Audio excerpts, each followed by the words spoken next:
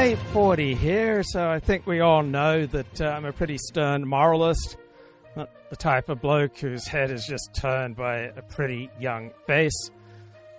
But I, like the Torah instructs, I welcome truth from any source. So when an attractive young Pakistani British elite educated woman suggested to me how wonderful my live streaming was, I thought, I think she's got a point there. My live streaming really is as wonderful as this Muslim woman says.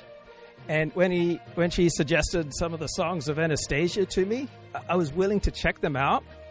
And the music was as wonderful as this Muslim woman said. I welcome truth from any source. It's what the Rambam, it's what Moshe Maimonides would want me to do. And so before I started this stream today, I just need to be emotionally naked with you. I was listening to Anastasia's 2015 song, Take This Chance, because this is my ethos, right? I want to take this chance to talk to you. I'm not afraid to let go of what I have become, and everything that I knew before is setting with the sun. Right? You're my melody. I'll harmonize the songs we never sung. So I'm going to take this chance and do something I never tried. And to the extent I've done some compelling blogging and blogging over the years, a component of it was I'm going to take this chance. However, there is a downside when you operate out where the buses don't run no more. When you go outside of the rules, you may occasionally say some things that you regret. And there have been one or two times over the years that I've regretted some things that I've written and said in the past. And so this Friday afternoon, I was enlisting AI to help me find some of my previous blog posts that might need just a little touch of editing, perhaps toning down, maybe even deleting. And so as I was using AI to detect some posts that I now feel embarrassed by, I started blogging July 3, 1997. So that is 28 years ago. Wow, I just celebrated my 28th year as a blogger. And it's fairly humdrum work.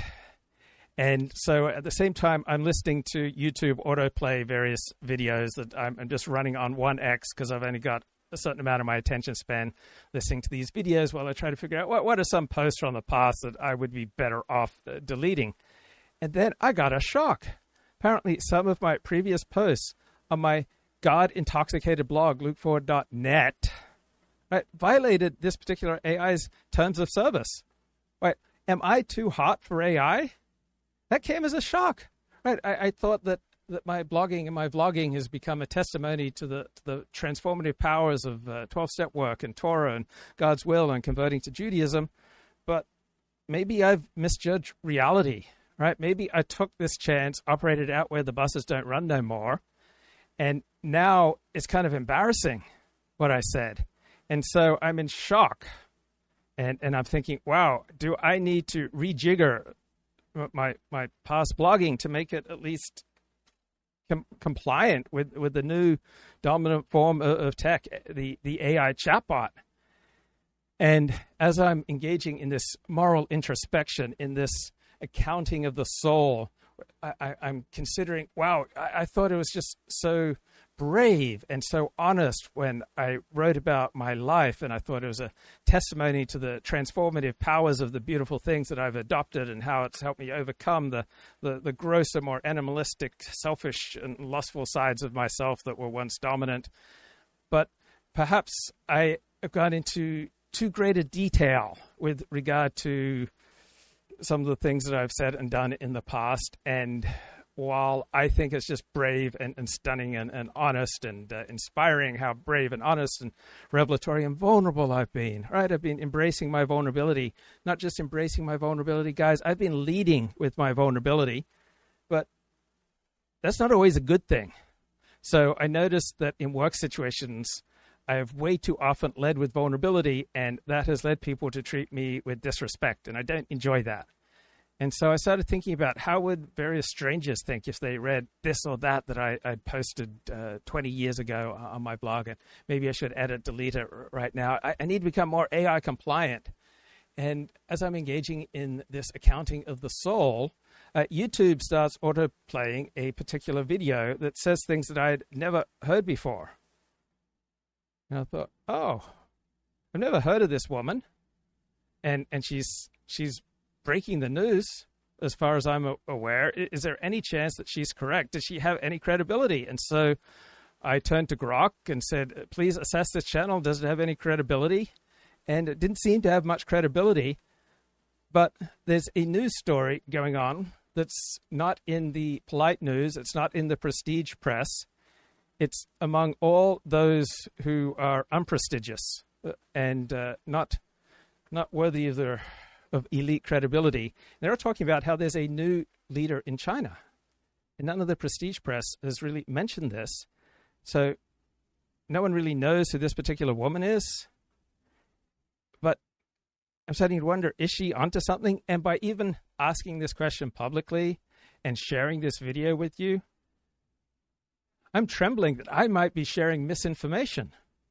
I was accused by a friend of sharing misinformation recently, and it cut me to the quick. And I thought, I'm not so sure that this friend is still worthy of my cutting-edge insights and my scoops about the world around us. But there's all this speculation among the non-peer-reviewed, among the non-prestigious, that there is a new boss in China. Right? You won't find this in the Financial Times. You won't find this in the New York Times.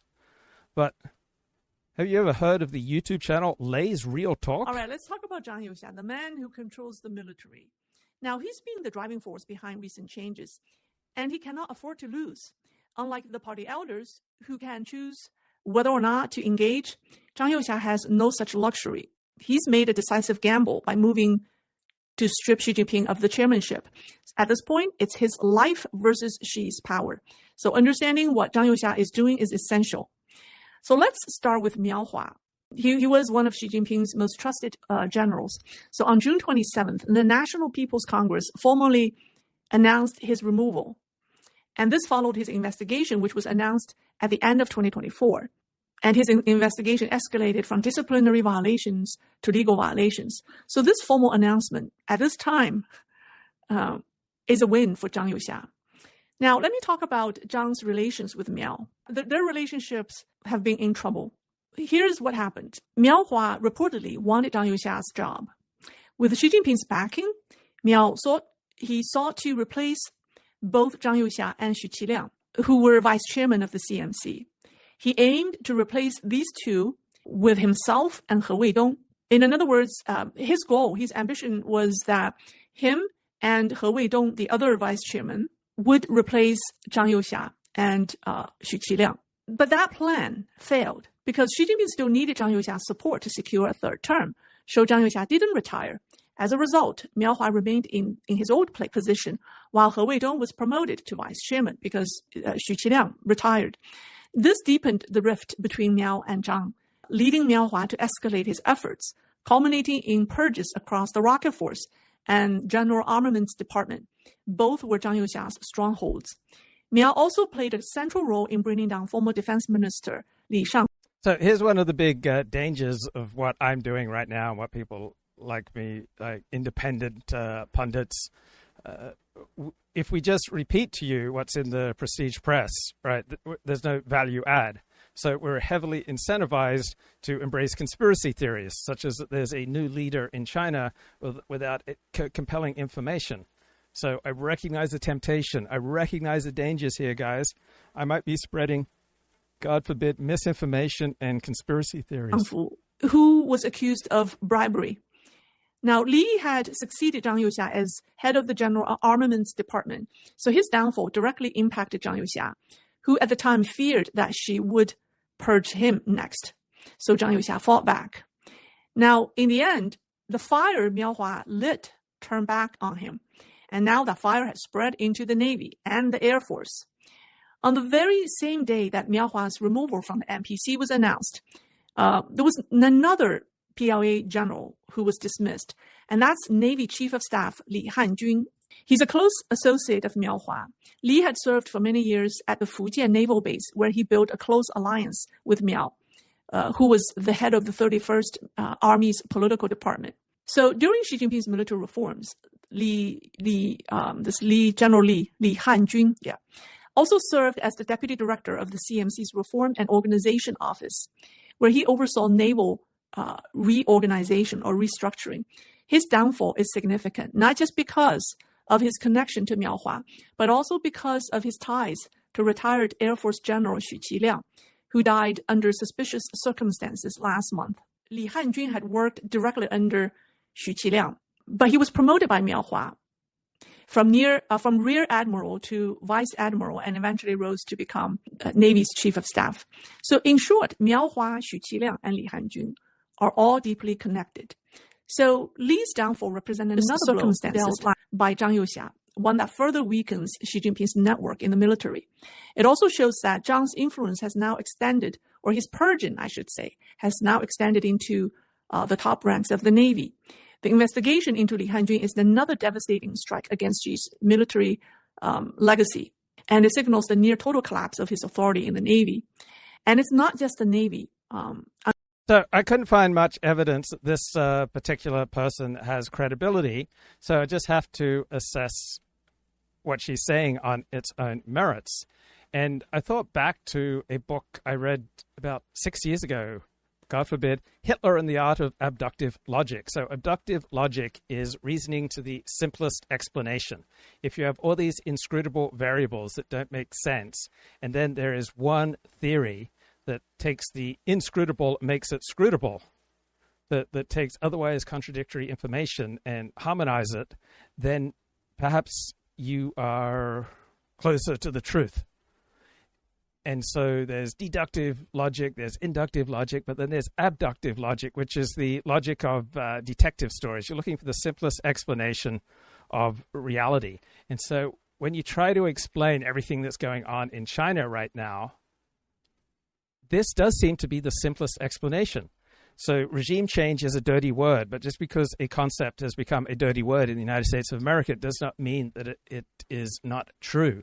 And regimes are constantly changing because different factions of regimes are always rising in power and other factions in a regime are decreasing in power. So regime change is going on all around us, not necessarily in an absolute black and white sense, but you always have one faction rising in power, another faction diminishing in power, and all sorts of generals associated with the titular dictator of China, Xi Jinping, have been removed from power. And there are these other signals that Xi Jinping is no longer so dominant in China. So maybe, what the heck, maybe this woman is onto something. On June 28th, Du Wen, a former legal counsel for Hu Chunhua in the Inner Mongolia provincial government, who has left China, is now living in Europe, he dropped a bombshell. He posted on X, saying that CCP's Air Force Lieutenant General Qiao Xiangji, who is currently the deputy commander. So as soon as I listened to some videos from this woman's channel trying to figure out how much I can trust her and how valuable this information is, then of course YouTube feeds me more similar videos in its algorithm.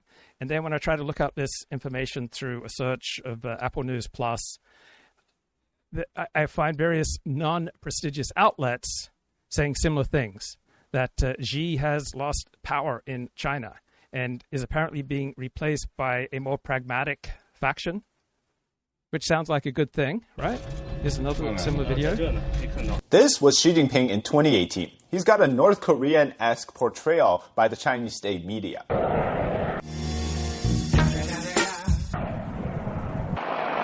The shades. And the next scene here, he walks with Zhang Youxia, which is the vice chair of the military. And at this point, you might think that this is 2018. Xi Jinping has concentrated all the power into his own hands, and he is untouchable. And you'll be right. Yet fast forward to 2025, there is now rumors flying that Xi Jinping may be losing his power. And is that even possible? I've made a few videos on this already, but I thought we need to do a very concentrated, very solid video explaining just the inner workings of the party to understand why it's actually possible. The reason Xi Jinping could maintain his power throughout 2022 into now through this third term, which is actually unprecedented. So somebody once described my blogging as just throwing crap against the wall and seeing what sticks.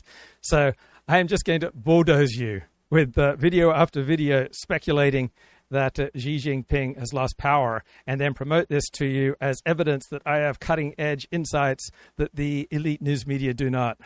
Because most CCP leaders only do 2 terms or about 10 years, is because he had done exactly that. He concentrated all of the powers onto himself. Now, previously there were many rumors that suggested CCP leadership had either passed away, or that maybe like in 2022 that Xi Jinping wouldn't be reelected.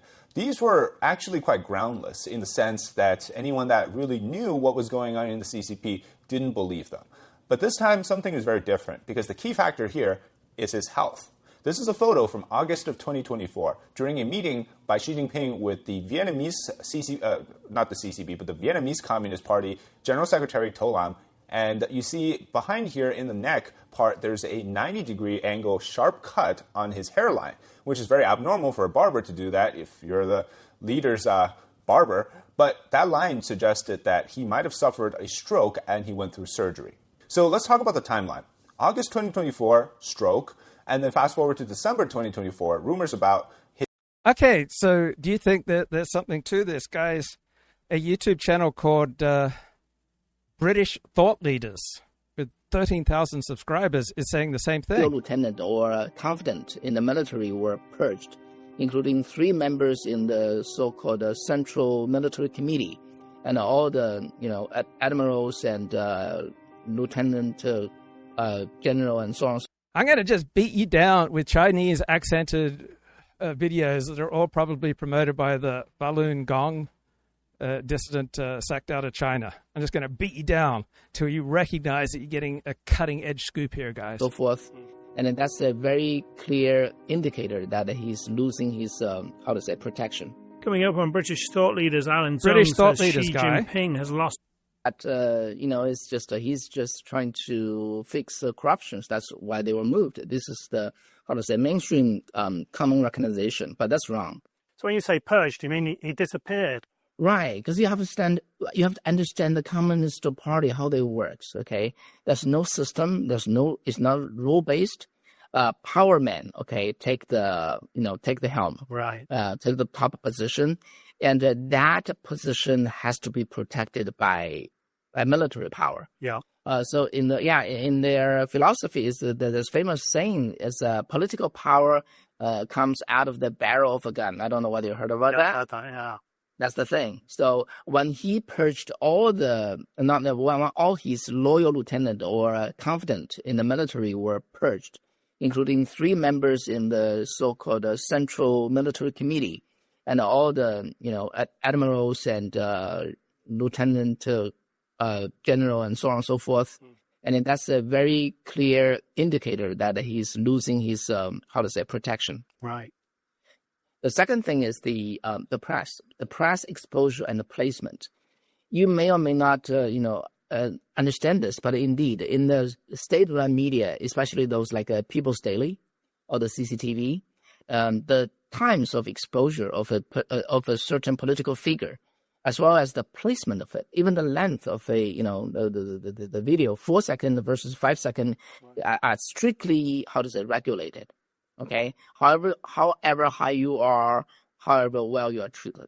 So for the people who understand that, come on, guys, I keep playing you videos of people with Chinese accents. Surely they better understand what's going on in China than those of us who don't speak Chinese, right?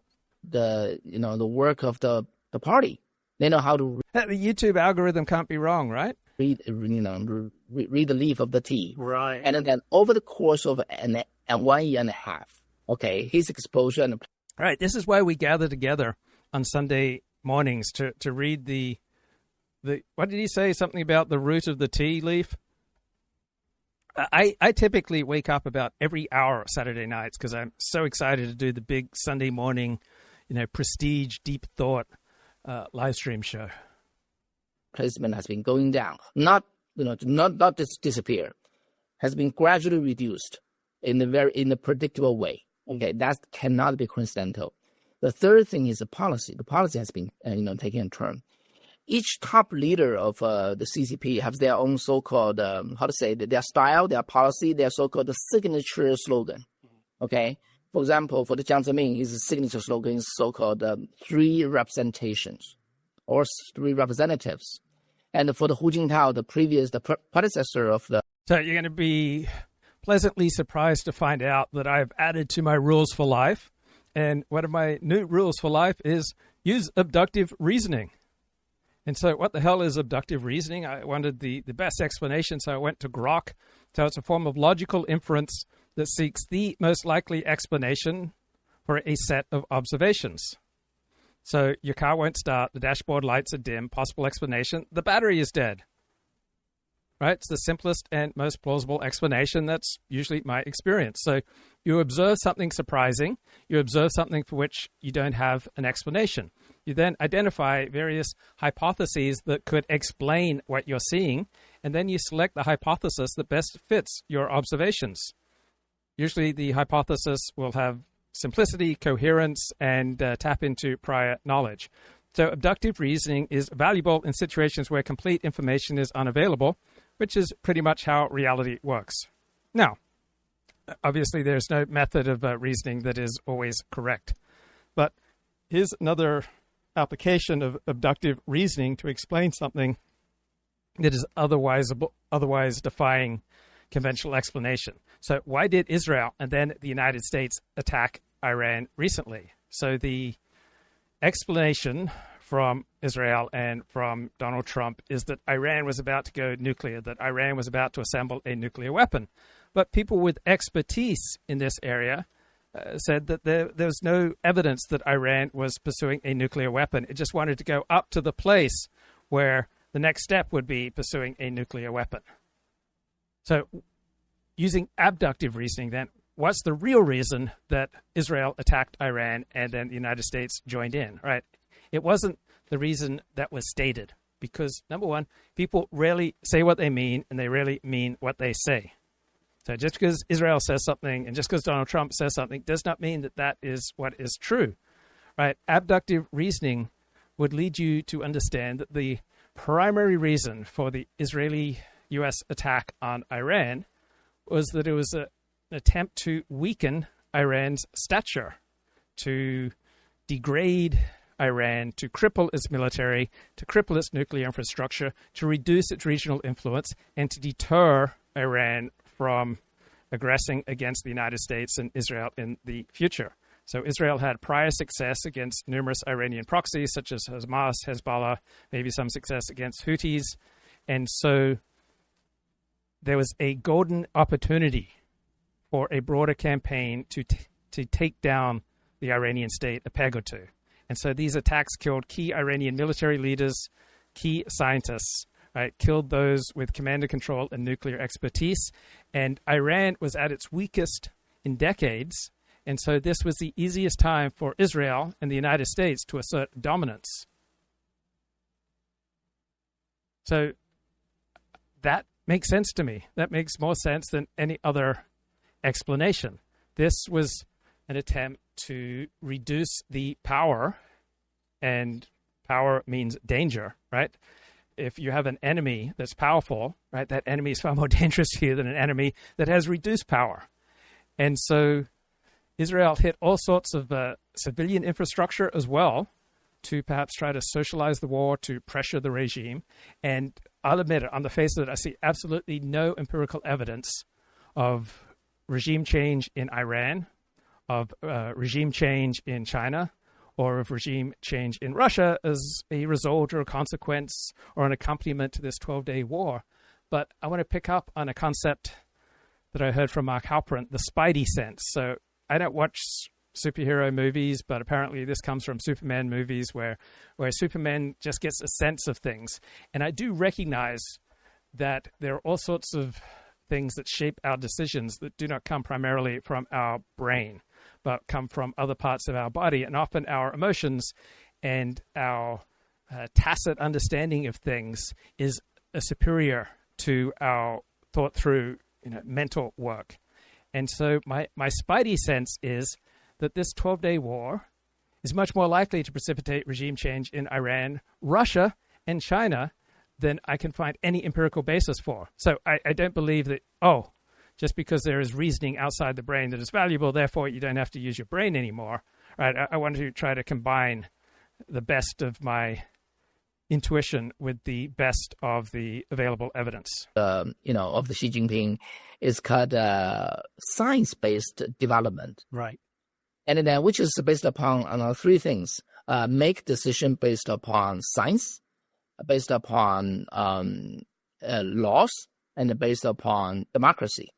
Okay, that's a taboo actually in Xi Jinping time. When Xi Jinping first came in power, he started to consolidate his power, right? And finally, he changed the party charter, saying that he can continue taking the position until indefinite time. So he would never talk about making a decision by but the democracy based on democracy or rule or laws or science. Okay, and then that's. So almost no experts predicted that Donald Trump would win the presidency in 2016. Now, that doesn't mean you automatically dismiss the experts, but the numerous examples where the experts didn't get it right does mean that you don't give the sole discretion to understand the world around you to the hand of the ostensible experts. So some of expertise is simply being expert in the social prestige of being named an expert. And usually an expert is someone whom other experts recognizes as an expert. So there are all sorts of incentives to do things other than tell the truth if you want to become an expert.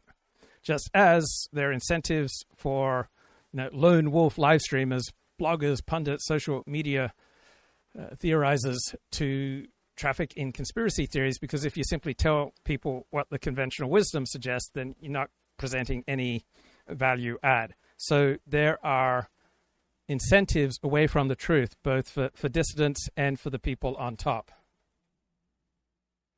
So Spidey sense, right? That's inspired by Spider-Man's ability to sense danger. And we do often have subconscious perception of patterns and possibilities that are not conscious for us, right? Our brain will pick up on all sorts of subtle cues, combine them with past experiences, incomplete information, and form hunches that our rational cognitive facilities cannot assemble on their own, right? Our brain exercises pattern recognition, and you need to be very careful about pronouncing on your pattern recognition publicly, because often it's racist and you don't want to be racist. We operate with heuristics, right? These are mental shortcuts because waiting for full information or doing all the work necessary to make the most accurate decision is just too tiring. We simply don't have enough mental resources or time to do all the work, and so we rely on mental shortcuts, otherwise known as heuristics. We also rely on emotional cues, right? So anxiety or excitement about global instability might amplify one's sense that something big is coming. And when you have incomplete information, which we normally do about dictatorial regimes such as China, Russia, and Iran, right, your brain will naturally tend to fill in the gaps with speculation. And this speculation will often lead towards the more high-impact scenarios. So Israel attacked Iran, and it's not bizarre to think this might destabilize the Iranian regime. It might realign the balance of power in the regime. So trade will realign the balance of power. Reality is constantly realigning the balance of power. A successful military strike will realign the balance of power. And so Russia has lost out on two key allies in the Middle East, right? Syria's Russia-friendly regime led by Assad was conquered, and now Russia's Iranian regime has been diminished, right? So there may be all sorts of risks here to Russia, and we might be picking up on various historical precedents, right? Remember the Soviet Union's disastrous Afghan war and how that contributed to internal stress within the Soviet Union and contributed to the decline and fall of the Soviet Union. So Iran now looks more fragile than it has been for 56 years. Right, this significant setback might embolden internal opposition or groups on the margins of Iran seizing their own power. Right, it's not bizarre to think that Iran's theocratic regime is brittle. Right, Russia's regime faces strain from the Ukraine war, sanctions, and internal dissent. So a loss of allies such as Syria and Iran might contribute to destabilizing Russia. And China's regime, right, is grappling with an economic slowdown and the challenge of trying to control 1.4 billion citizens. right? So there might be some patterns going on here that my rational brain can find no evidence for. Now, at the same time, we all have cognitive biases. We tend to overestimate the likelihood of rare, dramatic, high-impact events such as regime change because they're more attention-grabbing than gradual change, right? We may be drawn to the drama of regime collapse over the more likely scenarios of incremental pressure or adaptation. And then there's very little evidence right now empirically for regime change in any of these countries. So Grok says to align your intuitions with reality, cross-check with data, monitor information sources, question your narratives, and look to historical analogies. Okay. Thanks for that. What else do we have here? All right, what is Israel's endgame for Iran? PJAK, a Kurdish militant group entrenched in Iran's northwest, issued a statement urging ethnic Kurds to take up arms against the government. The language was careful, emphasizing freedom and self-determination, but the subtext was clear. Iran is vulnerable, and its outer provinces know it. PJAK operates in Iran's Kurdistan and Kermanshah provinces, where ethnic Kurds make up the majority. Both regions have been heavily targeted by Israeli airstrikes, but these weren't nuclear facilities or missile bases. They were local command posts, intelligence hubs, and barracks. Assets. Okay, question from the chat. Do I use a voice processor? So yes, I do. And I actually have three. I've got Focusrite. I've got the 286 microamp. Some processor. All right, so I ended up spending $500 on a sound consultation. So I was listening to someone make suggestions how to get the best quality sound, and he offered a $500 consultation. So essentially went with what he said. So these are two forms of hardware that I just described. Then I added a third type of hardware which organizes power distribution so that there's not a power surge. And then I use the software on Streamlabs, and I boost up the gain, and I use a noise something to stop background noise because I have an air conditioner like blowing full bore just 3 feet from me. So I'm doing everything that I can to give you the highest quality audio experience. So I think I'm operating with a gain of something like 12 or 15 just on Streamlabs. And then there's a gain functioning as well on the type of hardware that I operated on. Did you read David Foster Wallace's essay on talk radio? He sat in on a particular talk radio host, and he described all the different things that KFI, a big Los Angeles talk radio station, does to process and modulate and improve the quality of their hosts, the voice quality of the host. And I also took 10 $250 each voice lessons to improve the power of my projection. Such as these pose no direct threat to Israel, but they are vital for Tehran's control over its outer regions. Without them, the state's hold on restive populations would weaken. But the Kurds... So I also have 4 lights shining on me right now. This is, you probably think, oh, that is the light from the kingdom of heaven, or this is an internal light that Guru Luke is generating through his pursuit of holiness and truth.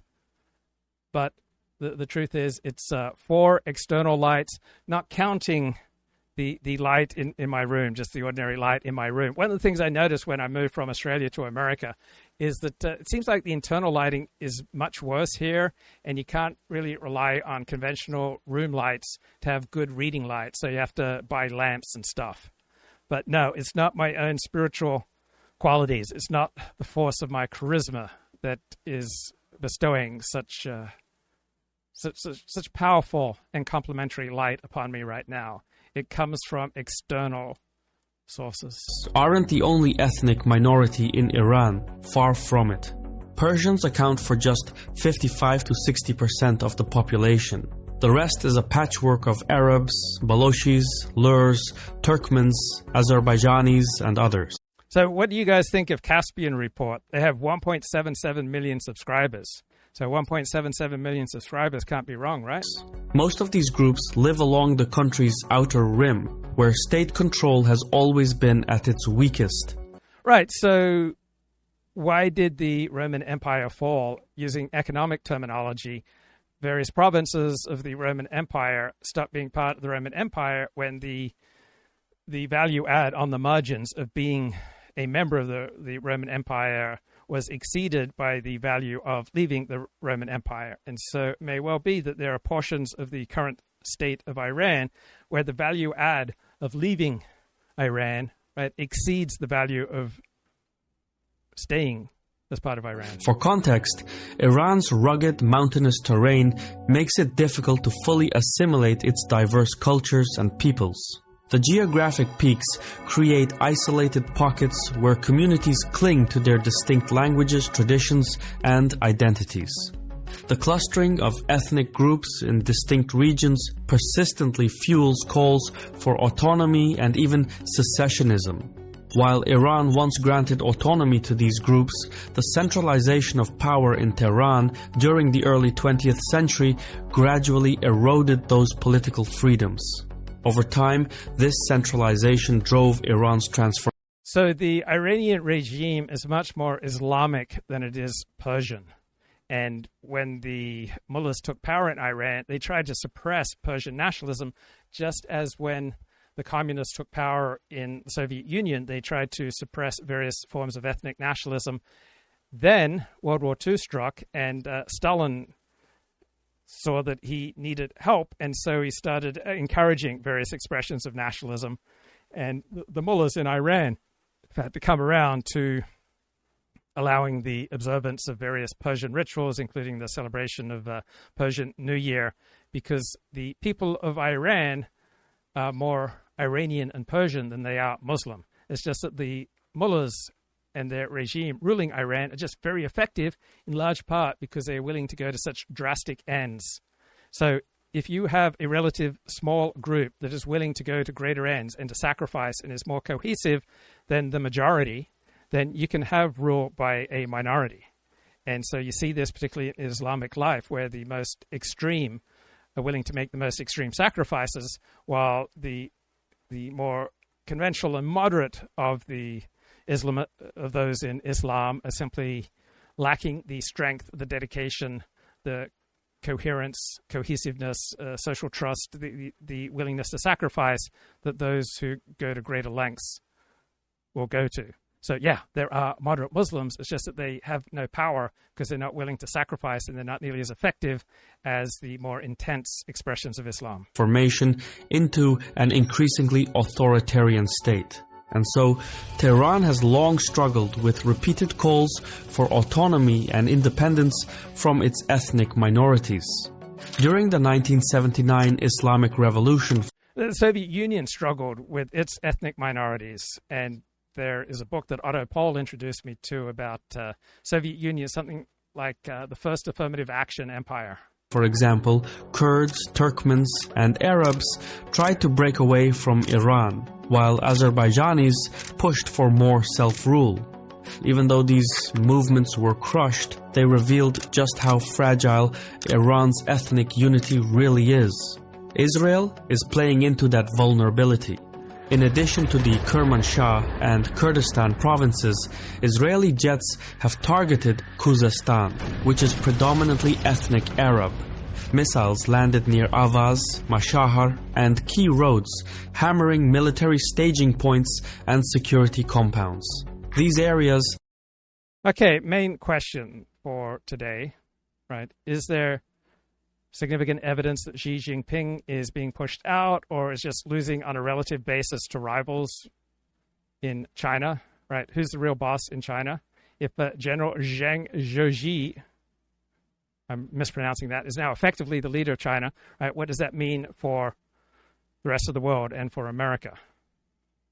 Right? And my hypothesis that I am laying before you in a humble and truth-seeking motivation is that the current dictator of China, Xi Jinping, is being pushed out of power, and that the ostensible leader of China is not necessarily the real leader of China, because this hypothesis provides a more plausible, unified explanation for his absence, for the purges of his various allies, for all sorts of economic contradictions in the current Chinese regime, various factional resurgences, and seems to explain power shifts.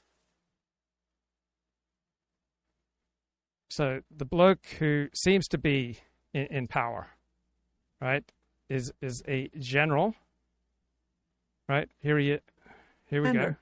Of the Southern Theater Command, and the commander of the Southern Theater Air Force was taken away by military's Disciplinary Inspection Commission during a meeting at the Southern Theater Air Force Base. It was said that the scene where he was taken away was terrifying, and General Chao was said to be scared out of his wits, and everyone present was stunned. So why was he so frightened? Well, because General Chao, is closely tied to Xu Qiliang, the former vice chairman of the Central Military Commission, who recently died under suspicious circumstances. If you remember my previous programs, I had said that there were rumors that General Xu had grown extremely. So she's been on this kick for about a month. And so is she onto something real? Anxious before his arrest. And some said that he had a mental breakdown and took his own life, although other people said that he died in unnatural circumstances. But anyways, the two are linked. So General Chao and General Xu, or the late General Xu, are close. But before that, I should say that the massive military purge led by Zhang Youxia has now penetrated deep into the Air Force, because the removal of... So one explanation for Xi Jinping's decline in power is the lack of competence by the military. So Xi Jinping chose generals who were close to him, who were friendly to him, and he didn't necessarily choose generals on the basis of competence. And so the obvious lack of competence by the Chinese military seems to be a key reason for the possible downfall of Xi Jinping. General Chao appears to be targeting the last remnants of Xu Qiliang's faction, those who may have been involved in helping Xi Jinping stage a comeback and failed. And that's likely why General Chao nearly had a mental breakdown when he was taken. Now, let's talk about the influence of Xu Qiliang. Xu Qiliang spent his career in the Air Force. He served as Air Force commander, before becoming the vice chairman of the CMC in 2012. And he wielded significant influence over Air Force personnel and promotions. So after he rose to the top and assisted Xi Jinping with sweeping military reforms, the recently detained General Chao, his career took off. So in 2017, he became Assistant Chief of Staff of the Air Force, and then Chief of Staff in 2018, and later Commander of the Southern Theater Air Force. And then... Okay, I don't know what to make of all that, but I do know what to make of this Caspian report, and it does ring true to me. Right, Israel has some plans for Iran that are not friendly to the mullahs. Have seen repeated protests over discrimination, detentions, and water shortages. The Israeli strikes could now further inflame those tensions. More Israeli attacks have been recorded in the East and West Azerbaijan provinces, which are home to much of Iran's ethnic Azerbaijani population. As the country's largest ethnic minority, Azerbaijanis have played a key role in Iran's civil service, both historically and in the present. Nearly all of Iran's revolutions in the 20th century started in the Azerbaijani provinces before spreading to Tehran. And since the start of... That's interesting, right? Did you know that all of Iran's revolutions began in the Azerbaijani provinces? And so perhaps, right, when you're out on the outskirts of a country, it is easier to assemble a revolutionary team than if you're right in the heart of power. The war, Israel has repeatedly concentrated firepower on military assets in both provinces. Airstrikes near the Tabriz airport suggest the attacks are not just military, but political. 3. So the Enforcer channel was talking about gunfire in Tehran. The internet went down in Tehran yesterday. They were speculating, is this a coup d'etat that's going on in Tehran right now? Distinct regions, 3 distinct fault lines, and 1 clear pattern. Just to be clear, this video is an analysis of Israel's strategy, not an endorsement of it. We don't advocate for separatism or the breakup of Iran. This is simply a reading of how Israel sees the board, and in its playbook, internal fractures aren't accidents, they're openings. Right, so the weaker your rival, the more secure you're going to be.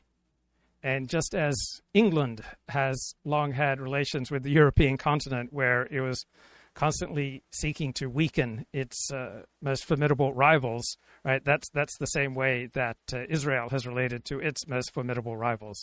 Why does Israel embrace the Kurds?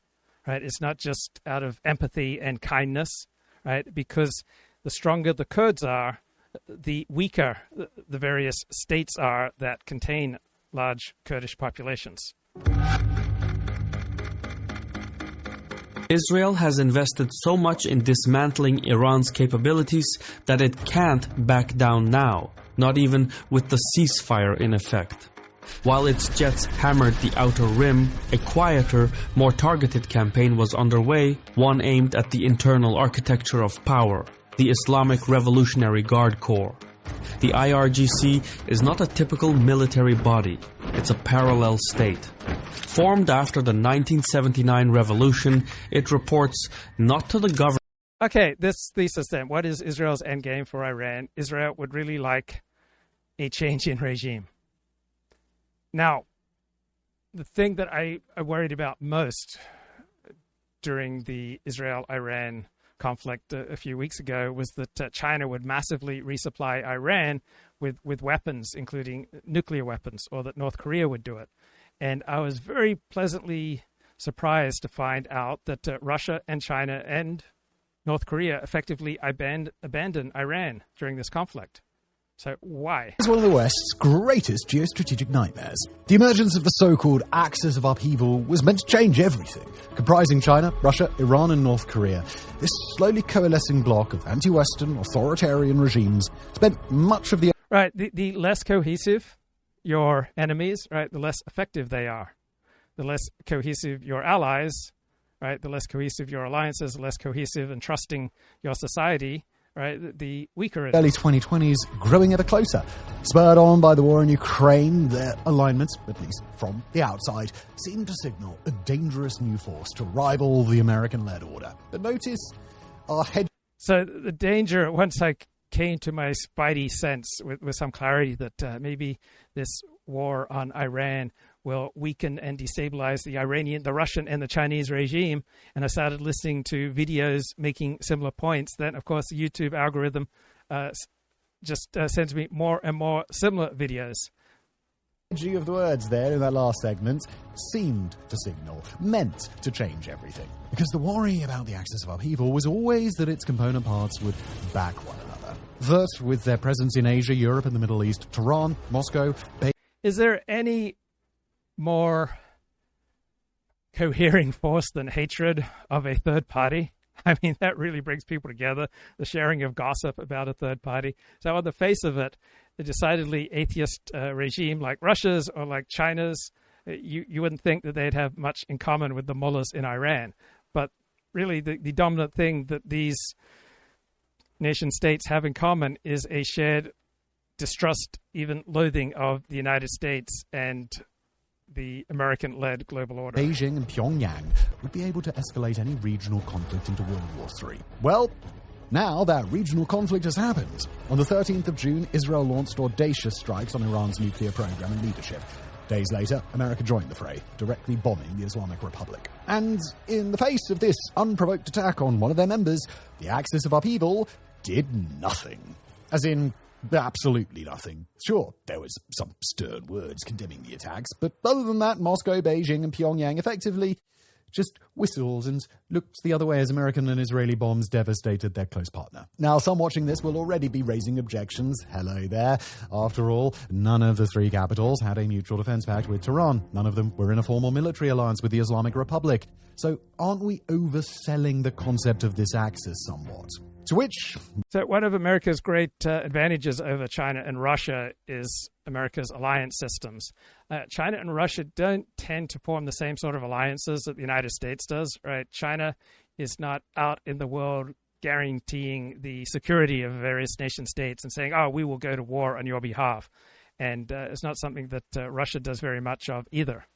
While the United States casts its protective nuclear umbrella over its closest allies, such as Japan and Australia. Well, we can only say, go look at the rhetoric that was coming from these capitals just months ago. Look at the ways Tehran was helping in their hours of need. Look, too, at the clear... Pretty shocking that the rhetoric of countries and of diplomatic announcers doesn't exactly match that of reality. Expectation on the Iranian side. And then tell us that the Ayatollah isn't right now angrily sticking pins into voodoo dolls of Putin, Xi and Kim. Because... after all, it was only in January that Russia and Iran signaled a new strategic partnership amid much fanfare. A partnership that may not have included a mutual defense clause, but was clearly meant to signal a growing bond between the two nations. One that, when crunch time came, turned out to be as strong and eternal as two teenage girls earnestly swearing to be BFFs for life. The question we're going to try and answer today is, well, why? Why did Russia... So I noticed a lot of interracial friendships among kids that don't seem to last beyond about age 16 to 18. Right? A lot of 8, 9, 10-year-olds will be best friends with someone of a completely different race, but it doesn't seem to last beyond about age 16. China and North Korea all failed to provide any meaningful assistance in Iran's hour of need. And to figure it out, we're going to tackle them one at a time, starting with the country that signed the strategic partnership in January, Russia. From the Iranian perspective, you can see why Tehran might have hoped Moscow would step in on its behalf. Ever since Russian aircraft began bombing Syrian cities into rubble in 2015, the Kremlin and the Islamic Republic have been working together to expand their influence. Initially, their shared goal was to keep Bashar al-Assad in power in Syria. But once Russian armor rolled over the border into Ukraine, their partnership moved to a whole other level. With Moscow's forces today slowly grinding forwards in Donbass, it could be... Well, China hasn't done that much to arm Russia, right? It's been quite modest. Easy to forget just what a catastrophe the initial months of the invasion were for the Kremlin. Caught off guard by stiff Ukrainian resistance, Russia was reduced to begging its friends for help. Iran would be among the first to acquiesce. First turning up in summer of 2022, Iranian Shahed drones have since become a fixture of the war, causing death and destruction in cities across Ukraine. So useful have they been that the Kremlin has now started manufacturing them itself, turning out 2,700 Shaheds a month. But Tehran didn't just prop up the Kremlin's war effort with thousands of drones. The Islamic Republic also provided artillery ammunition and may even have sent ballistic missiles. Coming at Russia's greatest point of weakness in the war, these Iranian supplies were crucial. While we wouldn't go so far as to say that they were the only thing keeping Moscow in the fight, they absolutely didn't hurt, did they? Now look, none of these weapons came free. So one of the Substacks that I subscribe to, probably 20 in all, but one of them that I pay quite a bit of attention to is by a dissident thinker, philosopher named Michael Huemer. And his latest Substack post is The Right Anarchy, and he makes the case for why anarcho-capitalism beats anarcho-socialism. My greatest fear is anarchy. My greatest fear is disorder. And this makes me a member of the traditional right. So I am much more of a Hobbesian than a Lockean, right? Because I have this fear that human nature naturally tends towards the destructive. And so you need a strong central government to keep people in check. So I agree with the maxim, I think, in the Mishnaic tractate Ethics of the Fathers, where it states that Jews should pray for the welfare of the government, because without it, right, men will swallow each other alive. And so Thomas Hobbes wrote perhaps the most influential work of political philosophy, certainly in the West, called The Leviathan. And he wrote this and published this in the 17th century. And he says, because in the state of nature, life is nasty, brutish, and short, right? We need a Leviathan. We need a government with enormous power to keep people in check. Now, John Locke, one of the founders of classical liberalism and one of the philosophers who inspired the Declaration of Independence and the American Constitution, he had a much more benign view of the state of nature. He says, the state of nature, right, the natural state where we find ourselves with our fellow man, it provides all these enormous opportunities for making contracts and just follow the non-aggression principle and look for your common interests.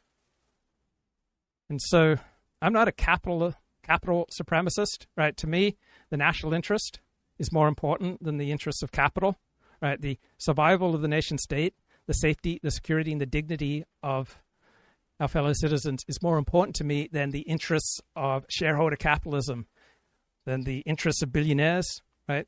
The supremacy of shareholder capitalism, for example, has allowed Apple to not just make enormous profits, but to build up America's greatest geostrategic rival, China. And Apple has helped to train over 25 million Chinese and made China a much more formidable adversary. And there is no conventional economic model that takes into consideration the balance of power between nation states. There's always one state that has more power in the balance of power and another state that has less power after trade. So conventional economic models say, free trade, that's just great for everyone, but it's not equally great for everyone. And when one state becomes much stronger, right, that then threatens the safety and welfare of other states. So I want a Leviathan, right? I want an effective state, and I want an effective state that smashes groups that stand in the way of the national interest, be those groups billionaires or environmentalists or race hustlers or labor unions. So overall, I admire the ruthlessness of the current Trump administration, while simultaneously I've recognized the dangers in this ruthlessness. I recognize the concern and the fear of tens of millions of our fellow Americans. I fear a lack of competence, right? I fear that this Trump administration is simultaneously ruthless and at times incompetent. But overall, the national interest is more important to me than individual rights, human rights, and classical liberalism. So I stand with Thomas Hobbes. We need a government to be a Leviathan to protect us in a dangerous world, over the worldview of John Locke, where the state of nature encourages us to make nonviolent contracts with each other. So the more negative your view of human nature, right, the more likely you are to be a Hobbesian. I am a Hobbesian. The more optimistic your view of human nature, the more likely you are to be a Lockean. So Hobbes said, without a Leviathan, without a powerful government, society will descend into a war of all against all. And individual rights and contracts that were the focus of John Locke would become meaningless due to insecurity and distrust, right? A contract doesn't necessarily mean that much if you don't have government force backing it up. And so I was just looking on Apple News Plus, which I spend $13 a month, and one of the top articles was on how kids are using deepfakes on each other, but the law hasn't caught up. But the primary thing that regulates us is not the law, right? The primary thing that regulates us is the amount of connection that we have with other people, right? We, if we're sane, we don't want to burn bridges with others. And so law is often a last resort, right? Law should not be the first resort in regulating behavior. You want people to feel a sense of cohesion and trust and connection with each other, and that should be the primary block to engaging in antisocial behavior. So John Locke and classical liberalism, they have a more optimistic view on human nature. They see the world as a place where humans can just form rational contracts to protect their rights, and the government serves as a limited referee. I see a much more dangerous world. So if you have a state-centric approach, so I don't believe in so much a clash of civilizations, right? I look at the world through the prism of nation states, right? I believe that a nation state should prioritize its security and its national interests, even if these, God forbid, come at the expense of individual rights and human rights and international cooperation. John Locke's ideas are all about liberal democratic ideals, universal human rights, multilateral agreements, The rise of the great powers, right, particularly right now between the US, China, and Russia, right, they demonstrate a Hobbesian world where states act as leviathans to secure their survival. So China has a centralized government under the Communist Party. Russia has a centralized government under Vladimir Putin. Both of these states emphasize national stability and economic dominance, and they are quite willing to suppress individual freedoms and censor free speech in the service of national interests. Right? Russia's actions in Ukraine reflect a Hobbesian pursuit of territorial security and influence, and they are disregarding the individual rights of Ukrainians. So from the perspective of a Hobbesian, you need a strong sovereign, a strong government to prevent chaos.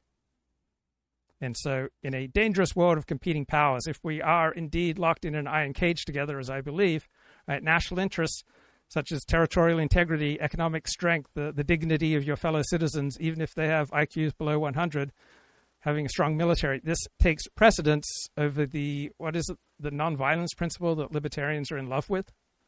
Right? There's no supranational authority. So we live in an anarchic world, and an anarchic world is a dangerous world.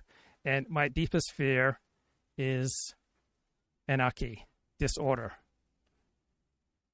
And Iran received good cash from a desperate Kremlin.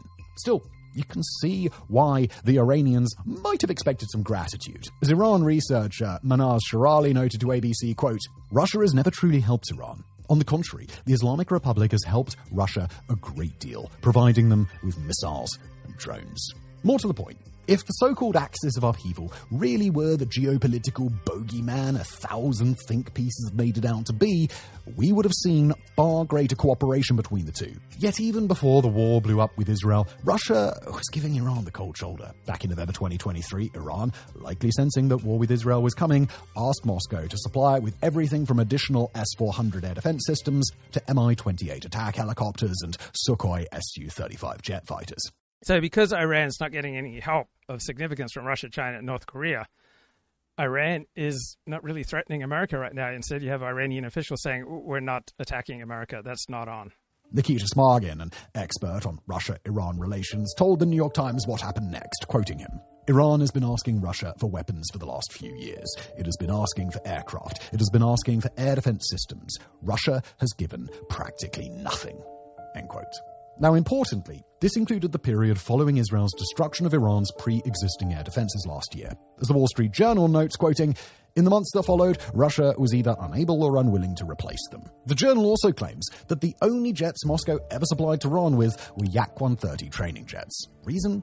Diplomatic pressure from the Gulf states, which didn't want Iran buying anything more advanced. And it's here we start to see the outlines of Russia's foreign policy regarding the Axis, the one that has doomed so many of the Kremlin's allies to disappointment. For all his talk about mutual interests, the reality is that Vladimir Putin's approach to alliances is purely transactional. Just look at some of the most prominent Russian allies who were left in the lurch in recent years.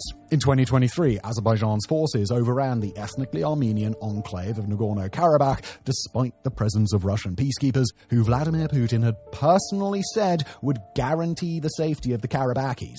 In skirmishes the year before, Azerbaijan shelled across the border into Armenia itself, yet Moscow took no action despite having a mutual defense treaty with Yerevan. In that case, the Kremlin tried to spin it as just rewards for Armenia flirting with the West. But Yerevan only started looking to France and America when it became clear that Russia couldn't or wouldn't defend it. Things were even more disappointing for Bashar al-Assad when a coalition of rebel groups marched on Damascus in late 2024.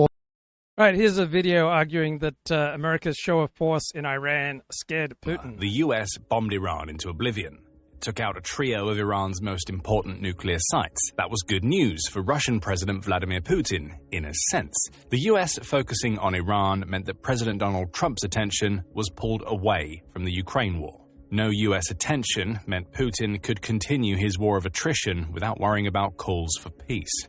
That's changed. Trump is now demanding an end to the Ukraine war after the US success in Iran. The question now is whether that peace has any chance of happening. Between June 24th and 25th, the leaders of NATO nations met for a summit in The Hague. Trump was among the many who took part in the event, and he had some interesting things to say, both about the US's role in NATO and Putin. Speaking for Times Radio's Frontline show, former British military intelligence officer Philip Ingram examined those comments and came to several interesting conclusions about how Trump now views the Ukraine war. First, the comments themselves. When quizzed about the US approach to Article 5, Trump went on a slightly rambling discourse that took in both Article 5 and the Ukraine war. For context, Article 5 is essentially NATO's one-for-all and all-for-one rule. It states that if any NATO member is attacked on its own territory, the rest of NATO is duty-bound to come to that ally's defense. It's rarely triggered, with the only time it's been used being in the wake of the terrorist attacks on the US on September 11, 2001. Trump has been quizzed about it because his NATO allies are worried about whether he'll follow Article 5 if Putin attacks a NATO ally. The US president's response hopefully put those concerns to bed and may have sent a message to Putin. I stand with it. That's why I'm here. If I didn't stand with it, I wouldn't be here, Trump told reporters. Trump then segued into the US bombing of Iran during... Right, so this same channel says that the war in Iran will completely cripple Russia. The war in Iran has the potential to completely cripple Russia. There are several aspects of the conflict that directly threaten Russia's place on the world stage, economically, geopolitically, militarily, and even demographically. In addition, Right, so once I came up with the idea, maybe this Iran war will destabilize not just Iran, but Russia and China, and started listening to videos making that point, then YouTube kept sending me these videos. Increased US involvement, President Donald Trump has all but declared war on Iran, means that Russia is now in a more precarious position than ever before. Let's go through a few of the most critical aspects the Russian war machine stands to lose from the continuing bombings of Iran. In the first place, no real surprise, is the fact that Iran has been a steady supplier of drones to Russia. You see, as soon as Ukraine managed to repel the initial invasion within the first few weeks following the assault on Kyiv, the war devolved into one of attrition. Russia was more than willing to throw men and its old equipment into the fire and hope for the best, but another weapon proved to be... So one prism that is often useful in life is recognizing that big doors often swing on small hinges. And just a tiny change in one area, right, the fluttering of a butterfly's wings on one side of the world can precipitate enormous change on the other side of the world. Far more effective at the job, drones. And Russia's drone capabilities ended up pathetically inadequate compared to Ukraine's rapidly expanding fleet. Moscow was bleeding conventional missiles and precision-guided... Right, lack of competence is why you want to build a society that rewards competence and punishes anti-social choices.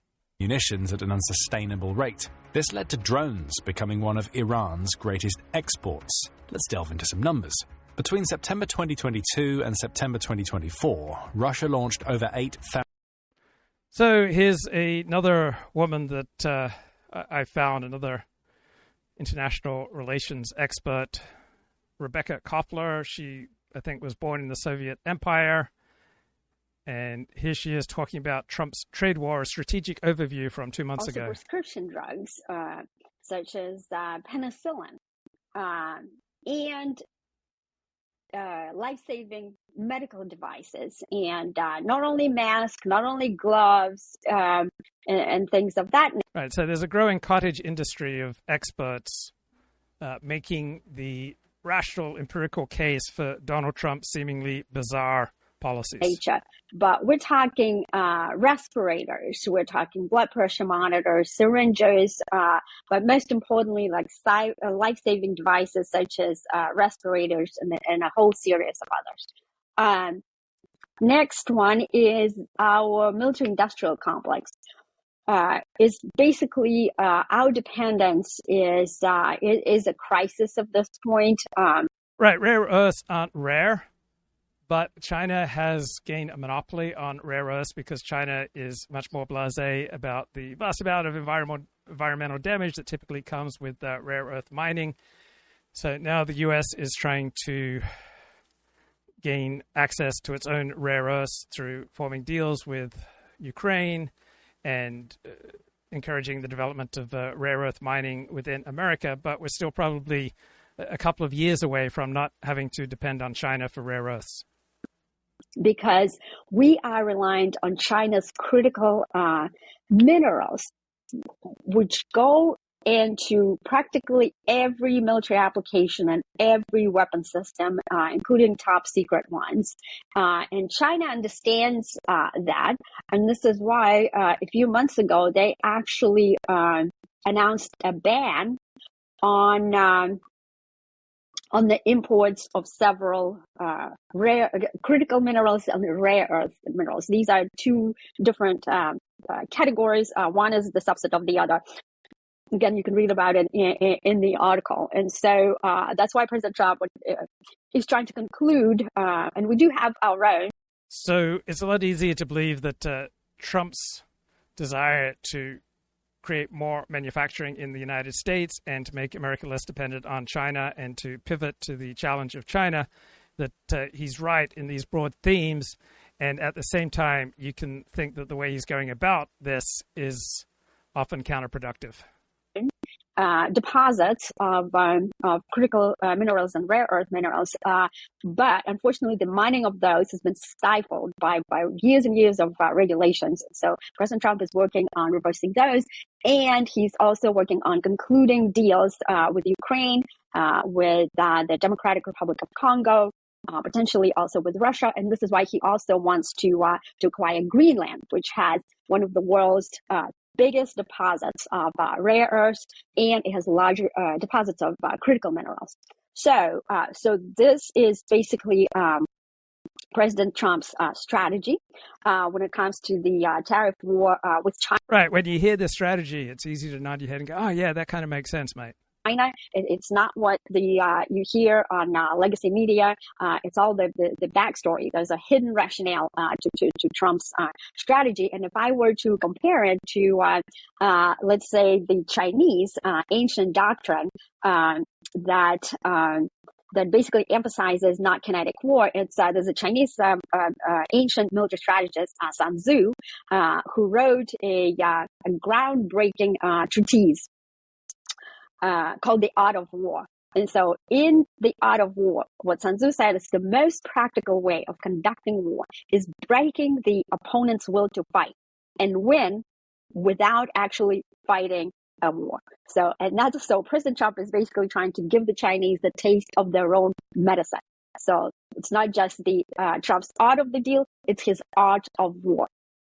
All right, so that same Sheila who introduced me to the idea that China has a new boss, she released a video 3 days ago. What they are not telling you about the US-China trade deal. So for independent live streamers and bloggers and social media commentators, right, the hook of what they're not telling you is a strong one, because if we're just repeating the conventional talking points, right, we're not adding any value. So this past Thursday, President Trump casually dropped a bombshell. During a press event for the big, beautiful bill, he said, "We signed a deal with China."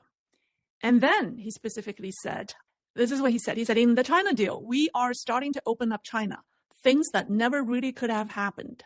So that line, starting to open up China, caught a lot of attention. Because let's be honest, signing a trade deal with China is big enough breakthrough. But opening up China, that's the next level.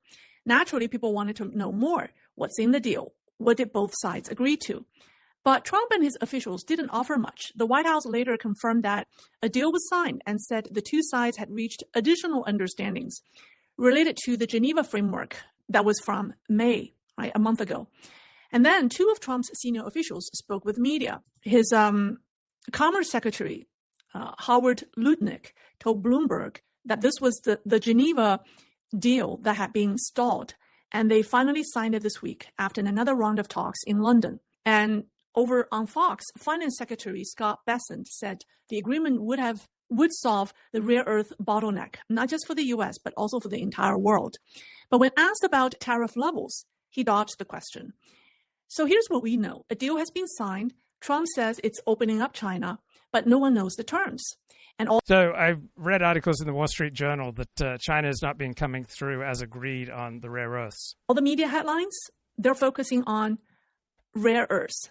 So something doesn't add up. Meanwhile, the Chinese side kept silent. They didn't say anything. Right. When the conventional media reports don't add up, when our available knowledge doesn't add up, then our mind races for a plausible explanation for what's really happening. And another way of describing this type of reasoning is abductive reasoning, like looking for the most likely explanation for what is otherwise inscrutable. Anything. And on Friday, when asked about the London Agreement, China's Ministry of Commerce gave a brief, vague response. And they said, upon approval, both sides have further confirmed the framework details, including reviewing export applications for controlled goods in accordance with Chinese law, whatever that means. So what's really going on? Well, here's what I want to tell you. The Trump administration has deliberately kept the deals vague and steered the public conversation toward the rare earth issue for one reason. The deal signed in London, or the deal they signed this Wednesday, is a secret framework agreement. And the reason for that secrecy? It's coming from Beijing. There's nothing in the deal that forces the United States to keep it under wraps, but the Beijing side, or the CCP, especially those now working behind Xi Jinping's back or behind him, or those pulling the... Right, that Xi Jinping is no longer the big boss in China. That hypothesis seems to make China's reaction to Trump's trade war a little more understandable. Pulling the strings from behind cannot afford to let the details come out. Not yet. The deal is simply too politically sensitive inside China. It exposes too much about what's really happening in Zhongnanhai. And I believe the secrecy was requested by... See, it seemed that Trump really wanted to talk to Xi, and that didn't happen for a long time. And this is a plausible explanation for why. The Chinese side, and Trump agreed, but just for a while. And here's why. This deal is a major breakthrough for the U.S. Trump had no reason to hide it. In fact, he couldn't resist blurting it out the very next day at the press conference. So what's actually in the deal? Well, Chinese economist, his name is Su Xiaohe, recently posted a video on YouTube saying he reached out to his sources in China because when he saw, when he heard about Trump's statement saying that an agreement was reached with China and it's going to open up China, I mean, he got curious and reached out to his sources in China, and they told him the 4 biggest points of the agreement. 3 concessions came from Beijing and 1 from Trump. So let's break them down. So let's first talk about the 3 Chinese concessions. 1, reciprocal market access. U.S. and China. Okay, so note in the chat, 10 means that you think this is 10 out of 10 in credibility, that this matches reality. 0 means nothing in her commentary here matches reality. So I would give her a score above 5. Companies will get the same level of access to each other's markets. And this is what Trump meant by opening up China. So Mr. Su gave 2 powerful examples. So the first one is U.S. companies could be listed in Chinese financial markets, just like Chinese companies list on Wall Street. Right. This seems to be a very commonsensical American trade approach, right? You demand reciprocal market access. Why would America not pursue this? And the second example is American platforms like YouTube, Facebook, and X could operate in China, just as TikTok operates in the US. And that's concession number 1. Concession number 2, leveling the playing field for Chinese state-owned enterprises. So Chinese SOEs will no longer get preferential treatment over private or foreign firms from their government. That means American companies in banking, telecom, and energy can potentially finally have a fair shot at the Chinese market. And number 3 is rare earth. Beijing agrees to stop using rare earth minerals as geopolitical leverage. It will ensure consistent and open exports to global markets, including the U.S., of course. Now, the U.S. concession, tariffs. The United States will reduce tariffs on Chinese goods to 20%. That's a big drop from the current 55%, though it's still higher than the base rate of 10%. So now let's talk about why this is earth-shattering, especially for China. Now, given American companies' access to Chinese markets on equal terms will be a game changer. Chinese investors would flock to U.S. companies. And in turn, Chinese firms will be forced to become more transparent, play by real rules, and compete fairly. And it shifts the balance of power in China's financial system away from party control and toward the market. Right. If you want to get capital in China, you have to have the approval of the Chinese communist leaders. Chinese entrepreneurs have to spend a great deal of their time, even a majority of their work time, simply schmoozing and bribing those who are in power in the Communist Party. think about it, allowing American social media platforms into China. That would break the infamous Chinese firewall. You might ask, well, won't the CCP just demand censorship? Maybe, but remember, reciprocity. If the Chinese do that, well, the U.S. can restrict TikTok too in the U.S. So, and then what about the SOEs? Well, these state-backed giants have long dominated China's economy through unfair advantages.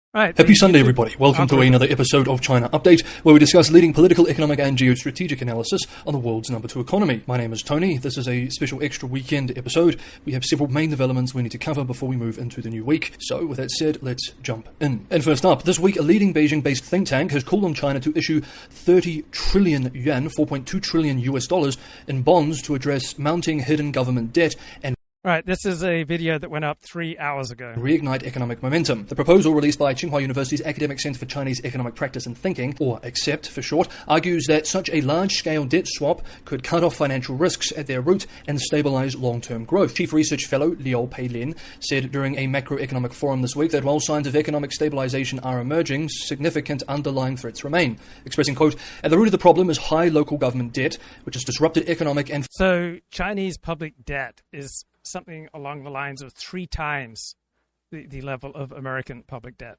Financial operations. What's needed is a comprehensive package of more proactive fiscal measures. End quote. China's Ministry of Finance identified 14.3 trillion yuan in hidden local debt by the end of 2023, approximately $2 trillion US, and a 12 trillion yuan debt swap was introduced in late 2024. However, experts believe tens of trillions remain unaccounted for, held by local government financing vehicles and state-owned enterprises. The think tank argues that shifting this burden to the central government via bond issuance won't increase China's overall leverage ratio, as the debt already exists. By replacing high-interest obligations with lower-cost bonds, the plan could ease repayment stress and spur activity. In addition, the report proposes issuing another... And China's not too happy with America's trade deal with Vietnam. Next up, China has sharply criticized the newly announced US-Vietnam trade deal, warning it could take retaliatory measures if Beijing's economic interests are undermined. The agreement, unveiled on Wednesday of this week, cuts tariffs on Vietnamese exports to the US from a threatened 46% to 20%, but crucially maintains a 40% levy on trans-shipped goods, seen as a direct attempt to curb Chinese re-exports. This isn't surprising at all. When we covered this development on my other channel, Market Update, we said that Beijing would be very angered by it. By the way, for regular viewers of China Update who have not seen my other... Okay, I've been watching a lot of videos from the Center for Strategic and International Studies, and they did a great discussion here with a bunch of experts talking about a great new book called Apple in China, The Capture of the World's Greatest Economy by Patrick McGee. And listen to this on Audible. And the title of this video is Can Multinationals Win in China? Lessons from Apple's experience. To me, one was just the extent to which Apple... And this woman resides, she's an American, obviously, but she resides in China. ...squeezed its suppliers. And, you know, I've met with some of these Taiwanese, mostly men. Yeah, a fascinating book. One of the points that it makes is that Apple suppliers don't really make any money on supplying Apple, except they learn things that they can then apply to supply other companies, and that's where they make their profits. Who've been, you know, put out of business by basically working with Apple. And so, but you tell that story very vividly, with a good rationale for why they, you know, the suppliers who survived nonetheless engaged with Apple, which is really that they were learning.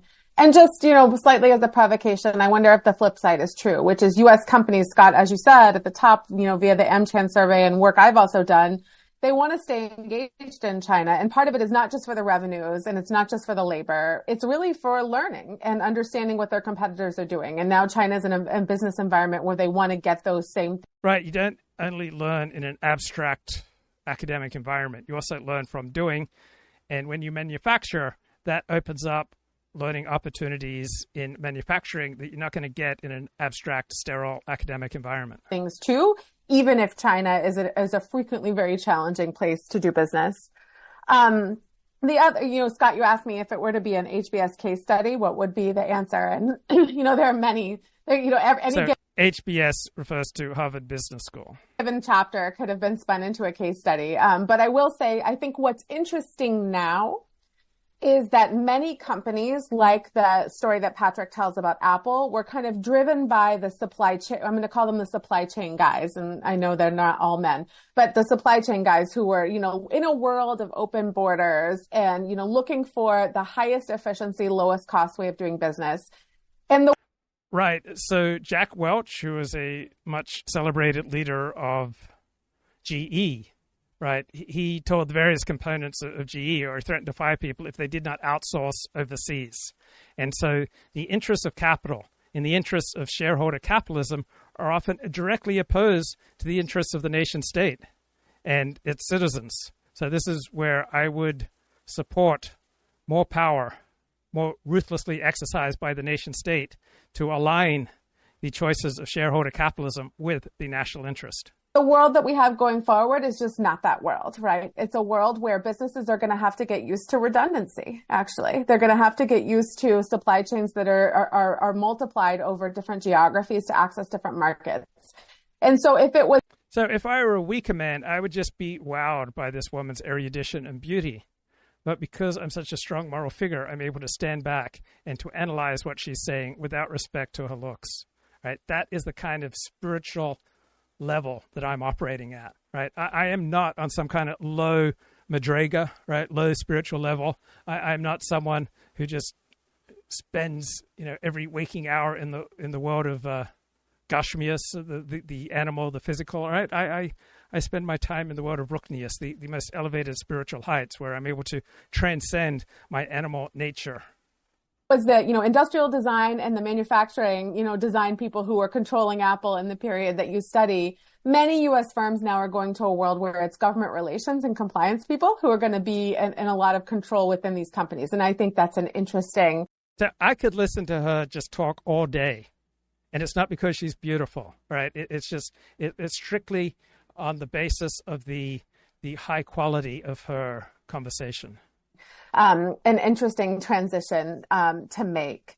And the last thing is that, it's very interesting, the scope of what's called national security and national interest now, right? And the real reason why many people want companies like Apple to invest in the United States is really a jobs logic more than a national security logic, right? Because part of me wants to say, what does it matter, actually, that consumer electronics are primarily coming from China? I will say, I was in, malls today, and boy, right, that is the conventional wisdom of our elites, that it doesn't matter if the United States exports poetry, potato chips, or computer chips, right? It just doesn't matter. Those Huawei stores look mighty like that Apple store. It is very similar, but See, a weaker man would be rendered weak at the knees here by her adorable giggle and by her smile and by her beauty. But I've done the hard work to attain these spiritual heights where I'm able to just relate to her strictly as a human being, as just a fellow soul created in the divine image. These things aren't maybe in a narrow definition necessarily national security. Jeffrey's work, has a lot about this, and he may disagree. But I'm curious, when we think about what's in the U.S. national interest, that's a different thing than national security and just talking about jobs and things like that. And just lastly, I have to say, Patrick, the last few chapters, I was really floored actually by this observation that, we have this flying geese model when we think about supply chains. First they were Japan, and then they went to Taiwan, and then Taiwan to mainland China, and now maybe to Southeast Asia or India or beyond. But you added something to that, which I think is not in the narrative, which is that actually maybe it's not just that China wanted to develop the domestic capability to do all this, but it doesn't want it to leave, actually. It's not letting the geese get out of the cage. And that, I think, is a new addition to that kind of story, right? Because a natural transition would be, okay, now, they train up workers in India or beyond, right? And you're telling a story where they're actively trying not to do that. And that may be an interesting challenge, actually, for supply chains and for development and for globalization going forward. But those are my basic reflections, with gratitude for the opportunity to share them and to. What a lovely, lovely note there. Emphasizing gratitude. All right, here's the author of this great new book on Apple and China. think the bloke's name is Patrick McGee. And, in the Western discourse, we often talk about the China shock, just looking at U.S. jobs lost, etc. The China shock is much greater in Mexico than it is for the U.S. because, of course, Mexico, was a competitor, I guess to some extent still is a competitor, to the lower value offerings to get back to Jeffrey Ding's common to global value chains. So, if factories were closing in Ohio because they couldn't compete with China, it was happening a lot more in the maquiladoras and so forth in Mexico. So that's sort of an overlooked narrative. I don't know if that's my next book or anything, but Right. The classical liberal just thinks that competition is almost always good. But in the real world, right, real women can't compete with hardcore high-definition pornography. Right. In the real world, the less stigmatized sex work is, right, the more women who will engage in it, and the less of a hold a wife will have on her husband. And where a man puts his penis is usually going to shape his values, right? A man will most value that which he is having intimate relations with. I think there's a lot more to be said there. Getting to Meg's comment about... So when you stigmatize sexual expression outside of marriage, right, you give the wife more sexual power. And you limit the incentives for men to act on their natural predispositions to be wild. About, the HBS case study, I don't mention this term, I don't think, in the book. Maybe I do. But I think if it's an indictment of something or someone, it's not Tim Cook and it's not anyone at Apple. It's shareholder-first capitalism, right? It's the whole paradigm that we have a sort of system of capitalism where corporations are essentially encouraged to chase the lowest labor cost. So in the classical liberal worldview, it's great for society to have many competing sources of power. And you don't want the federal government to be a hegemon. You don't want it to be the Leviathan. And so it's just wonderful if Apple outsources its manufacturing to our greatest geostrategic rival, China, because that's just the free market at work. From the perspective of the Leviathan, this is a disaster. From a political perspective, it's a disaster that the American company Apple has built up China's technological capability. Ever, or wherever they find it, which of course means that any country that devalues... Yes, sexual intercourse dictates moral intercourse. All right, so people often make a decision about what kind of sex life they want. Right? If people want to have a sex life just with one partner, a spouse, and devote themselves to providing, protecting, and raising children, right, they are much more likely to be religious. And if people want to have a recreational sex life with many partners, it's much less likely than average that they will be religious. Worker rights, environmental protections, and so forth actually has an advantage. I mean, that's a weird sort of way to put it in a way. That's not how you would put it if you were, trying to gain followers to this movement. But that's the sort of the natural consequence that if everything's about... Right. Press 1 if you prioritize shareholder capitalism. Right. Press 2 if you prioritize the national interest. Right. Put me down for the national interest. Right. I must agree with the paleoconservatives. Right. I think they get it right that capitalism must be disciplined and aligned with the national interest rather than trying to align politics with abstract models of economic efficiency.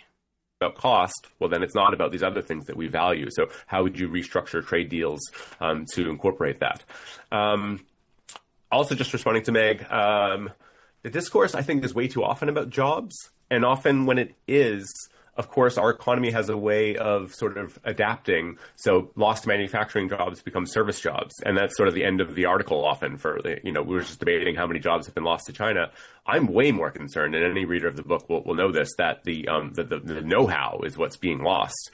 I mean, 5-10 years from now, I don't know that Apple is going to have the model that it has now, because there's not a whole lot of value. There's diminishing value, let's say, of sending America's best engineers to China. I mean, at this point, what are they teaching them?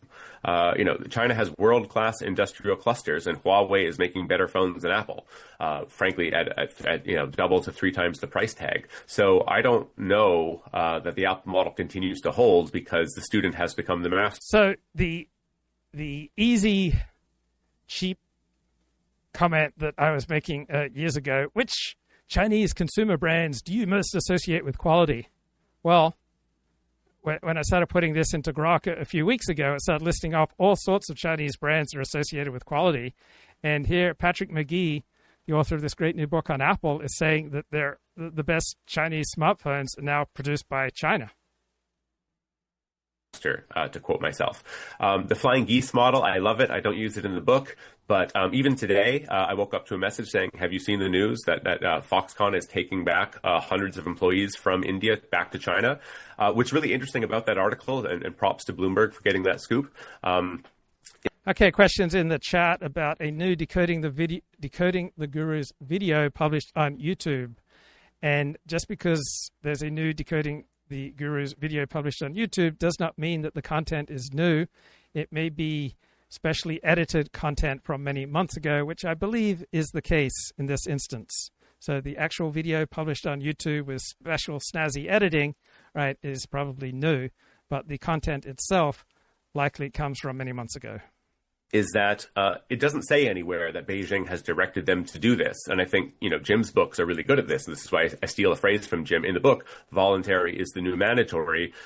You guys are the China experts, so tell me if I'm getting this right. But it feels to me like often what happens in China is like wink-wink arrangements are made more likely by the way that Beijing is able to set the tone. So a company like Foxconn probably doesn't need to directly be told in writing, you should take back all the people that are in India right now that are Chinese nationals with experiential know-how, because we don't want. So you may have seen the news that almost all of America's iPhones will soon be manufactured in India.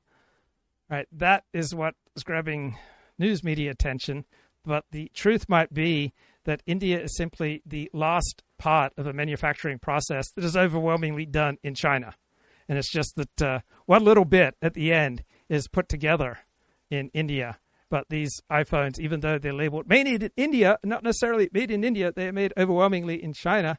And God forbid there's this increasing discourse that the tiny hands of Chinese women are absolutely essential for the assembly of iPhones. I find this deplorably racist, right? Let's say that there's another group in our country that is known for high levels of obesity, and they've got big, thick hands, right? Why should they not be every bit as adept at assembling iPhones as tiny Chinese hands? I mean, I'm sick of this racist discourse. I was reading Freddie Du Bois' essay on the evolution of the essay, and he remembered an essay from that sad old time. Do you remember the 2010s when there was a woman who wrote, How I Learned to Be Proud of My Tight Asian Pussy?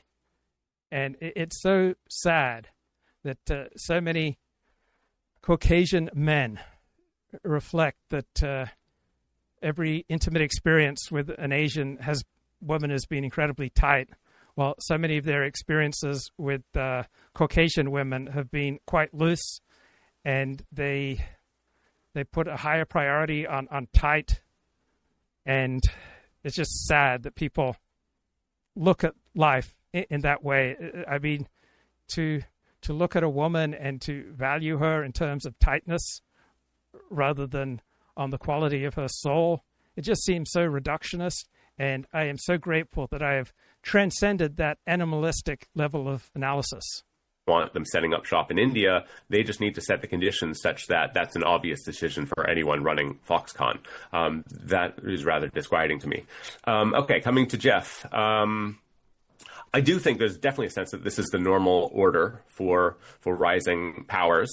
That being said, and correct me if I'm wrong because I'm not familiar with these German investments into pre-war America, I doubt the German companies were consolidating the way that Apple did, right? It's not as though Apple retains 50% of their production, but hey, another 50% is contract manufacturing and it's all in China. It's all in China. I mean, Apple doesn't know how to manufacture stuff anymore. One of my sort of better quotes in the book, I think, from Michael Hillman, a 16-year veteran, is Apple did a great job of holding on to the proprietary processes, understanding how to build its stuff, differentiating it, etc. The problem was at the scale scale of 1 million components a day and 1 million iPhone shipments per day, none of the plans could be executed without China. I highly doubt that was true of the German companies in pre-World War I America. So that's the problem. I want to say I'm not against trading with China. The trouble is just the absolute consolidation. And that's really the value of those earlier chapters, sort of reminding people. I'm not pushing a dogmatic thesis here. I think it is quite possible that Apple, and particularly Tim Cook, has played the statesmanship role in the background that I don't have access to. But I wouldn't be blind to the idea that there are a number of things that Apple may have done in the background that I would love to be part of my narrative. But of course, they're not going to engage with me on. And there's another excellent interview. There are many excellent interviews with Patrick McGee, which I commend to you. And here is the Free Press, Barry Weiss. The video is called How Apple Sold Its Soul to an Authoritarian Regime. Only concerned about their, private jet lifestyle, have essentially hollowed out the American middle and working class, hollowed out previous manufacturing towns like my hometown of Pittsburgh. And not only have they done that to Americans, they've also inadvertently or intentionally, depending on who you ask, bolstered the economy and the know-how of an authoritarian regime. Yes. I want you to contend with the first part of that the brain drain to China, or let's just say the manufacturing drain to China, hollowed out the American working class, because you made the argument earlier in this conversation that that's actually maybe a politically convenient thing to say, but it's... So from a conventional economist perspective, it's just as good that free trade with China benefits the Chinese as benefiting the United States, right? Nationalist thinking, balance of power thinking is largely foreign to conventional economics. And from the perspective of American elites, right, what's good for tens of millions of Chinese, right, is just as valuable as what's good for Americans. Now, I'm stuck in a more tribalistic, nationalistic, America First perspective. So I don't enjoy the benefits of this buffered Enlightenment globalist worldview. It's not true, because you're saying Apple was already late to the game. This was going to happen anyway. Well, it depends if you're blaming the whole electronics industry or Apple. I don't think you can blame Apple. I want you to talk about both. You can blame the electronics industry. Talk about both. But I would say it was done in good faith, and a lot of good came out of it. I think it's amazing that, globalization helped Taiwan, helped South Korea, helped Japan. I mean, these are thriving democracies. It's only problematic when you're doing it with a country that's quite belligerent, obviously authoritarian. I mean, it's a totalitarian surveillance state, and it's so large that it's not just like a contributor to industries. It has the potential and obviously the capacity to totally dominate them. Now, where I'm less sympathetic is I don't think you can really say that there's some alternative universe where America remains a giant manufacturing force. Like, could the iPhone have been made in Pittsburgh? Yeah, I just don't think. I think that's a fantasy. Okay. Certainly it's not going to happen now, but could it have happened back then?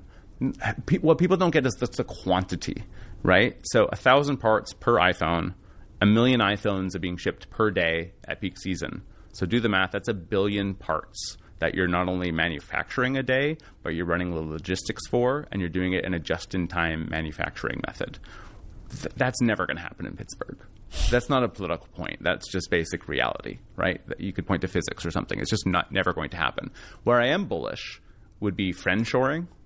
So India and Mexico in particular. I disagree with this, right? We have vast untapped talent within our African American community that I think we could start reshoring the production of iPhones and just turn over those jobs to our African American community, and that would be good for America, good for African Americans, and it'd be great for Apple's bottom line.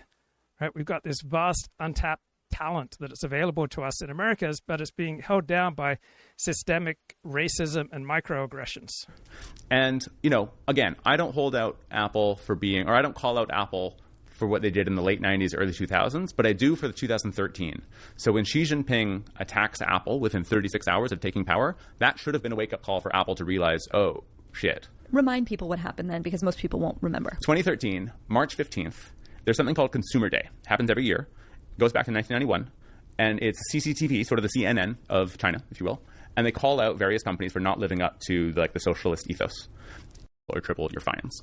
The example that I really like to cite is Qualcomm. Qualcomm's like a chips architect in California, right? It's worth hundreds of billions of dollars. It's instrumental behind 3G, 4G, and 5G technology. Every phone you've ever used has Qualcomm inside. And China just wants a lower rate on all of the licensing fees that Qualcomm is given for every phone that's made. And what are they supposed to do? I mean, China is basically demanding that Qualcomm launch joint ventures in the country. And after 3 years, Qualcomm eventually just pays them $1 billion, biggest fine in corporate history for China, and sets up a joint venture. And a joint venture is what Beijing always wants. Basically, a Western company comes in, and the order of business is half this corporation is going to be Chinese, so that we learn everything you know, we learn the ins and outs, and then we'll replicate your operations and eventually probably oust you. Apple, interestingly, right, sharing is beautiful, right? Why can't we just share everything with our greatest geostrategic rival? Is able to get away with not doing joint ventures for a long time. But this is the right. If the imperative of shareholder capitalism is that you share technology and know-how with our greatest, most dangerous rival, then surely we must bow before the imperatives of shareholder capitalism.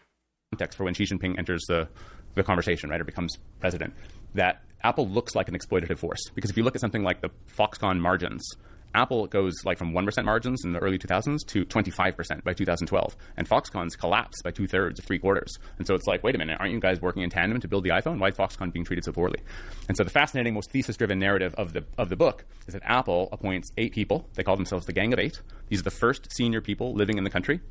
And they sort of oversee everything, procurement. And Tim Cook goes to Zhongnanhai in May 2016. This is like the White House of China. And issues this memorandum of understanding where they're going to invest $275 billion over 5 years. Isn't that awesome? Apple is investing $275 billion in our greatest geostrategic rival. Think of how much this helps the Chinese. Okay, so just an insane level of spending. And what they're telling them is it's true that we don't have joint ventures. Like, it's true that Samsung has something like 35 joint ventures at the time. But on the other hand, why not have Apple invest $275 billion in our African-American communities and give them jobs manufacturing iPhones? And we have 0. But you don't understand. We are orchestrating events across hundreds of factories, and we are training your factories. And, you know, your whole goal is indigenous innovation. Like, there's this idea called Made in China 2025 of how Beijing is going to, like, have companies move up the value chain and become self-sufficient in robotics and automation and everything. And Apple, this is obviously my language, not theirs, realizes, oh, we're actually the... Right, why not made in Africa? Right, there's an inspiring thing to say, right? Let's make things in Africa, or in Africa America, or in Judeo-Christian America. Biggest supporter of Made in China 2025. So if we just speak their language and tell them, here's how much we invest, then Beijing's going to understand and appreciate just what an impact Apple is having on the country. Essentially, since they've done that, they haven't had major problems in the country. They certainly haven't feared that the products are going to be blacklisted. And it's because Beijing realizes what an asset it is to have Apple operating there, because they're working on such a scale with such perfectionist tendencies that the technology transfer embedded or engendered in their processes, their operations, are hugely beneficial to China. You quote this tech industry analyst in the book. I think his name is Horace Dediu. I hope I'm pronouncing that correctly. And he writes this: it's hard to reconcile the fact that the world's greatest American company, the most capitalist thing in the world, survives on the basis of a country that has communist in its title. Yeah. Like, we sort of talked around it, but I want you to really spell out the national security risk that comes from this seemingly symbiotic relationship. So the jargon that gets used is dual-use technology. In other words, if you're working with electronics and semiconductors and stuff, that can be used for sexy iPhones. It can also be used for drones and military weaponry. So if you have been training our biggest adversary with cutting-edge electronics over the last 25 years, you're actually up-arming their military means by the same token. So the national security implication, I think, is massive. And so, like, right now, the business ties between Apple and China are unbreakable. I mean, there's no place else that they could go do this stuff. And yet, politically, I don't know how we accept this at all. I mean, can we really have, for the next 20 years, Apple hiring the best engineers out of the best universities and having them go teach the most cutting-edge techniques on unimaginable scale to China? I mean, that's what I had to grapple with for the 2 years of writing this book. I think that's insane. But that's the reality. It is the reality, and it's not a reality that's going to shift anytime soon. Supply chains move real slow. So you could look at what Trump is doing, or at least, you know, let's put the tariffs to the side for a second. But certainly the language of the past 100 or so days about decoupling and things that were not really being discussed under the Biden administration are all of a sudden taking sort of center stage. That this is not forgetting Apple. Apple is a piece of it. But this interconnected relationship with an authoritarian regime that is threatening Taiwan and doing all kinds of other things we don't have time to get into. This is not a tenable situation. We need to decouple from. Right. From a political perspective, a national interest perspective, a national survival perspective, it's absolutely insane that we're allowing Apple to invest $275 billion in making our greatest geostrategic rival more formidable. Right? There's absolutely no normal political, geostrategic, national defense, national interest way of looking at things that think that this is okay. And yet, there seems to be absolutely no alternative. Because we're not going to compromise the rights of shareholder capitalism, are we? You're some kind of commie. So this video was released on YouTube May 13th. China. What do people mean when they say that? And given your research just on this one particular company, do you think that's actually something that's possible for us? So I'm not optimistic, and I wish I was. But if there was some simple answer to the issues that I've raised, my book wouldn't be compelling, because you would just say, oh, well, they're moving to India, so problem solved. That's not really happening at all. People think that it's happening. It's not, and we can get into it. One thing that's worth knowing is China has been de-risking, decoupling from the U.S. since at least 2012, 2013. You've probably heard of the Belt and Road Initiative. Of course. Right? This is a massive effort to basically create greater links with a whole portion of the non-Western world. Africa, that's de-risking. Mostly. Yeah, well, Africa, but also, Kazakhstan and a whole bunch of nations around there. It's a shame that the Chinese leadership hasn't paid attention to the wisdom of our gurus such as Brene Brown, who encourages us to lead with vulnerability, right? That the more vulnerable we are, the more interconnected we are, the more globalist we will be in our perspectives. So up until 1945, America had an industrial policy based on being as self-sufficient as possible. Then after World War II, America said, no, we need industrial policy and trade policy that makes us as vulnerable and interconnected globally as possible, right? Sharing is caring. We start leading with vulnerability. We send our best and brightest to Japan to educate them on the greatest engineering and manufacturing techniques, and then Japan goes on to excel us in all sorts of different areas. And we gave that to them. We deliberately made ourselves much more vulnerable to the world. So are you with Brene Brown? Do you want to lead with vulnerability?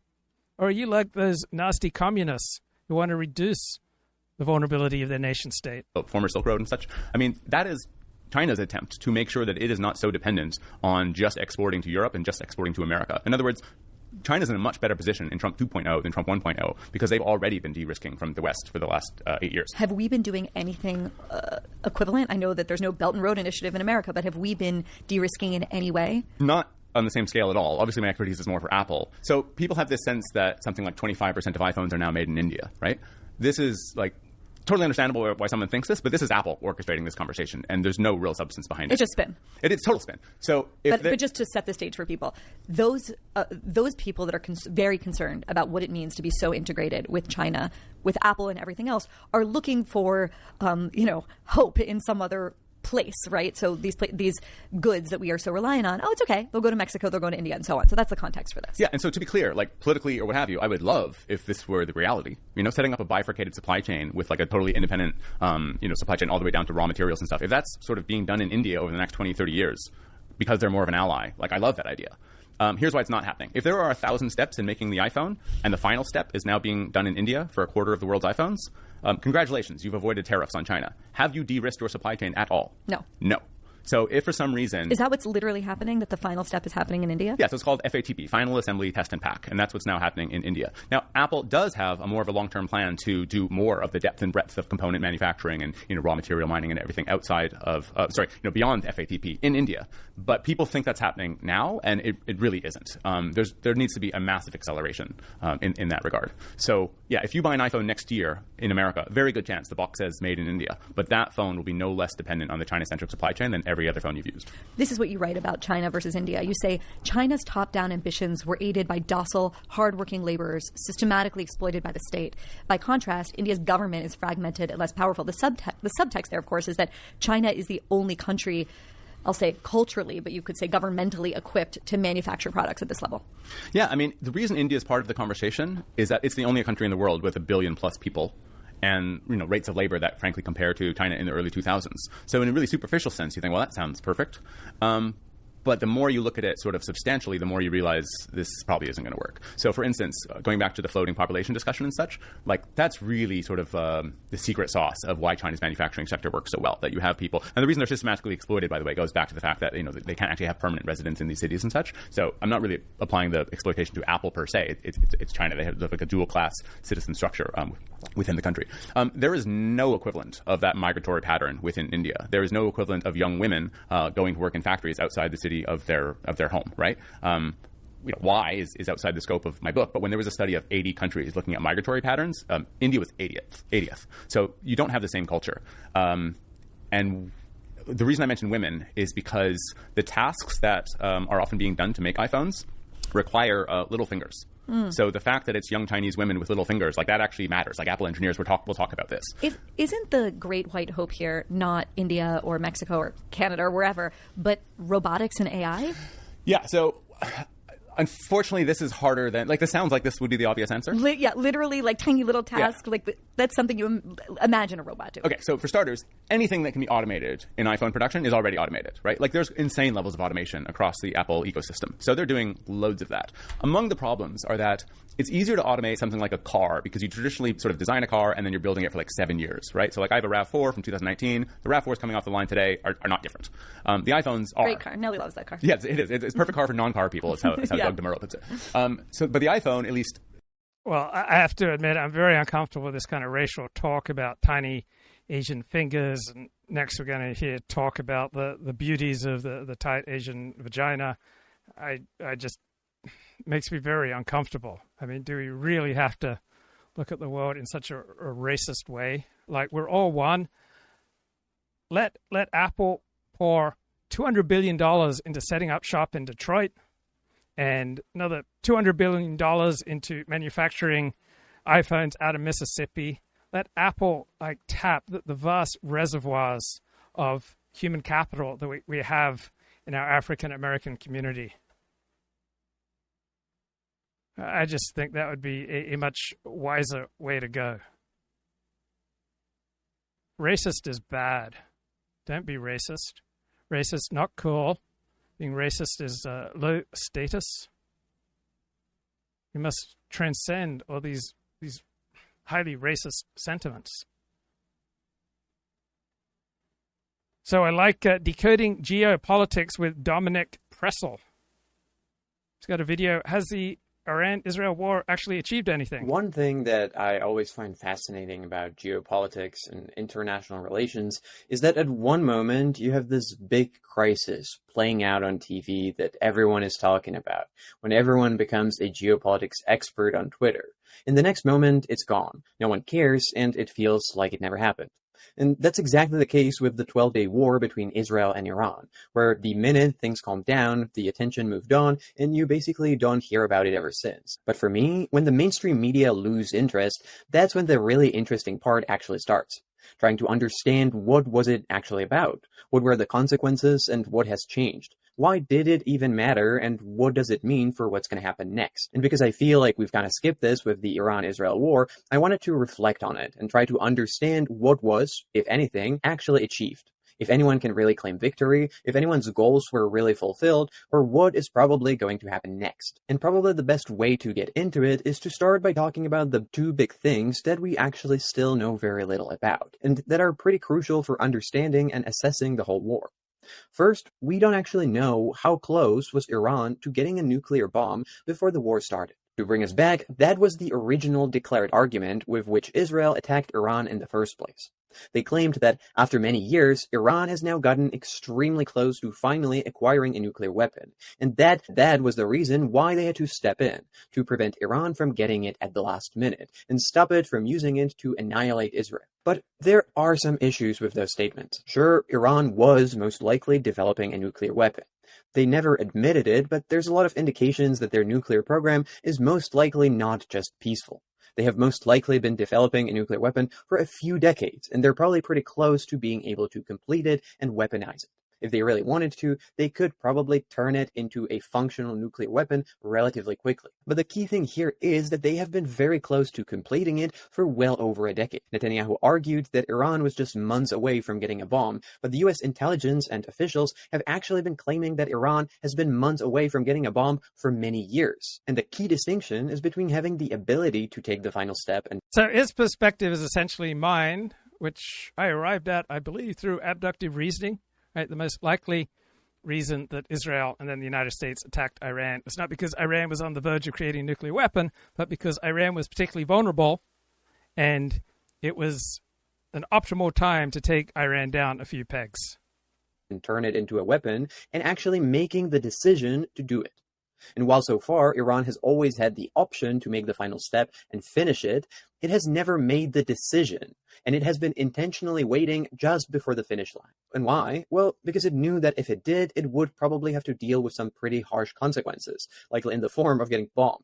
And so instead, it always stayed one step away from crossing the red line and used the possibility of getting a nuclear bomb as political leverage to try to get concessions from the United States and from the West in general, sometimes with more and sometimes with less success. And the thing is that while Israel has been claiming that Iran has made that decision, the messaging from the US on this... So when two groups see each other accurately, they don't go to war.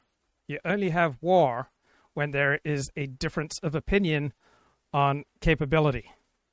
Right, so Iran thought it was going to get away with its strategy, and it wouldn't have engaged in this strategy if it knew it was going to get bombed.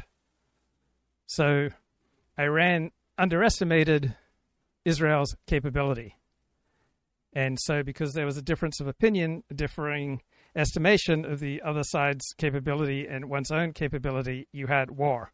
When two sides see each other accurately, you never have war, because you see what the outcome's going to be, and you don't have to fight it out, right? People only fight things out when there's an unclear level of information. This has been a lot less clear. Theoretically, I think it is possible that Iran has actually taken that decision. But if that was the case, and the United States had absolutely solid intelligence about it, then I think they would have been a lot less hesitant to attack Iran than they were in reality. The other possibility is that Israel was not really telling the truth, and that while they might have seen that Iran is continuing with the nuclear enrichment program, it didn't necessarily mean that they were actually going to have the bomb next month, that they really made the decision. And it's possible that Israel's real motivation was a little different, either to just attack the Iranian nuclear program preemptively, or to continue their stream of attacks on Iranian proxies and dismantling the Iranian network, progressively making Iran weaker and weaker with a coup de grace to give Iran another blow. Or maybe they were trying to overthrow the regime, or all of those things together. But we don't... So the reason that nation states say they are going to war are really the real reasons.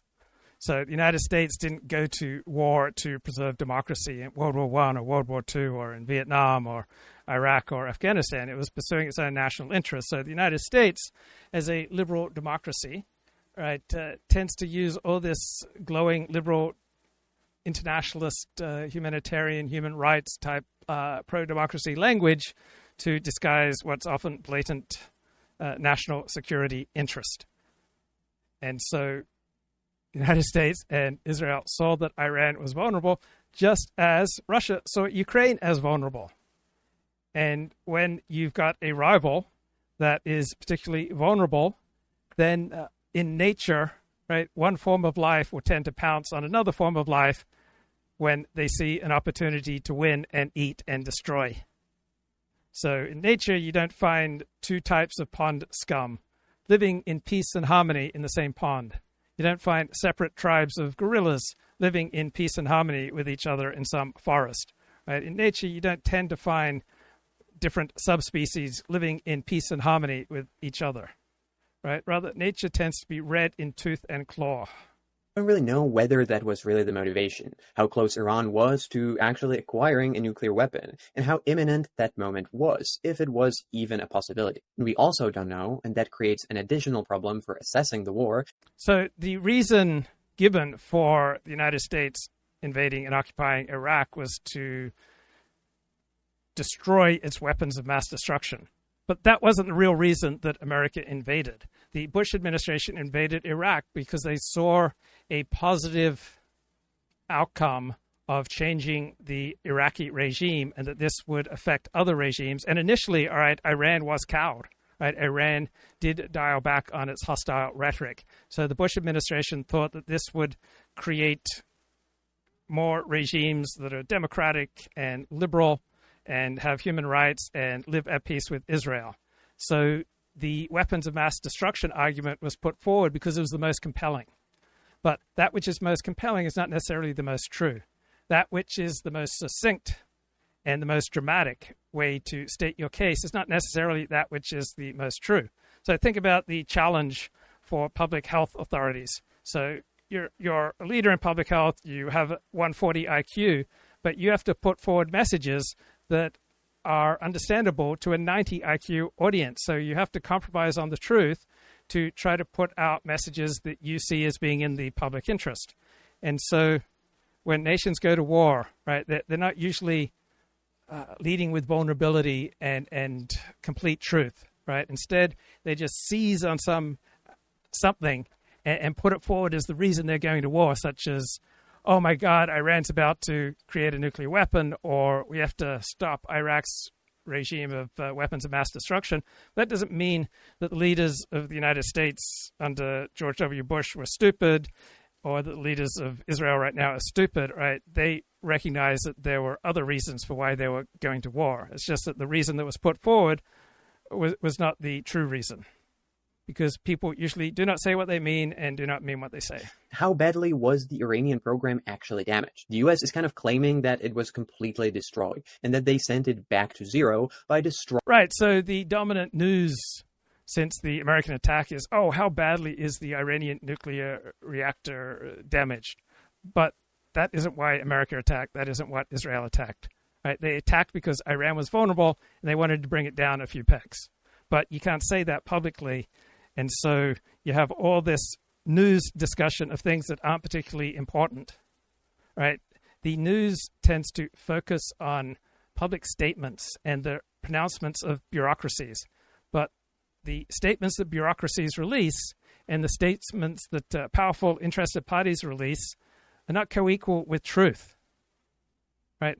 How much Iran's nuclear facilities were damaged has some importance, but that's not why the war was waged. But that's what dominates news discussion. So that's kind of the shallow, superficial, far removed from reality nature of news, right? News is primarily about the pronouncements of bureaucracies and people who lead bureaucracies or have power in bureaucracies. But these pronouncements are not usually co-equal with truth. Destroying the facility for enriching uranium in Fordo, the underground base that the US B-52 bombers bombed with bunker-busting bombs, which is a mouthful of a sentence to say. But whether that's true, we also just simply don't know. My best guess would be that the Iranian nuclear program, and with it the ability to weaponize it, has... Look, the primary goals of America and Israel were quite different than destroying Iran's nuclear facilities. Right? The primary goal was to humiliate and diminish Iran and make it less of a threat to American interests and the interests of the Jewish state. Been seriously damaged. If nothing else, then because Israel has killed a lot of Iran's top nuclear scientists. But it was probably not destroyed. And if Iran really wanted to, it could probably rebuild it again and be again in the position to acquire the nuclear weapon if they wanted to. But honestly, Now, I love peace. I wish America, instead of spending billions of dollars on weapons, instead invested that money in education and infrastructure for our underserved minority communities.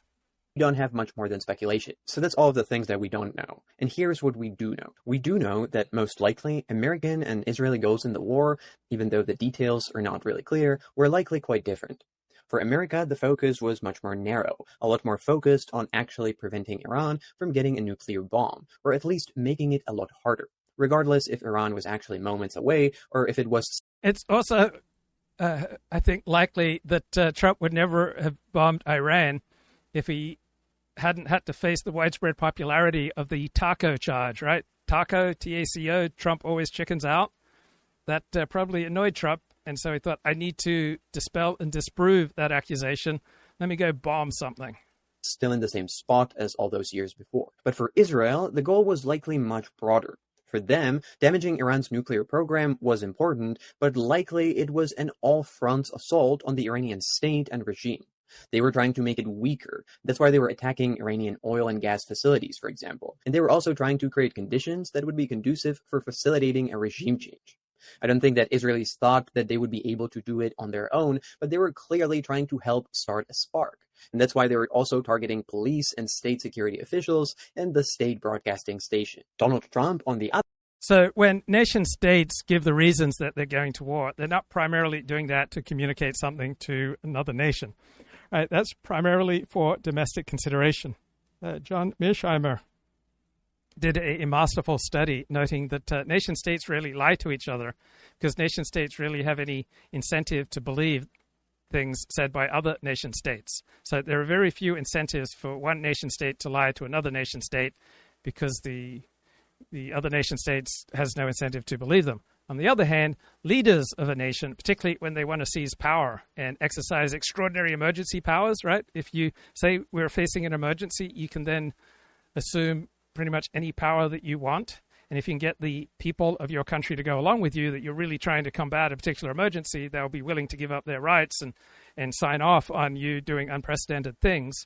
So you signal we're in a state of emergency, you can have more power, and then you can do the things that you really want to do, and you're going to be less likely to be hamstrung by the courts and by all sorts of petty bureaucratic considerations. You can just do the thing that you want to do.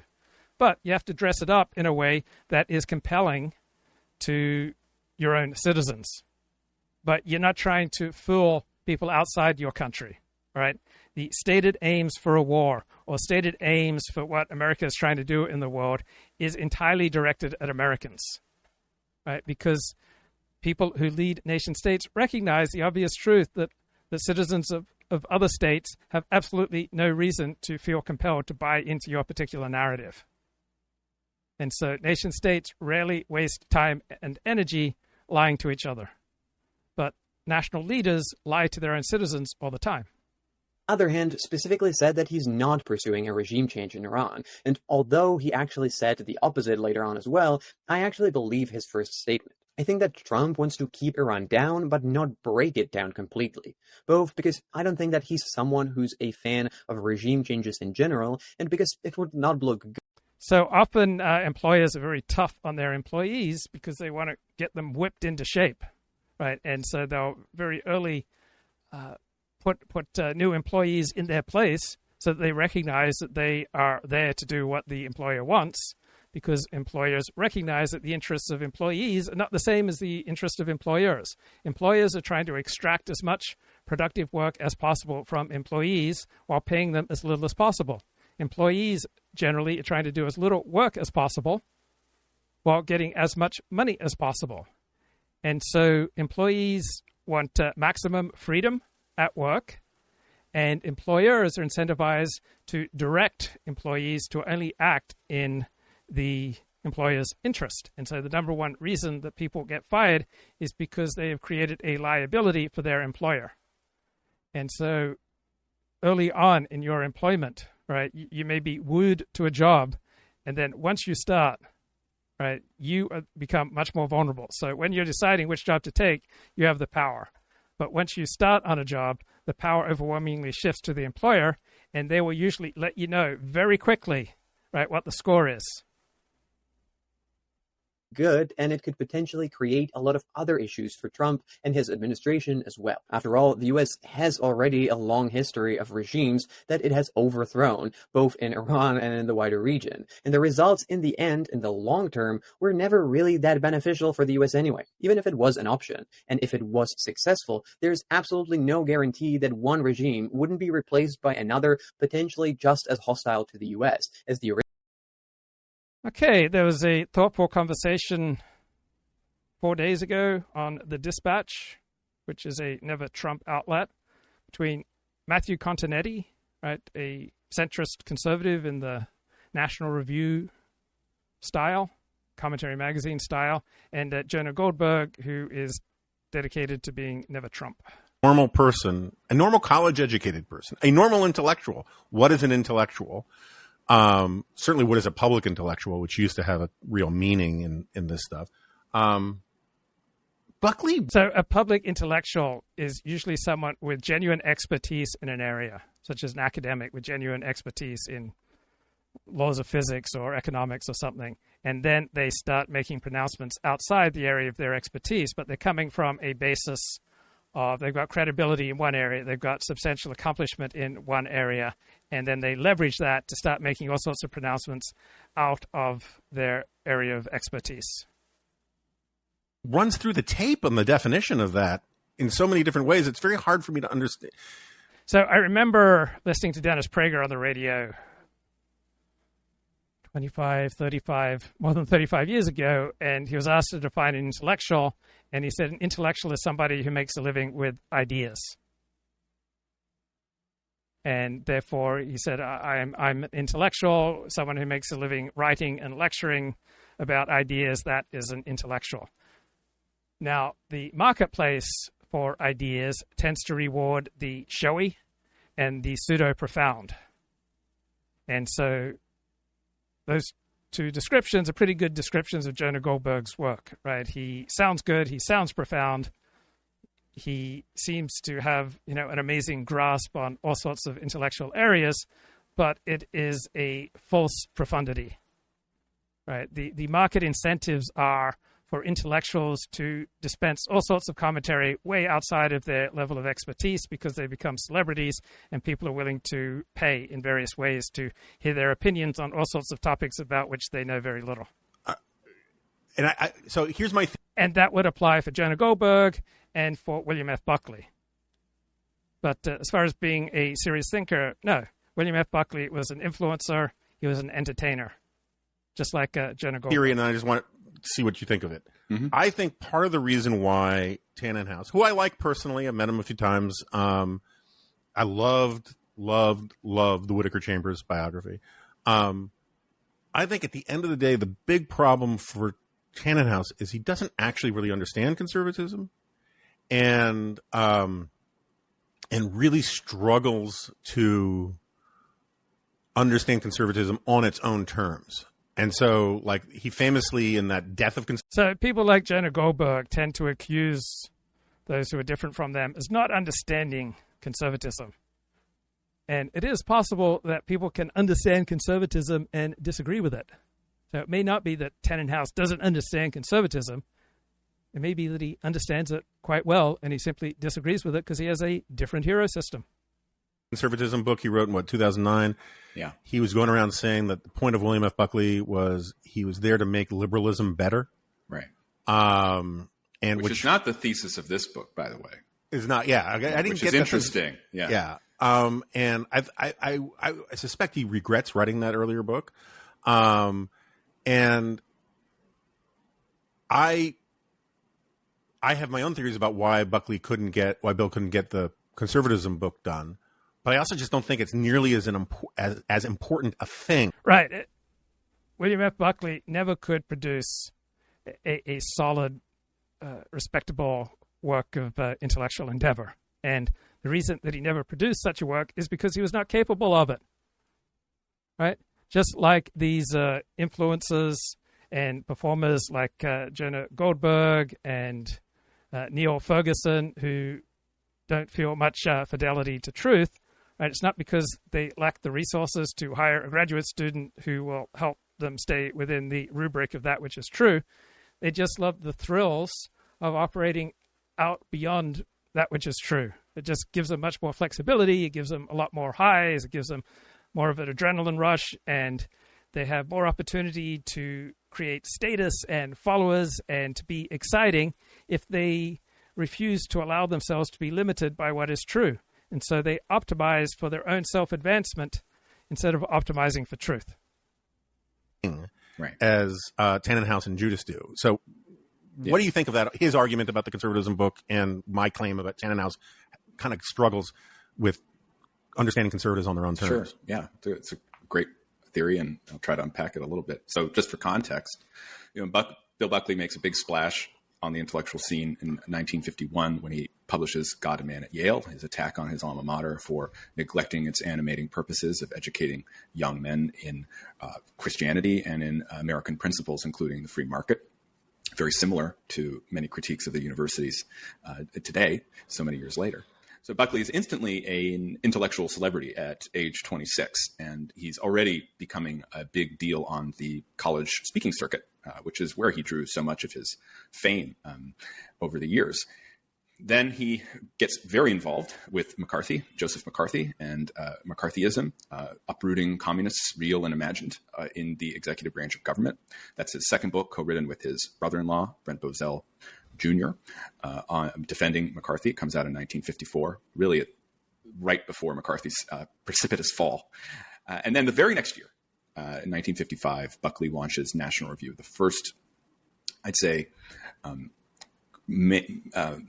conservative journal of intellectual opinion and cultural critique aimed at a larger audience than the previous journals. There had been the American Mercury, L.H.L. Mencken's magazine. There had been the Freeman, which was Albert J. Nock's magazine, a very important figure to Buckley. But National Review's purpose was, I think, to reach out beyond the little... So notice the language that is used here, making a big splash. So professional intellectuals, they love to talk about their metrics. And so a video that gets 10,000 views makes a bigger splash than a video that gets 200 views. But there's absolutely no co-equal coterminous status between the size of the splash that you make and the amount of truth that you say. You make videos about how we never really landed on the moon, that the earth is flat, that the Holocaust never happened, right? And there's an enormous audience for that kind of nonsense.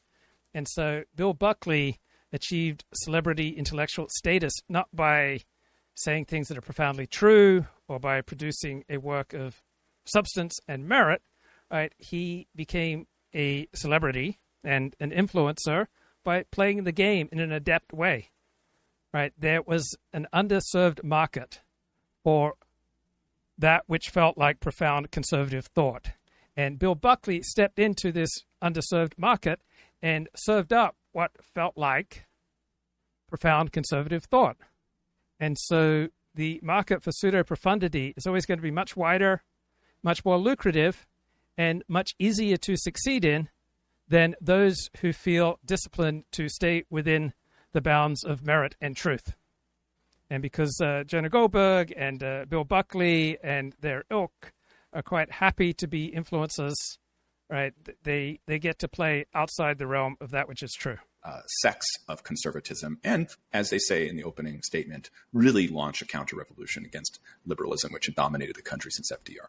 So National Review has a few rocky years at the beginning, but Buckley is thriving, and he's leading this movement. Late 1950s, very interesting period, of course, because conservatism is very marginal in the United States.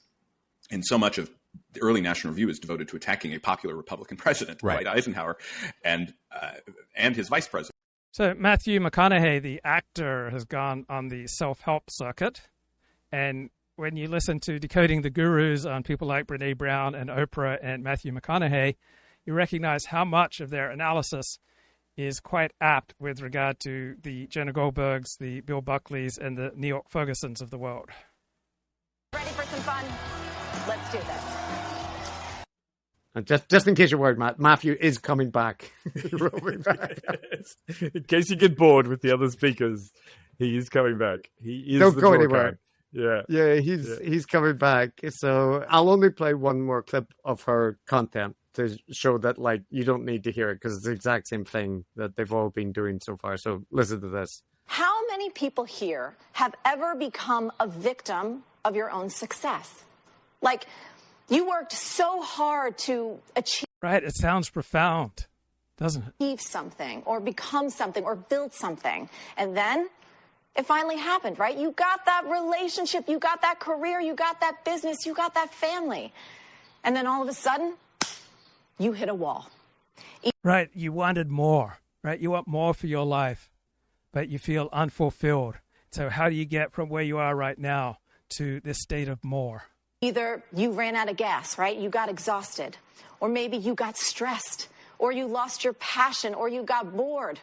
Or maybe your soul started nudging you from the inside and saying, hey, you know this thing that you wanted for so long, this thing that you worked so hard for? Actually, you're meant to go in a whole different direction. And then in that transition, right, in that realization, you started feeling totally lost, unsure of yourself, and you started wondering, like, how the heck do I figure out where to go from here? Anyone ever felt that? If you felt that, I want to let you know you are not alone. Now look, if you also identify as a creative, right, as a dreamer, as a go-getter, if you're that person that people always come to for ideas and for support, if you're that invisible strength and that stability that other people rely on, and right now, if you know in your heart that there's a bigger future for you, if you know that you are meant for more, I got to tell you, this is especially important, what we're going to dig into right now, because sometimes it's just harder for people like us.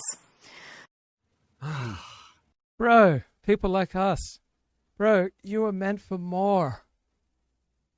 I just felt like I was swimming in blancmange. Tricot? Yeah, Tricot, yeah. Well, it's got that aspect. That was Marie Forleo. So Matthew McConaughey put on this big self-help seminar, and there are all these self-help gurus such as Tony Robbins, and so Matthew McConaughey would appear. He'd read from a script, and then he'd read from the live chat. So you got to interact with Matthew McConaughey, and then they'd upsell you a program where you can like join forces with Matthew McConaughey in becoming more. The praise for the audience, right? Like, are you the secret support? Are you the hard done by That's person? me. I'm creative. I'm a can-do person. I've accomplished things, yet I still feel dissatisfied sometimes. What do you feel lost? What, is this for me? It feels like it's for me. Are you sometimes exhausted, Matt? Are you stressed? Yes. Do you overeat? yes, and yes. So it's and you heard the same thing. You're a victim of your own success, just like the solution. I got a confession. I overate last night. I had an unnecessary Greek yogurt frozen bar that was pistachio flavored. I didn't need to eat that. I just ate that out of my own carnal desire. I think I need Matthew McConaughey's self-help program. It is to don't worry. First of all, don't worry about it. Don't be anxious. Accept yourself for who you are. Find a community, other people, connection. Acknowledge that we're all in the same boat together. Yeah, it's like if you took a religion and you stripped away all the religious bits. This would be the stuff that's left over. Yeah, I mean it's not terrible. It's just. If it was free.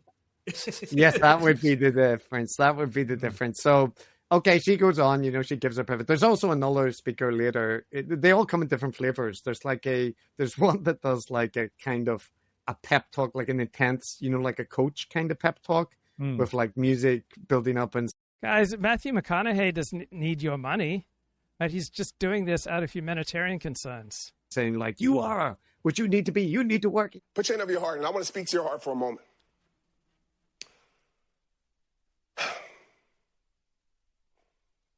The problem is if you're unhealthy, if you don't relate to people in a healthy way, you don't relate to yourself in a healthy way, only unhealthy people will hang out with you.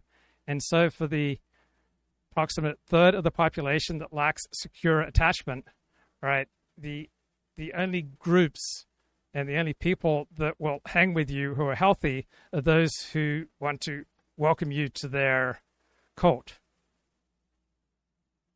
Because normal, healthy people would not want you around.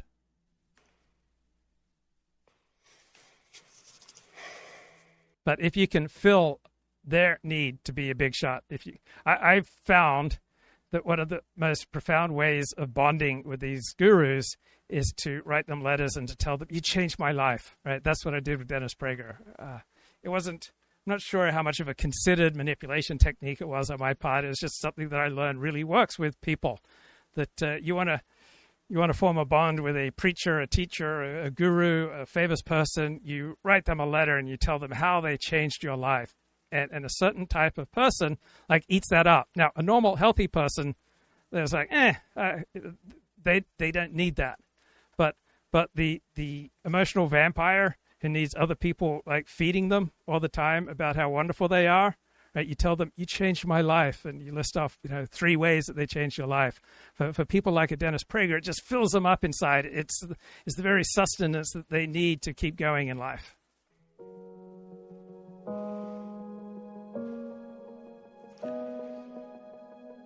Never back down when your back's against the wall. It matters how many times you get back up.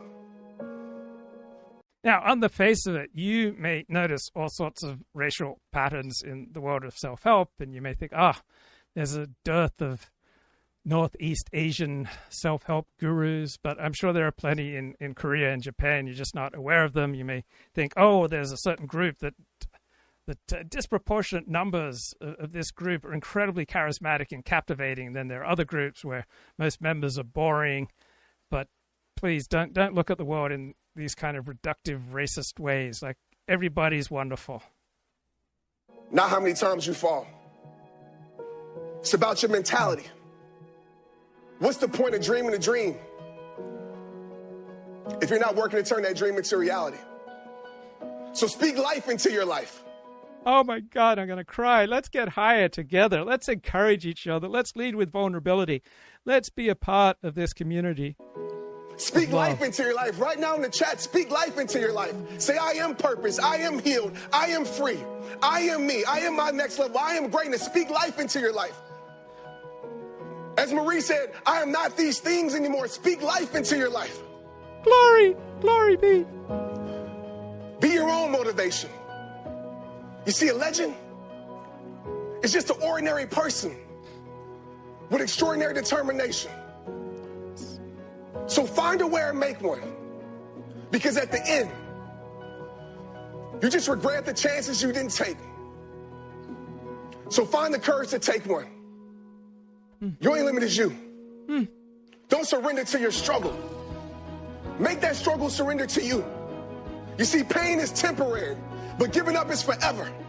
Never settle. I remember when I tried to be an actor, and I'd take these acting seminars, and they would encourage you to make the case for why you should be selected for a particular part. And my reaction was, I don't want to be selected for a part if there's someone else who's better. But no. We were schooled, we were educated, we were shown that we have to make the case that we are the absolute best person for a particular part. For good enough when you know inside you live something better. You didn't come this far just to settle. You didn't come this far just to accept whatever. You came this far to take it to your next level. You came this far to become something greater.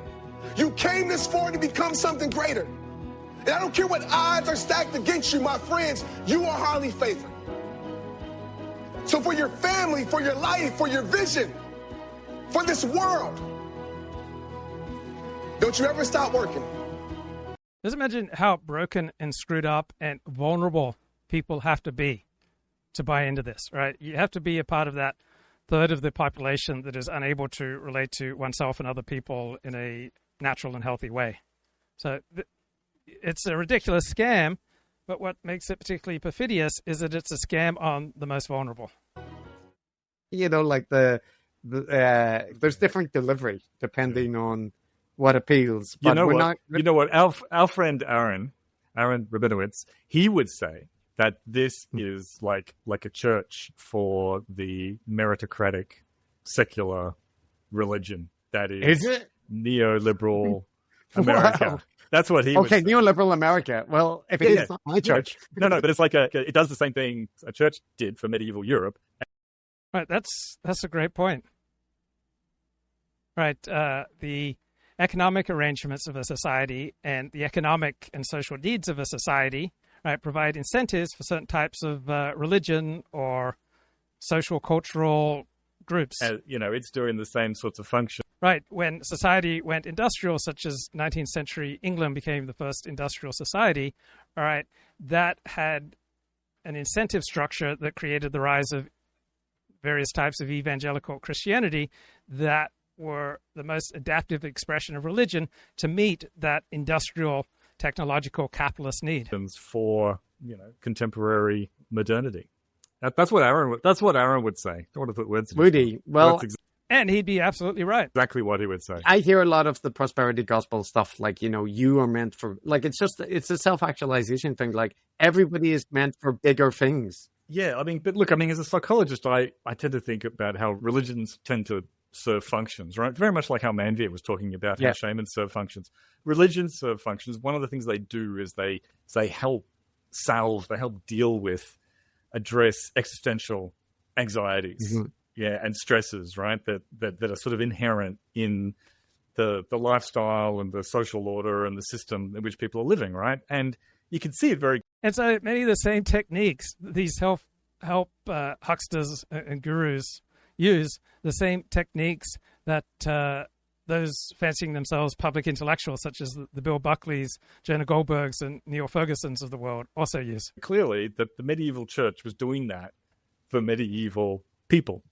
And my theory, this is a theory, and it's really Aaron's theory, but it's this is that, but for contemporary capitalist, meritocratic, neoliberal, modern, I guess so, country. But I guess the issue is like I'm pretty much okay with meritocracies and capitalism and whatnot. And but it's not a judgment. There's no judgment to say that meritocracy is bad, right, or capitalism's bad, or modernity is bad. It's just saying, but there is inherent anxieties and existential concerns. Wrapped up in it, right? Because what bothers us, like, we're not stressing about God will be angry with us, so the Black Death is going to come and our children will die, right? That's not an existential concern for us, right? It was for them, but for us, we have different ones, which is we're not actualized enough. Yeah, we're not actualized, and it's all about individual accomplishment and individual achievement, right? Passing grades, getting, look at the. So compared to other countries, the United States and Australia are incredibly individualist, but when you just compare the United States with Australia, there's far more emphasis on individual success and individual accomplishment in America compared to Australia, where there's a much more dominant ethos of mateship.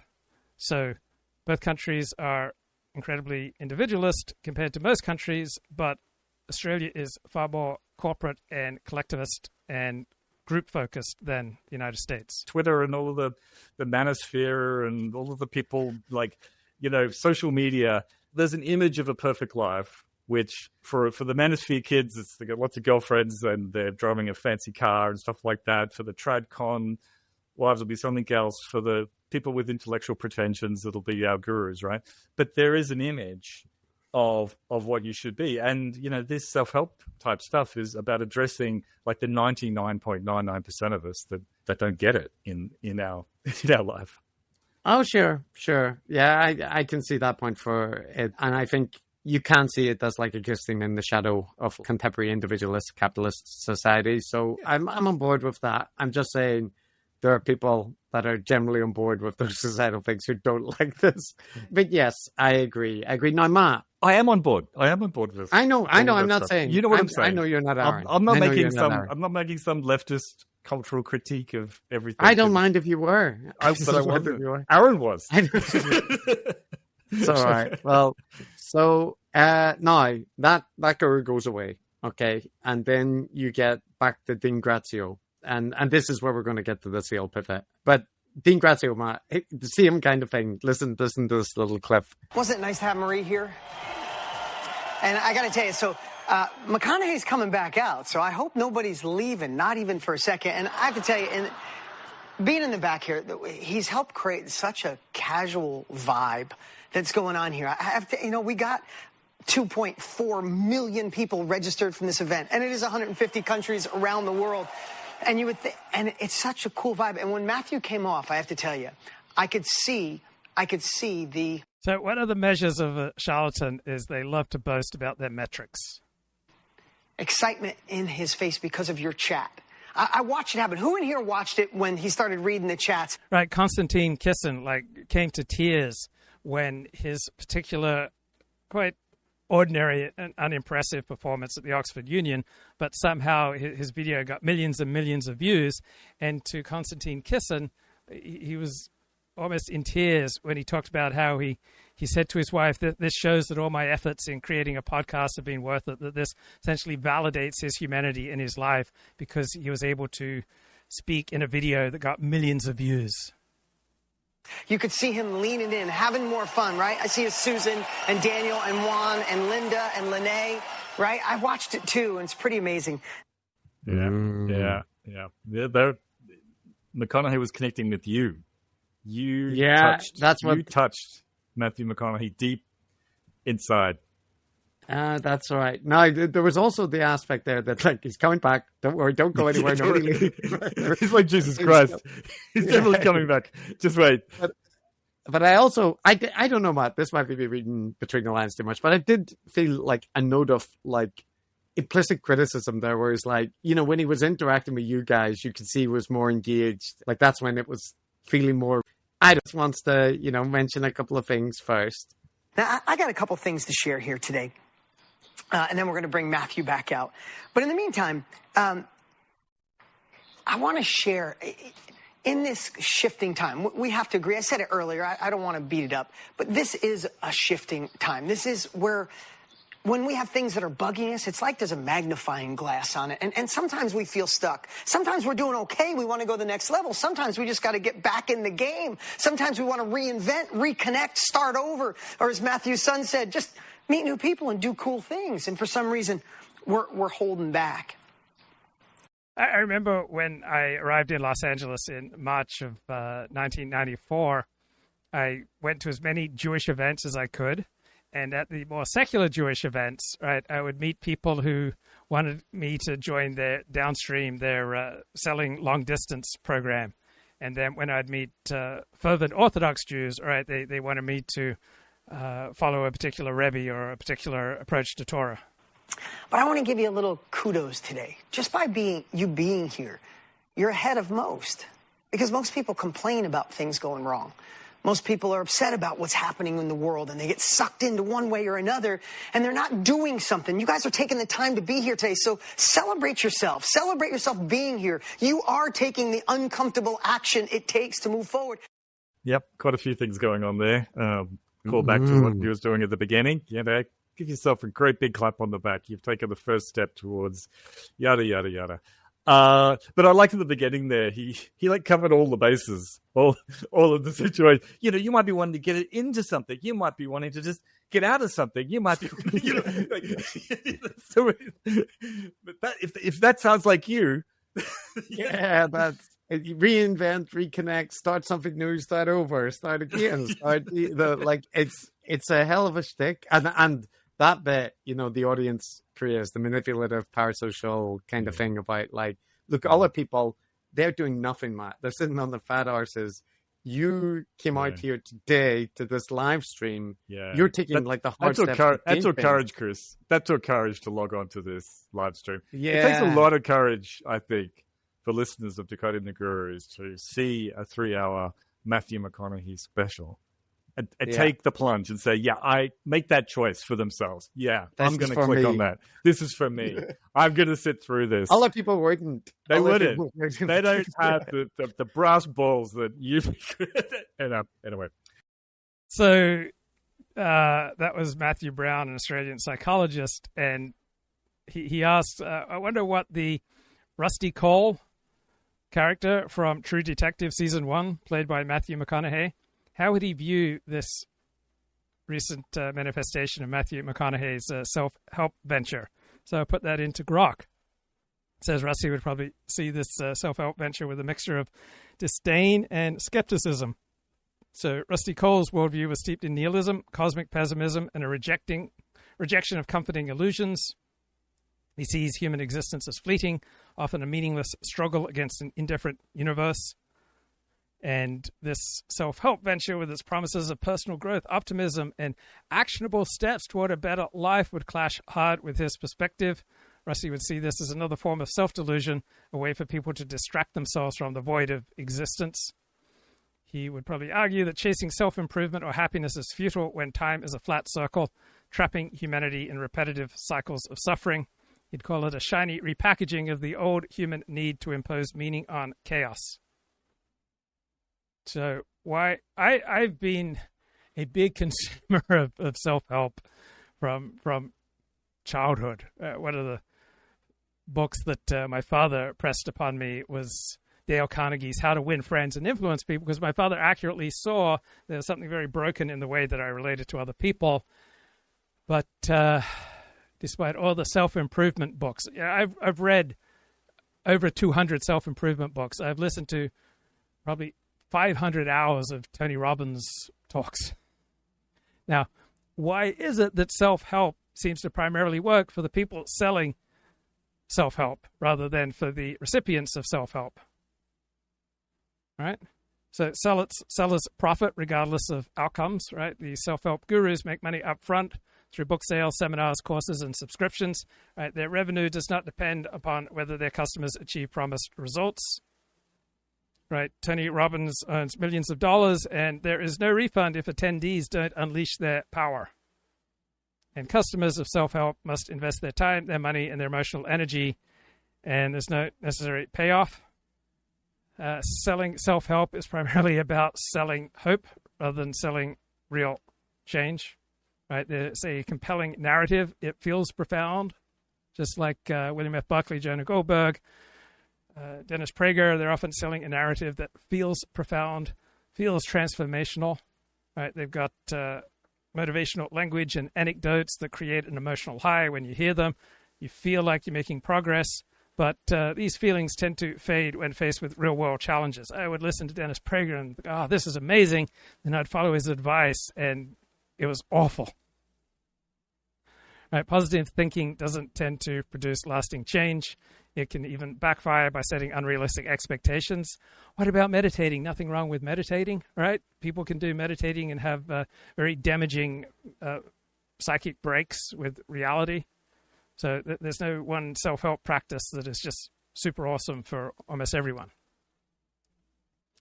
Self-help gurus peddle selection bias, right? So I tell Dennis Prager, you changed my life.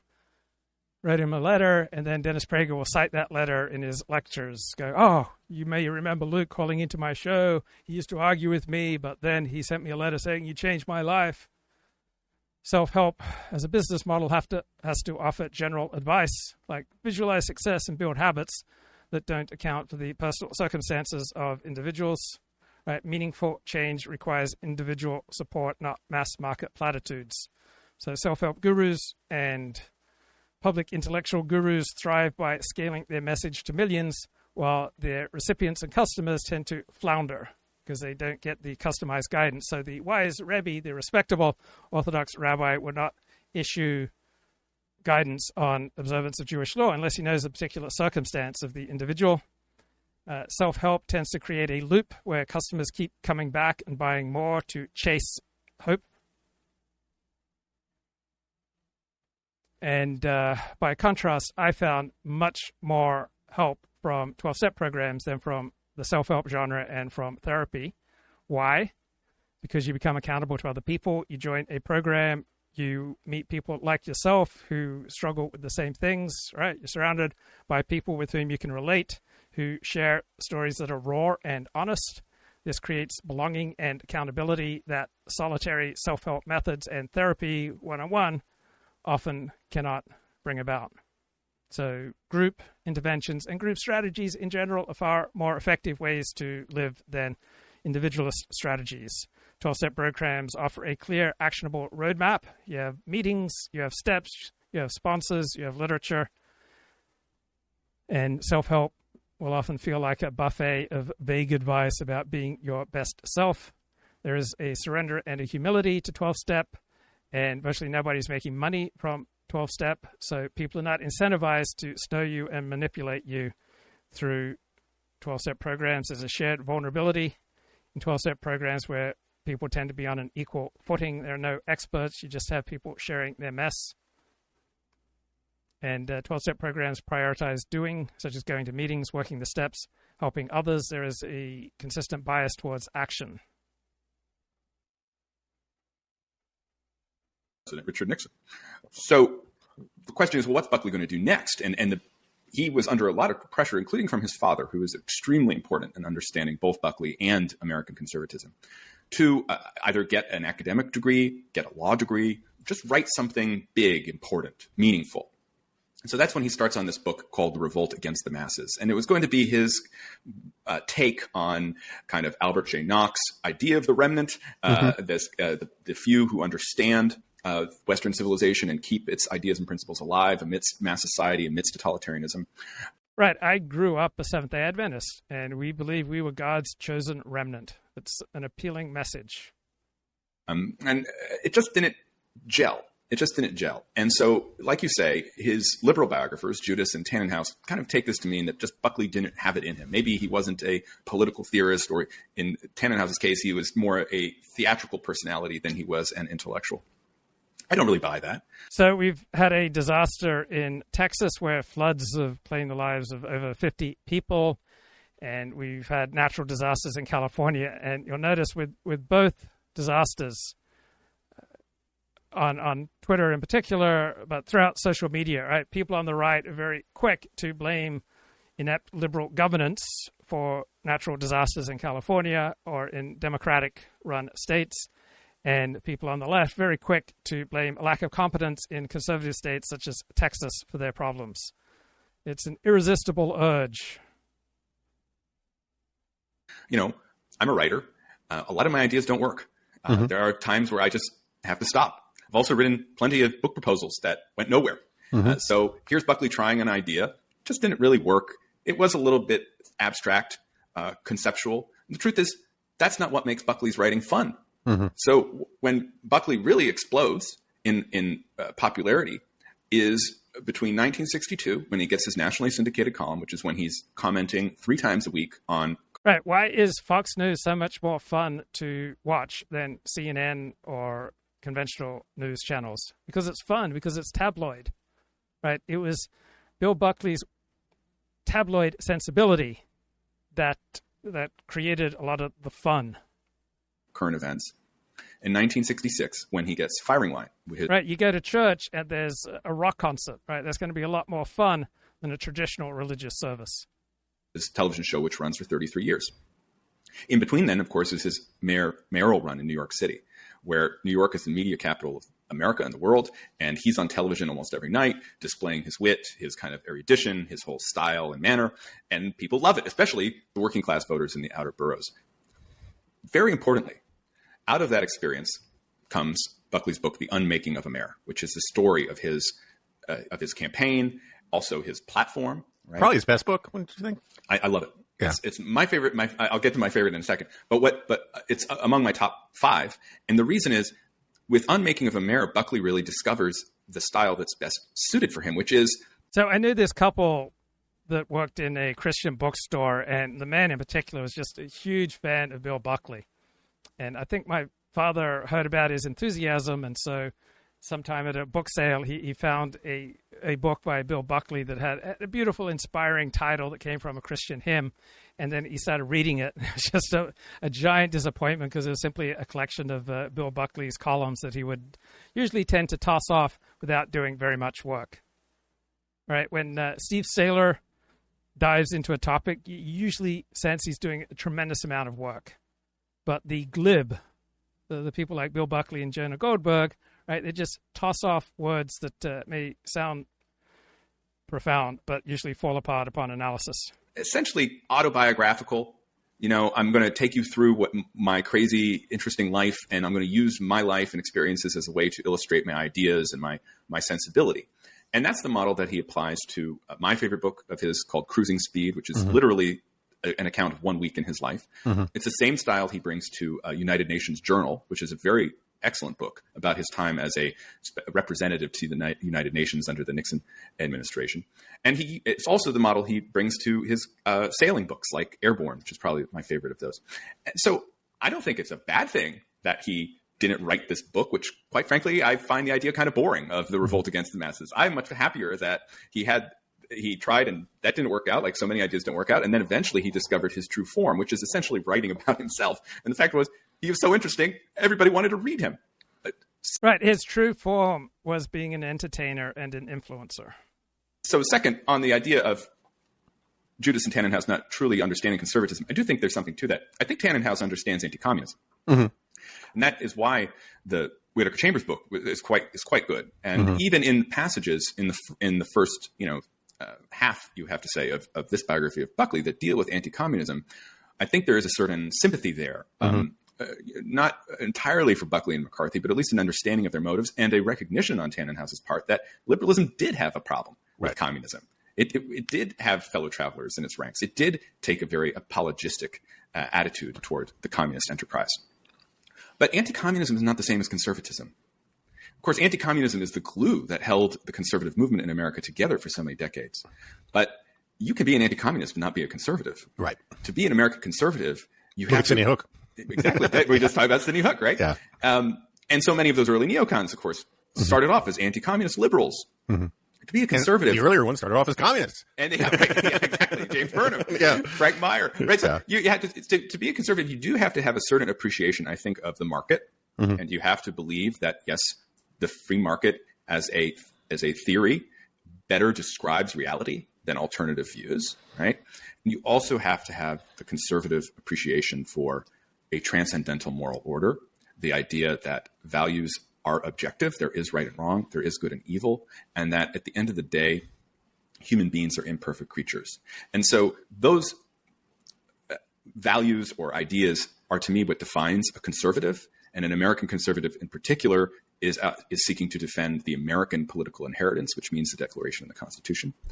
If you don't have that same gestalt, this is the remnant, so I can use that word, you're not going to be able to really get into the weeds in your subject, really understand what American conservatism is about. And if you have the attitude, as so many liberals do, that at the end of the day, it's social conditions that matter much more than individual acts or individual character, you're just going to have a field problem. You're not going to be able to appreciate the phenomenon for what it is. Yeah, so I think I agree with all of that. I mean, I certainly agree with the second half. On the Buckley and the book thing, first of all, I would have loved to have read his Revolt Against the Masses. I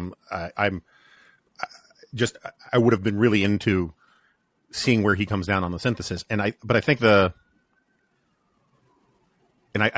want to apologize to listeners. I attributed it to the wrong book when I was talking to Eli Lake recently, but it originally came out in Have You Ever Seen a Dream Walking? Where Buckley tries to... Jonah Goldberg is very much a worthy successor to Bill Buckley. They're operating in the same genre. Jonah was quite disappointed that he's not mentioned in this new biography of Buckley.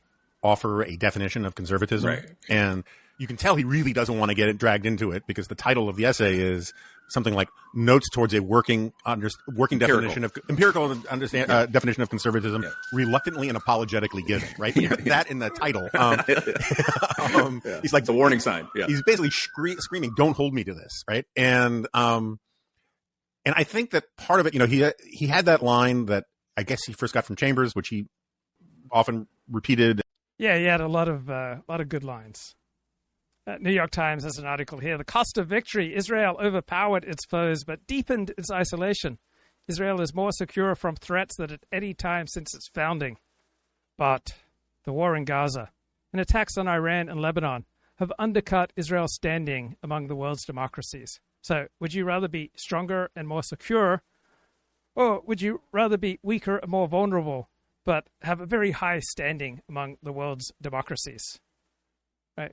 Count me on the team that wants to be stronger and more secure and is less concerned with one's state's reputation among the world's democracies. Then endorsed, which was that conservatism needs to be more about not holding on to the last readout, but maneuvering, right? That you're just...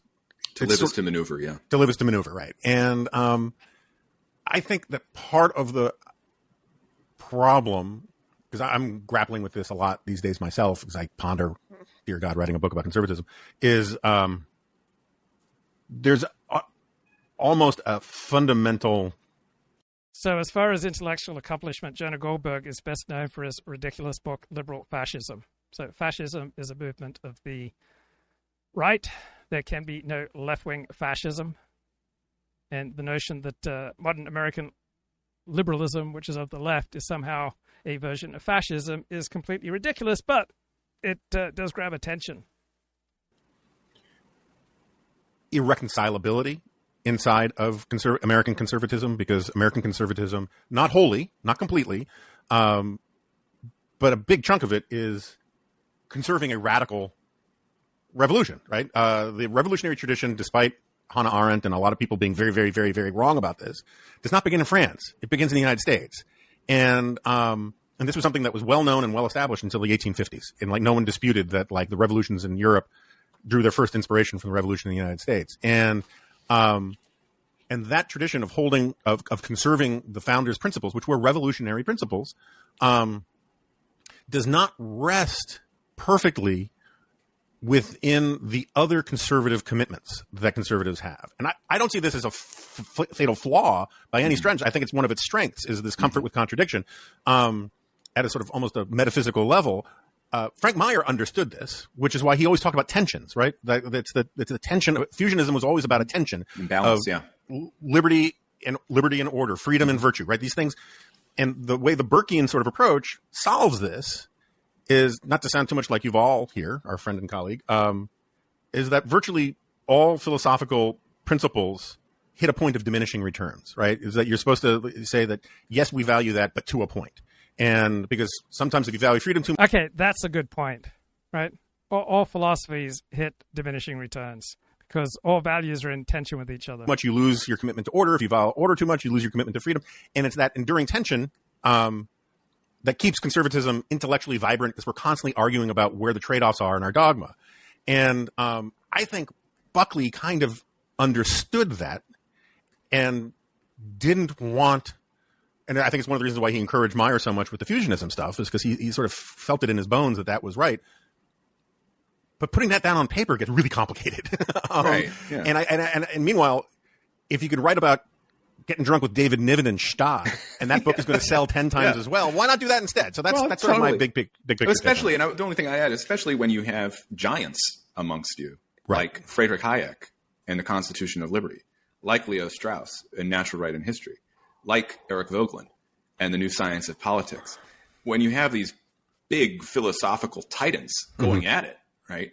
Well, maybe you find your value add. And your value add is talking about those ideas, creating a journal where those ideas are published and debated, publicizing those ideas through your various media channels, and then kind of adding your sensibility to the ideas, which ultimately makes the ideas attractive and fun. Big part of Buckley's appeal, I think, throughout the decades. And the reason that this event that we'll be holding on June 25th at AEI to talk about Buckley's centenary, and you will be there and I'll be there and Yuval Levin and Ramesh Ponnuru will be there, is sold out. We have a capacity crowd, is because Buckley made conservatism fun. Right. He wanted to be part of something. He was smart. He was so quick on his feet. He was funny. He was like the self-help gurus in that Matthew McConaughey lecture. He had this amazing life. He knew everybody. Liberals treated him as an equal sparring partner. That sort of personality, I think, does more for conservatism than another book about the tension between freedom and virtue. Yeah, I agree with that entirely. But on the charge that he's not an intellectual, I mean, again, I'm sure Tannenhouse maybe. So Jonah Goldberg is honing in on the charge that Bill Buckley is not an intellectual, because it must be one of Jonah Goldberg's deepest pains is the contempt that people who know something in the topics where Jonah Goldberg opines are universally in agreement that Jonah Goldberg doesn't know much in the topics that he opines on. Maybe somewhere in the book has some definition of intellectual that I've missed in my hunting and pecking, but I love what Paul Gottfried said about Dennis Prager. He said he was an intellectual vulgarian of such a degree that it was impossible to give him any credit in that arena, with the ridiculous things that he would say about fascism and liberal fascism, for example. Like, you were the editor of a publication, like you run a department at AEI. The idea... You can be a great fundraiser, and Bill Buckley was a great fundraiser, right? And you can publish, and you can recruit subsidies for your publishing, and you can get great metrics, and none of this makes you an intellectual of substance. That you could edit or solicit pieces or give editorial feedback to James Burnham, Wilmore Kendall, right? All of these people. Right, but he's giving feedback not on the basis of truth and substance. He's giving feedback on that which will be attention-getting and provide a feeling of substance and profundity. And so National Review used to be primarily the published work of people with PhDs, of professors.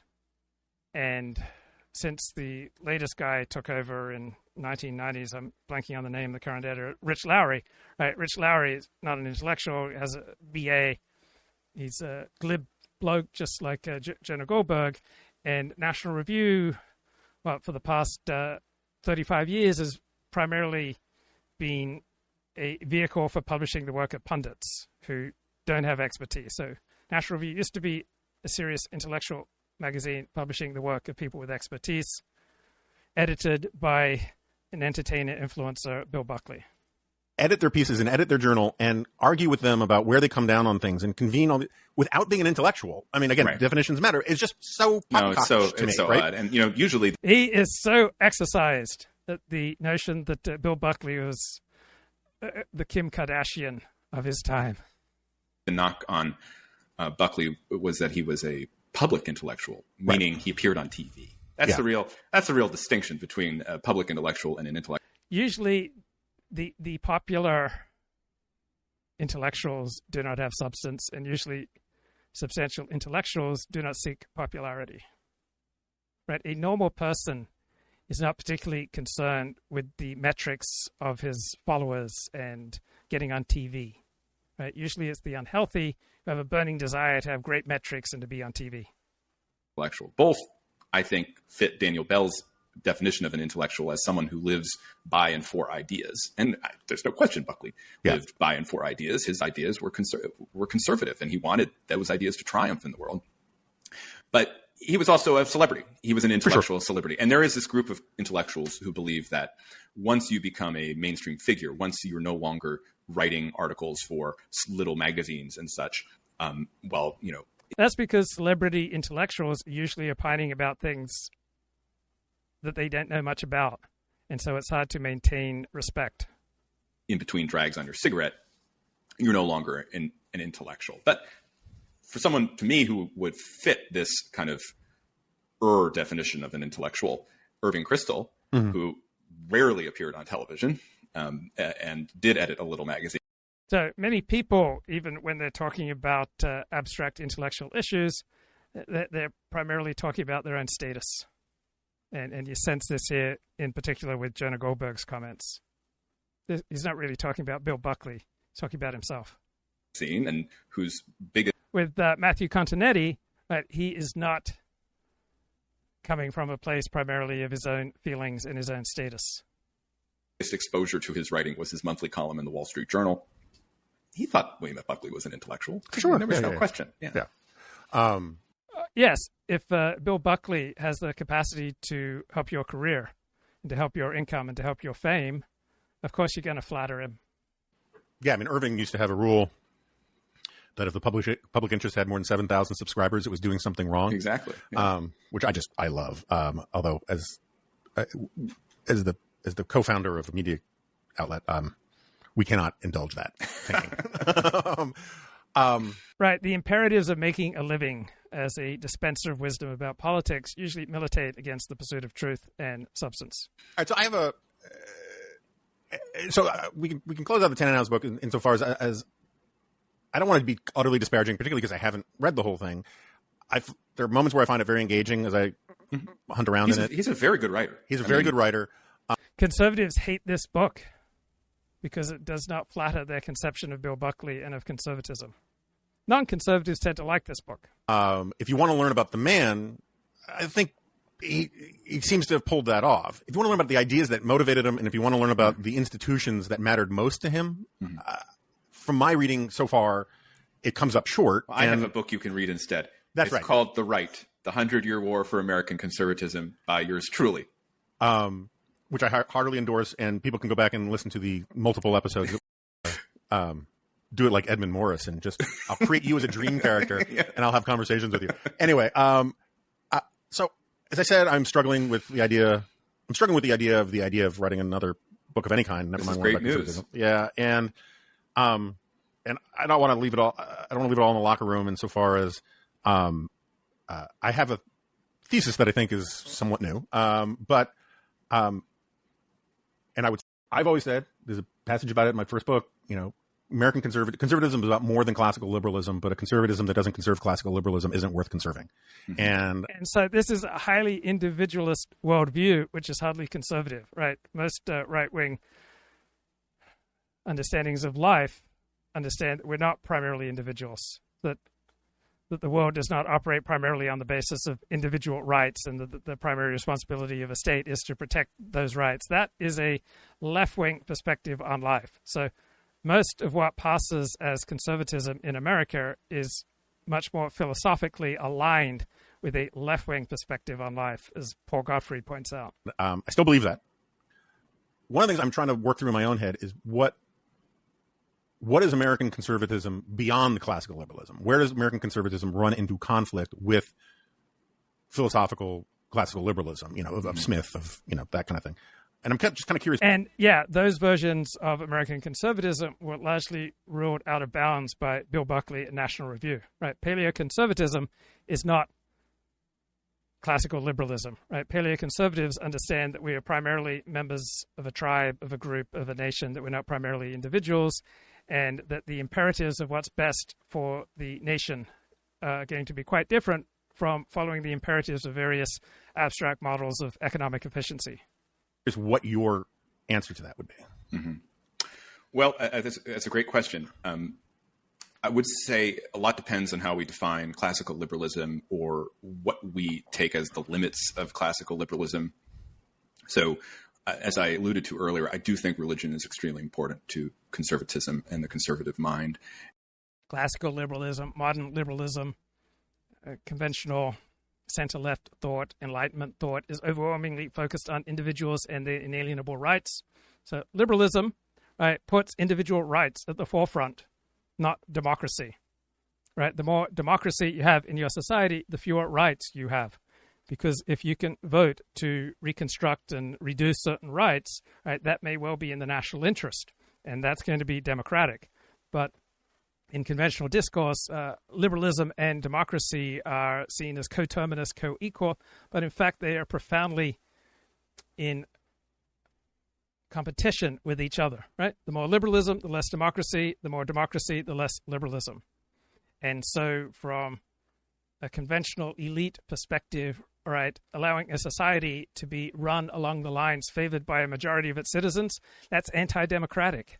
Right? Majoritarianism is a threat to democracy, because what most elites mean when they talk about democracy, they mean a series of institutions that they control having dominance in society. And the classical liberal attitude can be friendly toward religion. It can also be hostile to religion.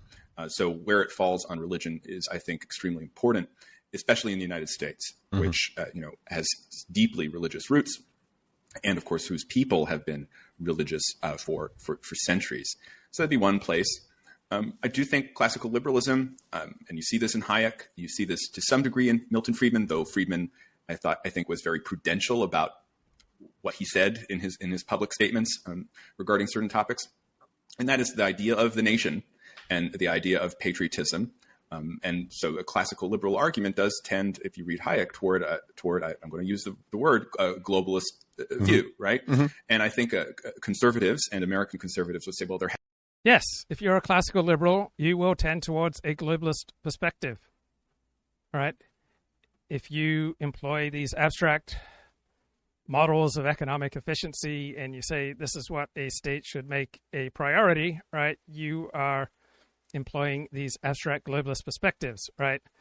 Meaningful right-wing thought recognizes that the enemy is he who threatens the existence of your group, and that for your group to be safe and secure, it needs to make itself as strong as possible vis-a-vis its competitors, and that means aligning trade and your economic system with that which promotes the safety, security, and the dignity of your population, rather than putting a priority on abstract human rights and abstract economic models. There have to be limits on that. There have to be boundaries on that, because we are attached to... Right, so the paleo-conservative versus the classical liberal and conventional National Review conservative point of view is very different. The National Review conservative classical liberal perspective is the individual is the focus, that government exists to protect the inalienable rights of the individual. Right, the paleo-conservative instead makes his focus on the community, the nation, what is in the national interest, what preserves and advances dignity and safety and security for the vast majority of a nation's citizens, even if that means deviating from the principles of the free market and capitalism. A home, right? And then finally, there's with the classical liberal viewpoint, there's always this question of the family.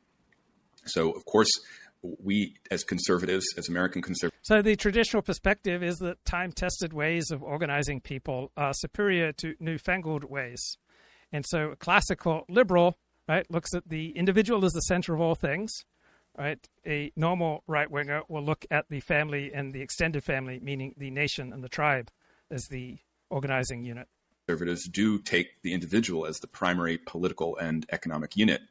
But I think sometimes classical liberals can forget that when we say individual, we mean adult individual. Yeah.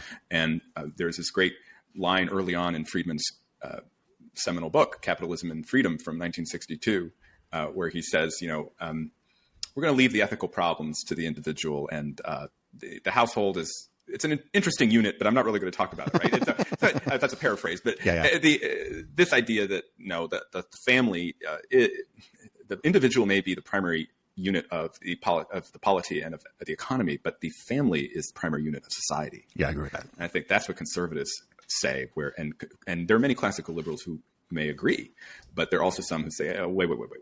The families can be constraining, right? Not every family is happy. Sometimes you have to leave a family, and sometimes parents are wrong. So that debate, I think, can exist between classical liberals and conservatives as well. Yeah. So, but I think it's a good answer. I think part of the response to that is that Burkean response of yes, but to a point, right? Like you and I are very pro-family. If you weren't, you wouldn't be the head of domestic policy studies at AI. Like that would be really inconvenient for you if you were anti-family. But you and I have no doubt that you and I agree that there is a point at which you think the Leviathan state, the jackbooted representatives of government should take children away from parents, right? Like you don't have an absolute right to sexually abuse your kids, to physically abuse your kids, to starve your kids, right? Like, and so you can always start with the right. So I believe in the Leviathan much more than I believe in the primacy of the individual. The notion that the primary objective and responsibility for an individual is to find his bliss, to follow his bliss, to pursue happiness is not a traditional right-wing perspective. I don't know many traditional religious approaches to life that would venerate that.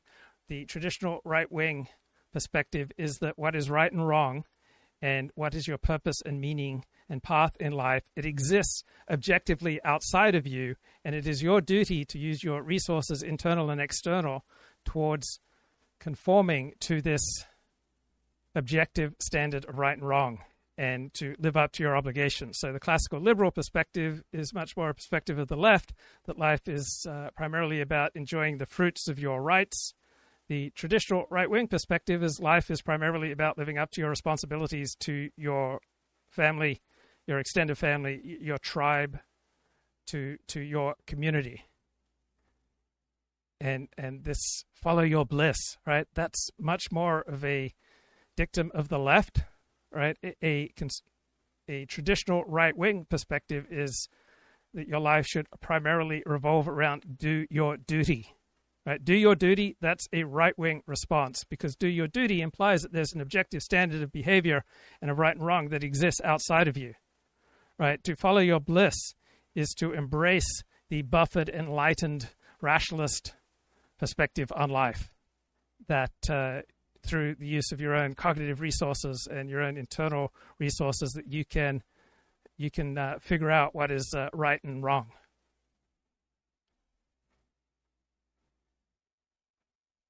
The obvious and easy example, and then it's a question of how far back from that are you willing to go to give families autonomy, and reasonable people can disagree. I mean, what we don't want is like the Charlotte Perkins Gilman or the chick from MSNBC. So from a traditional perspective, you do not give families autonomy to desecrate objective standards of decency. From 10 years ago. Right. Your family might think it's cool that all family members get to have sex with each other. but virtually no tradition would consider that A-OK, even if it brings you a great deal of happiness to get it on with your aunt. Talking about we have to move away from the idea of private ownership of children. The Princeton professor who used to have an MSNBC show, right? Yeah, I mean, like that's that's when people start saying we need to get away from the private ownership of children. That's when you flip the safety on your rifle, right? That's just crazy talk. And so somewhere in there's an argument. I don't think, and I think Hayek. I mean, I have to look at what he actually says about family, but his whole microcosm versus macrocosm stuff, and his respect for tradition. Absolutely. No one's going to say Hayek wasn't a classical liberal. I don't think that puts him on the unconservative side of a lot of the issues that you're raising. And like Meyer would just agree with everything that you said, but also just say that, but it's attention, right? Absolutely. And so I still struggle with, I'm indebted to our friend and colleague Ramesh Ponnuru, who 25 years ago said to me, libertarianism is the greatest political philosophy ever created. It just has two weak points: foreign policy and children. Right. If it didn't have those, if neither of those were an issue, it's very difficult. If everybody was just a fully formed, reasonable adult. So I was starting my day reading the New York Times, and I found this bizarre article. So you heard about that trans murder cult that seems to be responsible for about 6 murders. And here's the New York Times finally covering this trans murder cult. But check out the angle. She, meaning a biological male who identifies as female, she wanted to save the world from AI. Then the killing started. So if you look at the individual and the individual's pursuit of happiness and the individual's rights as the primary prism through which to look at the political, then how do you oppose the transsexual movement or same-sex marriage, right? It's just individuals pursuing their happiness. And if an individual feels happier identifying as a member of the opposite sex, then how, from a classical liberal perspective, can you deny that, right? If the purpose of life is the pursuit of happiness for the individual, then it would come naturally that you would support transsexual identity and same-sex marriage. So here you've got a trans murder cult getting front page attention in the New York Times. She, biological male, wanted to save the world from AI. Then the killing started. At first, Ziz seemed much like any other philosophically inclined young tech aspirant. Now she and her followers are in jail. 6 people are dead. And rationalists are examining whether their ideas played a role. So for the New York Times, it was the California rationalist community from which they came that is the most interesting part of this story. Right? These guys are rationalists. Right? Very little attention paid to their delusional trans identity.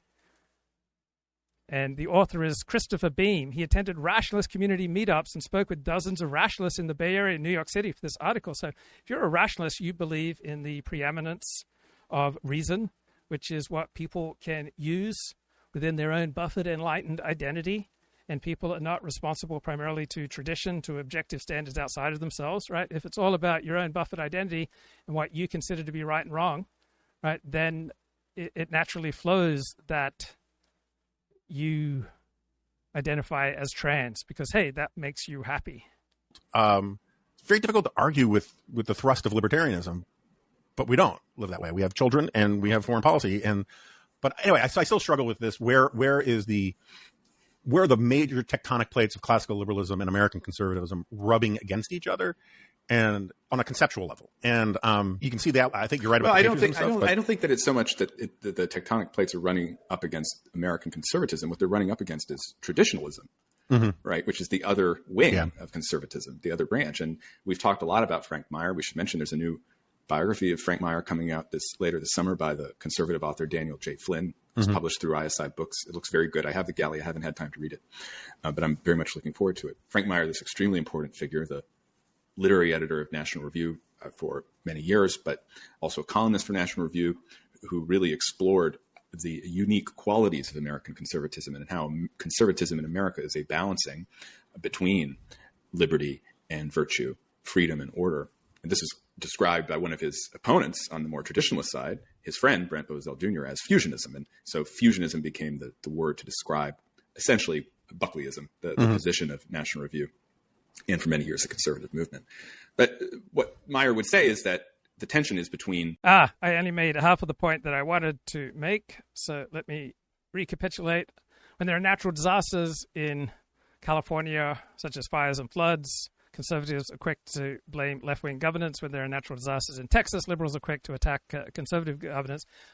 Now, this seems silly, but these are opportunities to learn some harsh truths, because you'll more often find your political opponents delivering you harsh truths than your fellow members of a particular hero system, right?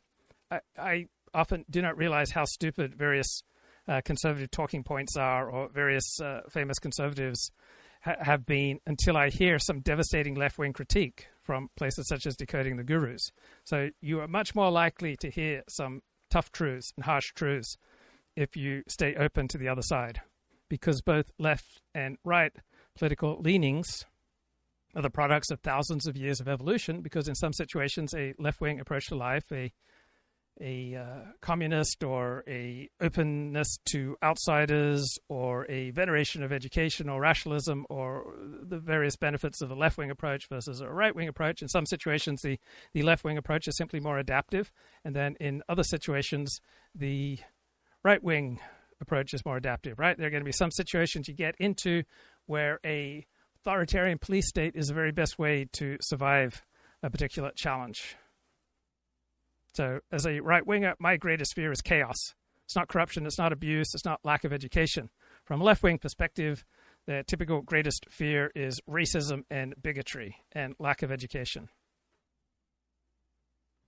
Right? For the classical liberal, right, it's classical liberalism that's most important. It's individual rights. From my more Hobbesian pessimistic perspective, we need a government to be a leviathan to protect us in a dangerous, chaotic world. So from a rational, empirical basis, I see absolutely no evidence that that Israel's attack on Iran will lead to regime change in Iran, let alone Russia and China. But from my non-empirical, non-rationalist perspective, my spidey sense, right, is that the odds of regime change in Iran, Russia, and China are much higher than the evidence suggests, right, when I leave the realm of the rational and the empirical.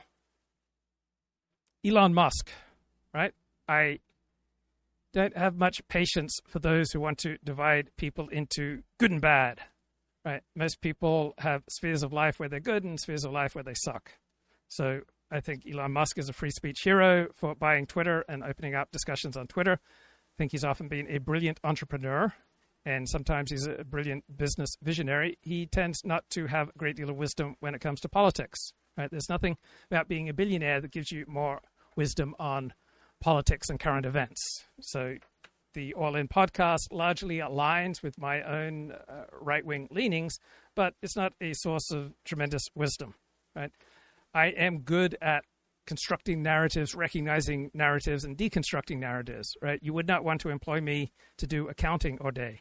You would not want to make me the guy who checks the engines before the plane takes off, right? I enjoy a little too much for my own welfare saying provocative things that hurt other people's feelings. So this tendency makes me a little mad, a little bad, and a little dangerous to know. But this exact same quality sometimes translates into compelling live streams and blog posts. So Elon Musk has his strengths, but they don't come to political wisdom. Now he's starting his own political party, and what he's doing is a Substack post, not just dumb, has zero chance of success, right? His coup attempt against Donald Trump has no hope of achieving its goals. The most it can do is derail a productive effort and to allow the left to win, right? Elon Musk acting out against Trump's big, beautiful bill seems to be overwhelmingly driven by vanity, ego, and stupidity, right? Heavy drug use seems the most likely explanation for a lot of Elon Musk's erratic behavior. He seems divorced from reality. He seems to be lashing out blindly. He seems to have no idea what he's doing. He seems out of his depth, and his political inexperience is going to generate problems for him and for those who follow him. So Musk was an asset to Trump, and now he's a huge liability, right? He's providing Trump's opponents with ammunition. He has set the terrible example, and the type of panic and despair and bad behavior that Elon Musk is demonstrating is contagious. right? It's embarrassing now to have to deal with Elon Musk's pronouncements on politics. Like, how did this unstable and frequently moronic person who was a heavy drug user, how did he get into such high positions in the Trump administration? He's got his own genius, but he has his own instability, and there are ways that he has been a tremendous asset for society, but there are also ways that he's an idiot. So people like Elon Musk, bad actors, try to create these hostage situations. They cause trouble because they know that getting rid of them will be trouble.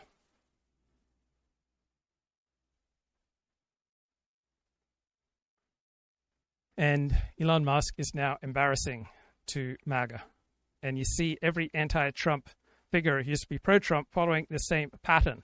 Right? They lose status, they get ejected from practical politics, to which Trump provided their only access, because of their bad behavior and their bad judgment. And then they realize their only potential path back to influence is to engineer some kind of catastrophic collapse that will get Trump and his supporters out of the way, without regard to the wider consequences that that collapse would create. Right. This is people like Representative Massey and Senator Rand Paul when they tried to block Trump's big, beautiful bill.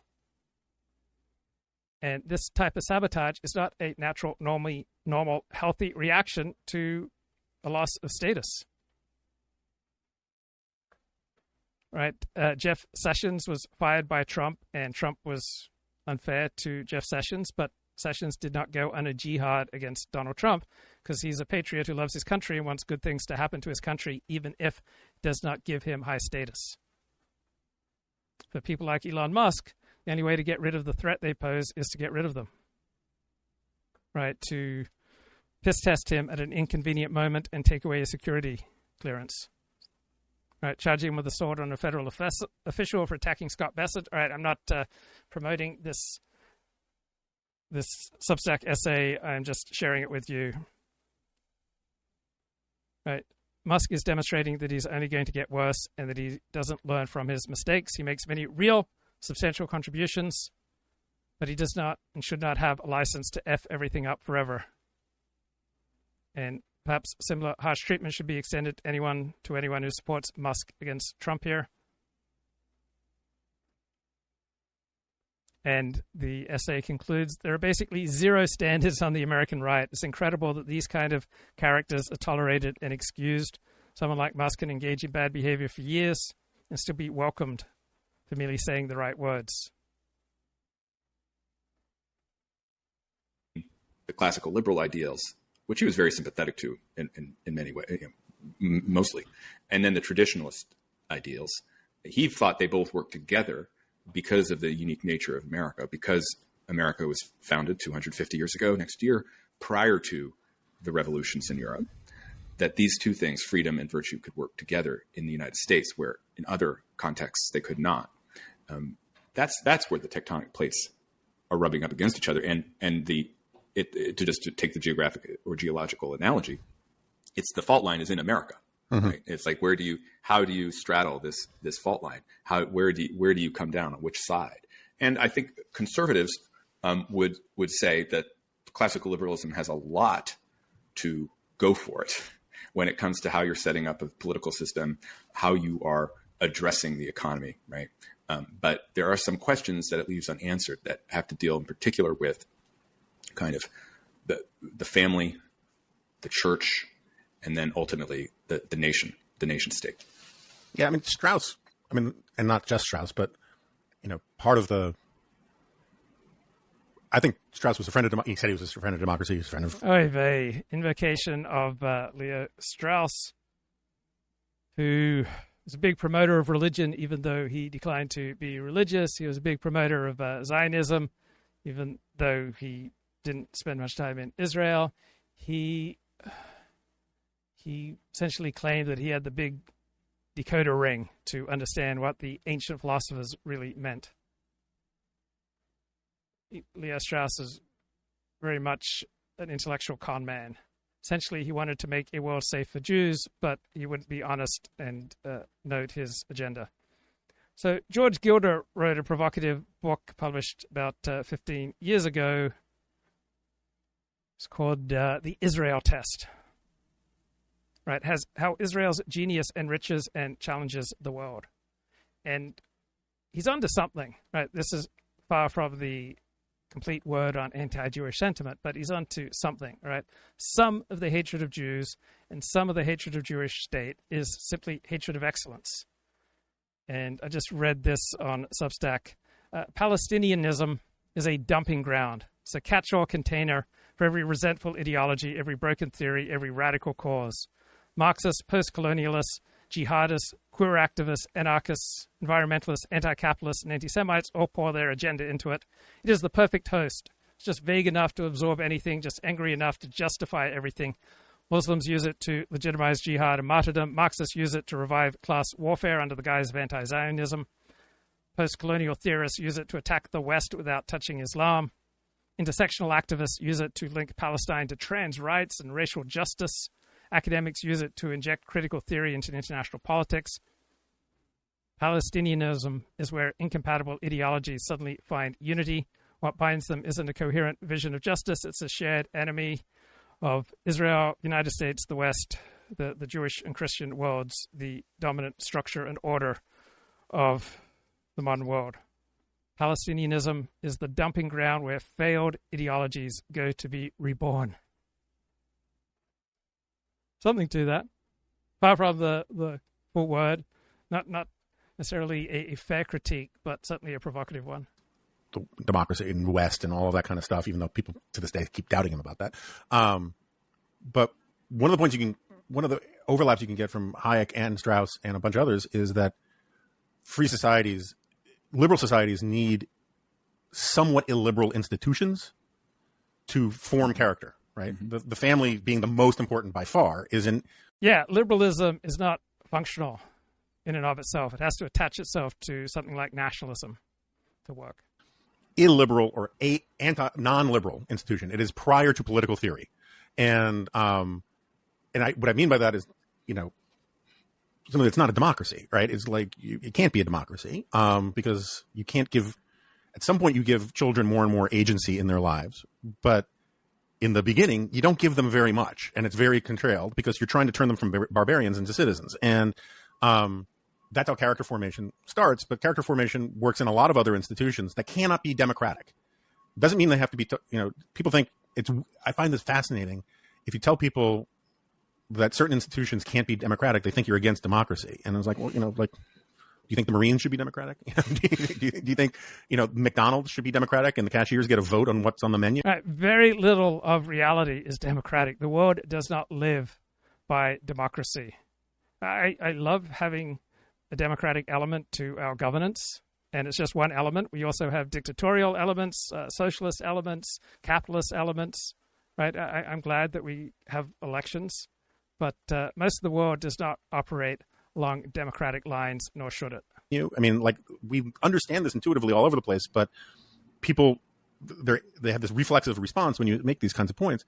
And so a free society needs non-free institutions to create the kind of character that appreciates a free society. Mm-hmm. And yeah, if you're a normal person on the right, you recognize that human nature is not basically good. And if once you recognize that human nature is not basically good, freedom cannot be your highest value because you recognize that human beings, if left to their own devices, will abuse freedom.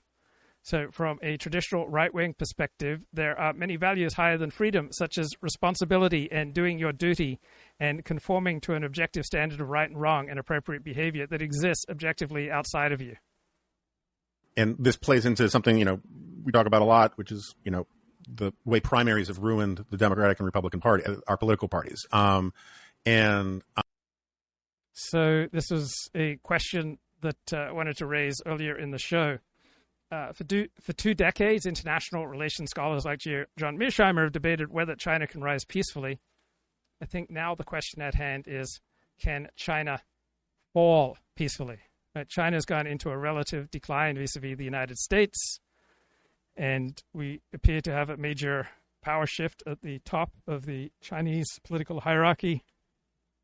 And we seem perhaps to be headed, China seems to be headed in a more pragmatic direction. And so I hope and I suspect that this might make it a little easier for China to fall apart peacefully without the deaths of millions of people. And I think that that's the part of the tension that, at an abstract level, at the level of sort of theory, classical liberalism struggles. I mean, again, Hayek is fine with everything I just said. In fact, I get a lot of it from Hayek. But can I point out maybe one source of the tension is because I think what you're saying is that at the end of the day, you have to have rules. Right. So classical liberalism is for rules about how we govern the country, rules about economic intervention or the lack thereof. But in the non-liberal institutions you're describing, the rules are often not rational. Right. Because humans aren't rational. The classical liberals are rational. So why do we have so many international relations scholars focusing on can China rise peacefully? The new Cold War with China, the threat of China, how America needs to change to confront China, why America is being outshone by China, the China threat, right? Why so much production along these lines when the evidence and the truth is that China is in a lot of trouble? Because there are more jobs available if you hype up the threat of China. There are more jobs for international relations scholars if you hype the threat of China. Now, China is falling. It is declining. It is spiraling downhill. But there are no jobs to be gained. There is no status to be gained by noting that China is falling apart in general, but for academics. Now, for popular geostrategic influencers like Peter Zeihan, right? He has been making provocative statements about how China is about to fall apart for more than 2 decades, right? And so he grabs attention by making very confident proclamations about many things that are quite removed from reality. I remember about 2 years ago, he was talking about how there'd never be another version of the iPhone because of the collapse of globalism. And back in 2005, he was making very confident proclamations that China was going to fall apart in the next 10 years.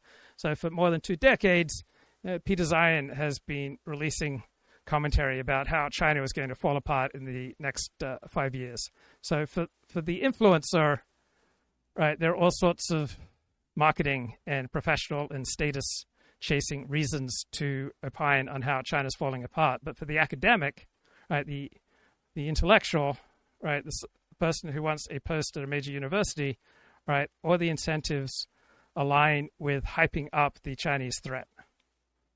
Just as if you're in the public health game, right, you're going to get more money, more status, more prestige if you hype up threats to public health rather than diminishing them. They have a theory. They perceive the world in a certain way, and based on that perception and judgment, they say this is how things should run. But families are instinctual, right, and old, right, and there's no real. It's hard to give the reasons for why a family works the way it does. So, traditional people, religious people, tribalists, and nationalists put a lot more value on instincts rather than on the pure individualist exercise of reason. Because if we have instincts in how we organize ourselves, and that these ways of organizing ourselves are time-tested, and you have a tremendous fear of chaos, which tends to be the biggest number one right-wing fear, traditionalist fear of chaos and anarchy, right, then you have much more respect for traditional ways of doing things and traditional responses to reality that may not necessarily sound the most rationally and cognitively compelling. And how kids are raised, hopefully in an upright manner. And when you turn to the church, well, that's based on revelation, right? Not reason. Divine revelation is structures churches or religious faith. And even the nation, the way that nations behave is not always rational. Far from it, right? Because it's, as Thucydides says, right, the cause of war is... And that which is rational is not coterminous or co-equal with that which is effective or truthful, right? You can go in the most bizarre directions with your rationality. Is honor, interest, and fear. All of these things that are not necessarily... Right. Honor, interest, and fear tend to drive people who are traditional in their approach to right. The rational interest may be the one. Interest is the one, right? But honor and fear You can't. So I think that's how I would kind of draw the distinctions. The classical liberals, they're looking for these rules derived from reason. And a conservative says, look, there are things that we inherit, and we probably shouldn't investigate the reasons for them all too much. Right. If you're more conservative than you are classical liberal, the more emphasis you place on a reality that is objective and exists outside of you, to which you should conform. Because they've worked. And as you say, this is what Hayek points out in his defensive tradition, his excellent defense. They've worked over time. It's a learning process over time. But what liberals get up to no good, Jonah, is when they start kind of tinkering with the machinery and they say, well, this makes no sense. Right. If you're on the right, you have a fear of anarchy, disorder, and you have a fear that if you pull a thread on the order of things, if you rejigger the objective conceptions of right and wrong and reality that your community has, that the whole thing might come crashing down because civilization is so fragile. We should pull it out. And the next thing you know, the car breaks down. Right. Yeah, no, it's the Chesterton's fence problem, right? And Right. Chesterton said that a traditionalist who sees a fence suspects that there's probably a very good reason why it's there and doesn't just pull it down because the rational reason for its existence is not obvious to him. And which is on the remnant bingo card.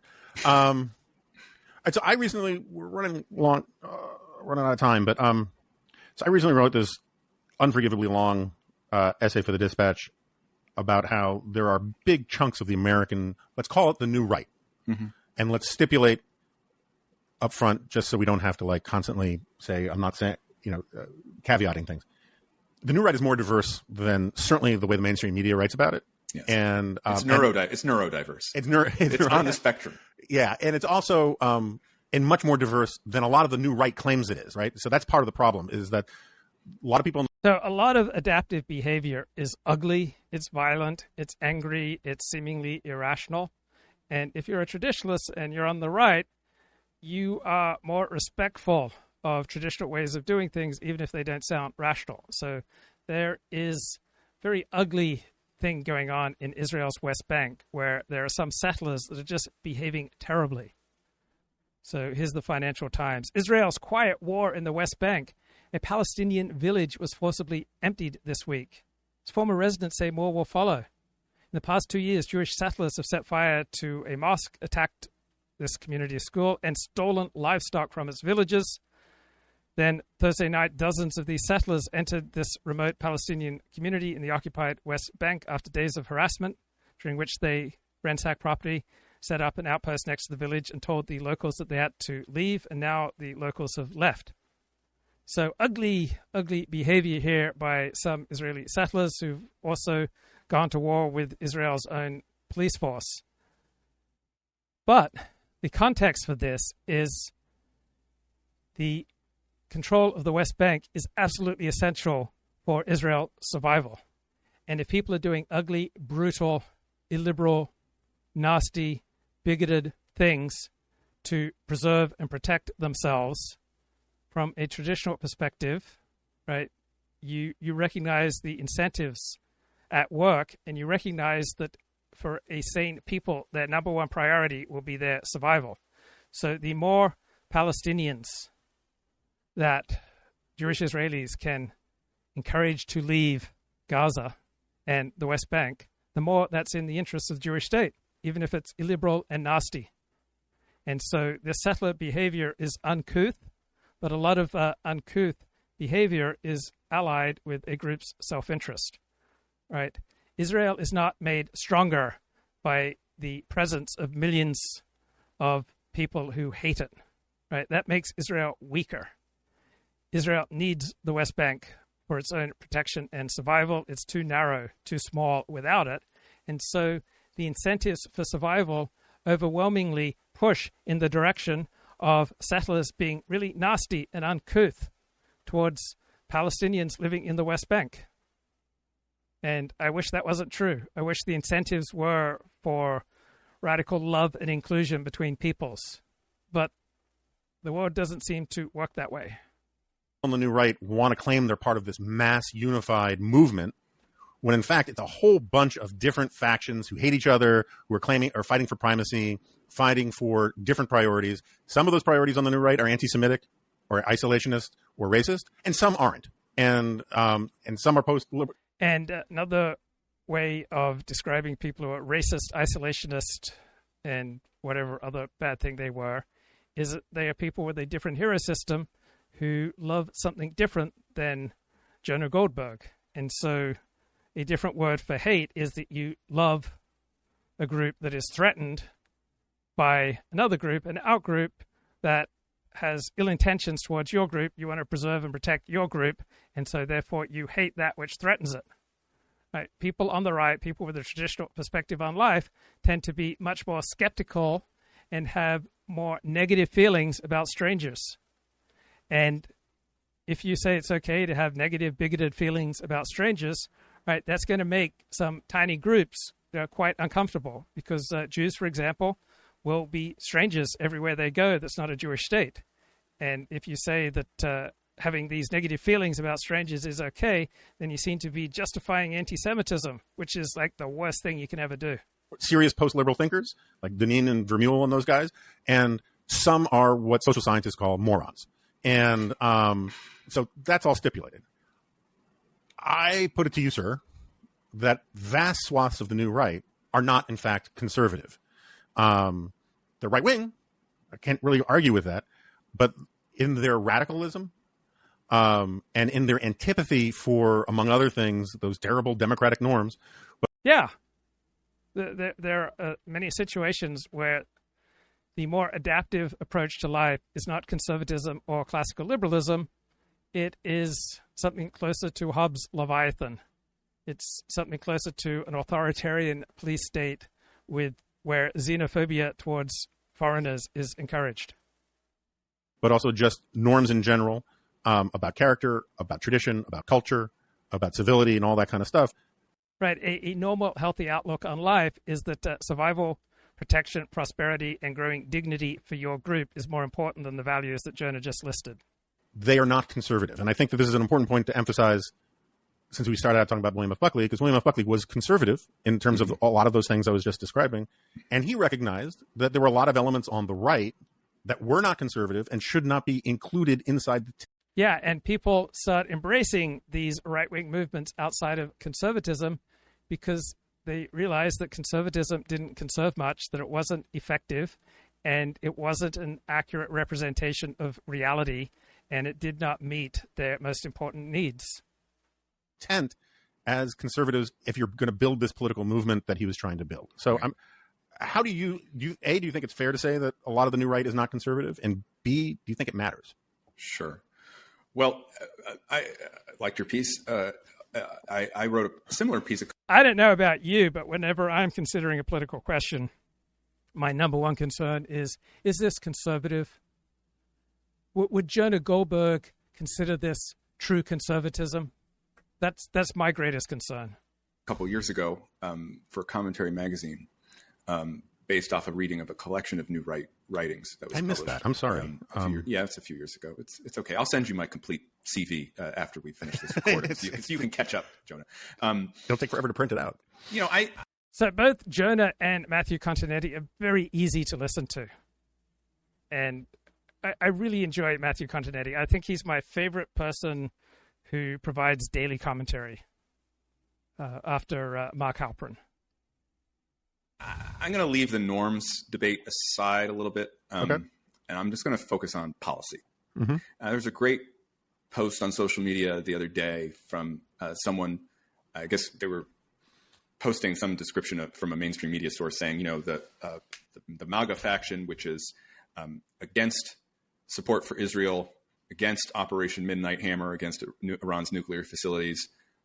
Right. A normal, healthy reaction for an American is to prioritize American interests, not Israel's interests.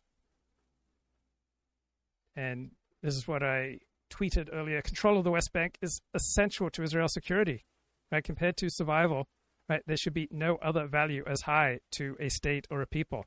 So if your survival depends upon some members of your group being very nasty and brutish to an outgroup, then you should support that nastiness. Right? It's not moral to publicly undercut your own group's survival. then I was just looking at the Washington Post before the show. One of the Supreme Court's sharpest critics sits on it. Wow, who's this? Justice Ketanji Brown Jackson emerges as a strong voice on an unusually fractious U.S. Supreme Court. So I would rewrite this headline to one of the Supreme Court's dumbest critics sits on it. Against reforms to the Medicaid program and for increasing taxes on the wealthy. And I wish I could give credit to the poster, but this person who I follow said, yeah, you know what that's called? 1980s liberalism, right? It's not conservatism. Yeah. It's just not. So I take it from the point of view is my conservative belief system lends me to certain positions on issues. Those positions tend to give the maximum degree of individual freedom for adults that's consistent with public order at home, and a foreign policy that pursues the interests of the United States to make this country secure, prosperous, and free. Okay? And that is anti-totalitarian. So my father was a Seventh-day Adventist theologian until, in his own telling, he could no longer respect his conscience and its promptings that were driving him to speak out against the central and distinctive platform of the Seventh-day Adventist Church. And so his conscience drove him, and he had to speak out against the heavenly sanctuary doctrine, the distinctive doctrine of the Seventh-day Adventist Church. So my father was put on trial by the church hierarchy, and he was pummeled for a week, and he was outfoxed by a superior political player, the head of the hierarchical Seventh-day Adventist Church, Elder Neil Wilson, whose son, I believe, runs the current Seventh-day Adventist Church, the General Conference President, I think that's the title. And when my father was put on trial, I remember him uttering the immortal words of Martin Luther, "Here I stand, I can do no other, so help me God." So I was raised with this veneration of martyrdom, veneration of following the dictates of your conscience. But if your conscience is prompting you to do things that are against your group's interests, I would urge you to rethink the promptings of your conscience. The promptings of the conscience do not get much respect in traditional Judaism. So one way of understanding the differences between Judaism and Christianity is that about 2,000 years ago, a group of Jews came along and said, my conscience compels me to deviate from traditional Jewish ways of understanding. And so you then got the rise of Christianity. So from a traditional Jewish perspective, God stopped speaking directly to the prophets about 2,200 years ago. From a Christian perspective, there was a new divine prophet. Jesus came along 2,000 years ago. From a Seventh-day Adventist perspective, the latest and greatest and most precise articulation of the divine will was transmitted to the founders of the Seventh-day Adventist Church. So in the religion in which I was raised, there's this notion of ongoing progressive revelation that gets ever clearer and more precise and more powerful. So Judaism, traditional Judaism, instead puts a priority on an objective standard that exists outside of oneself. So traditional Judaism is much more right-wing and traditional compared to Christianity. Christianity came along and said, hey, listen to the promptings of your conscience. We've got this story here that God came to earth to save you from your sins. And if you simply accept this belief, you are then saved eternally. And follow your conscience. And that became, in particular, the focus of Protestantism, which is a very individualist religion, which puts the focus on individual salvation to the next world.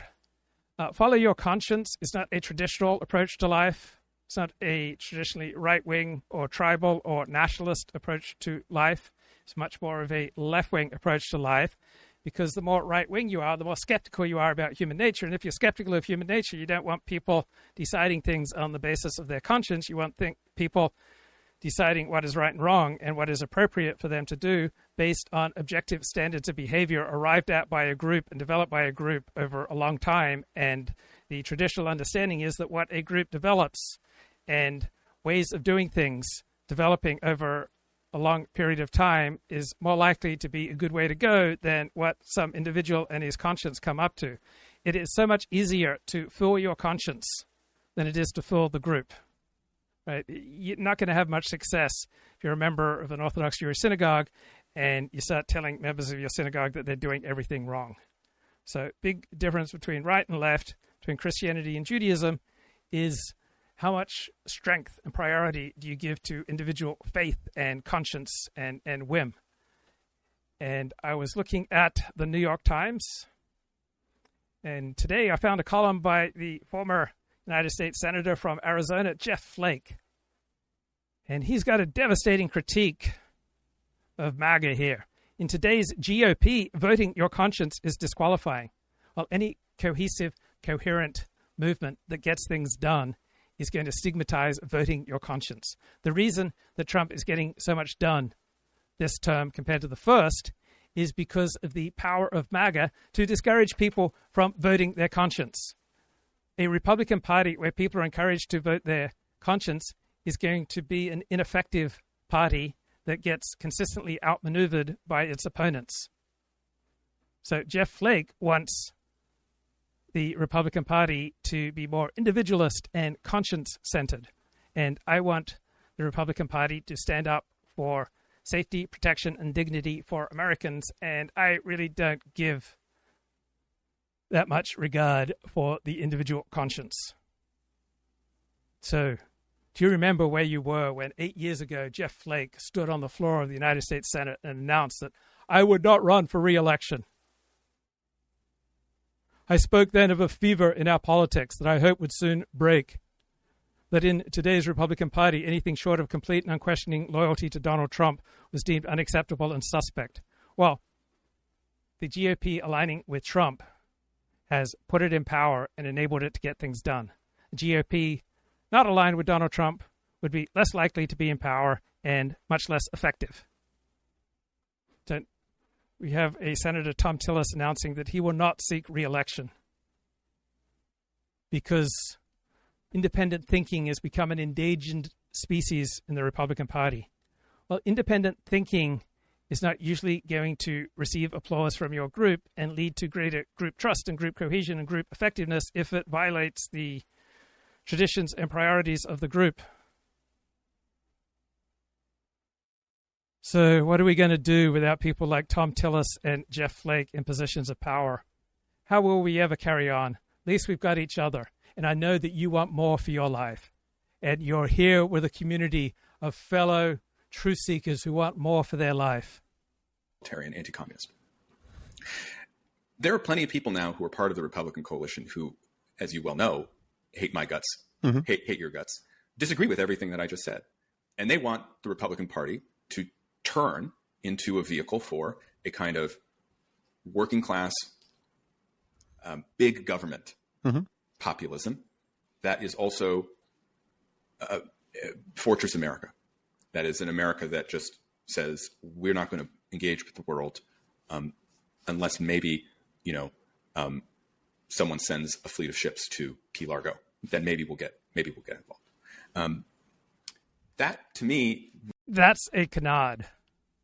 Right? MAGA stands for American Intervention Abroad. That is clearly aligned with American interests.